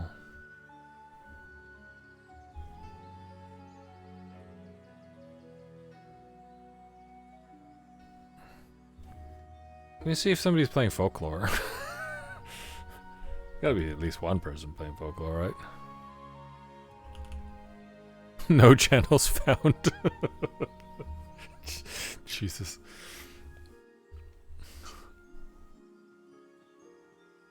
Okay. By category? Oh wait, let's see. Okay, nobody's playing Folklore. What the hell? Let's see if anybody's playing Overblood.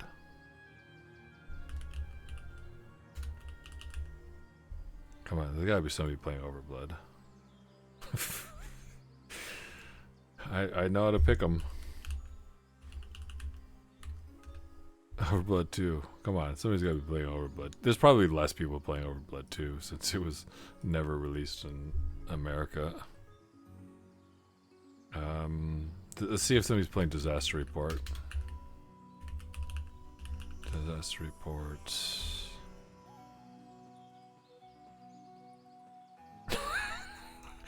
Why doesn't anybody like the games I like? What is going on?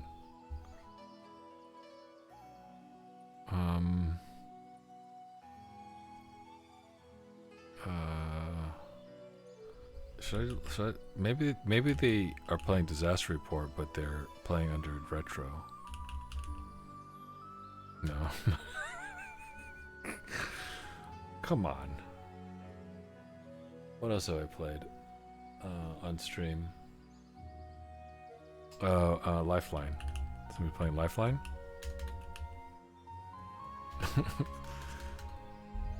Come on, Twitch. Literally no one's playing the games I'm playing, apparently. Oh my god. Oh my goodness. Covert Ops Nuclear Dawn.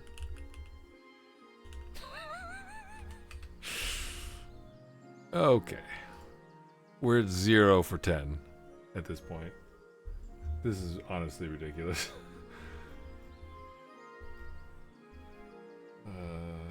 Martian Gothic Reunification. There's gotta be somebody playing Martian Gothic.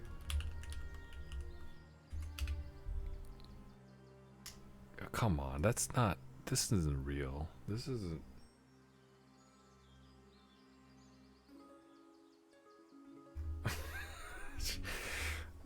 Okay. So I take it you're into the RPGs? I haven't played any RPGs on stream actually.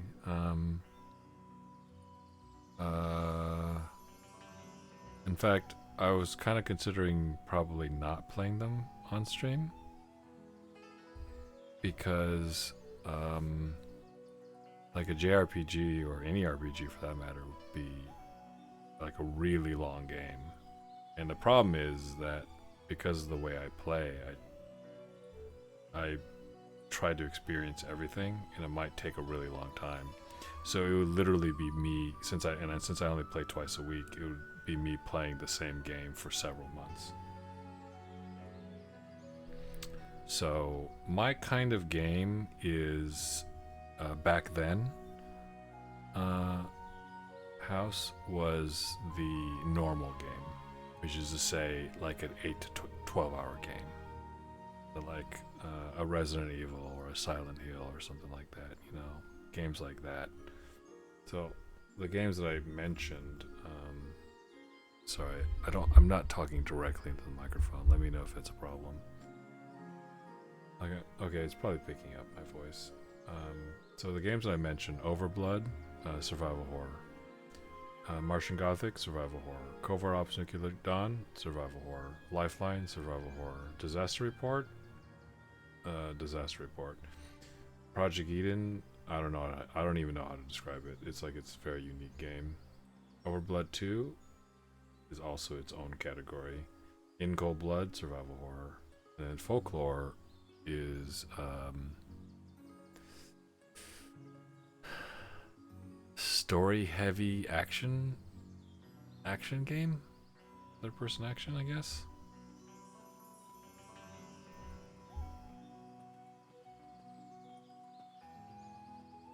Eight to 12 hours is a snack, it's true, but I would take on stream, I would probably take about 20 hours to beat that live.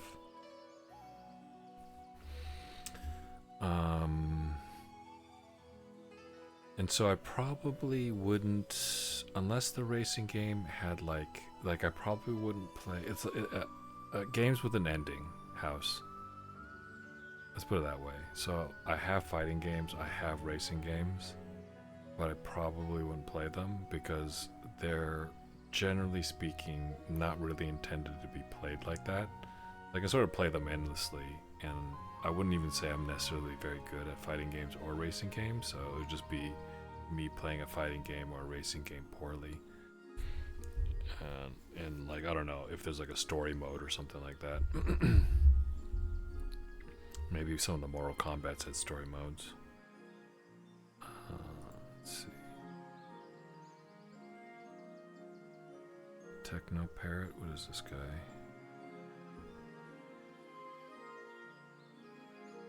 This guy's playing Quicks. That's wild. I think it's pronounced Quicks. Oh, hey! This guy's playing Drakon Ancient Gates. I love that game.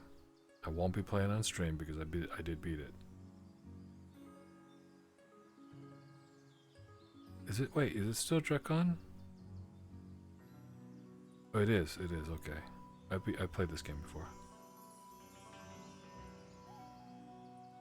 Okay, guys, I'm gonna raid out to this guy playing Drakon Ancient Gates. You'll like this one. You'll like this one, Grub. 30 hours of Liv chats my face off. 100%. Don't worry about it, Liv. You make the stream more fun for me, for sure. Let me mute his stream really quick so I can catch up on chat really quick before I get going. I get it. I get it. I enjoy story. I have a few hundred hours in my racing games. Once I got into VR, better gear for my Sims, and it was a world of difference.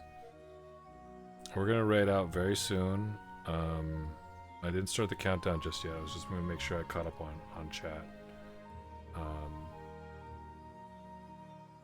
But yeah, this is a fun game. I think you'd actually enjoy it, Grub.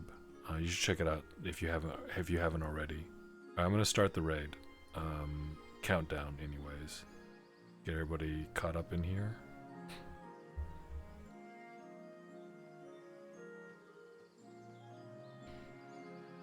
Thanks so much, everybody, for hanging out and putting up with my random rants about the game industry and the delaying of 10th generation. And random stories about Dungeons and Dragons and Dragon Magazine.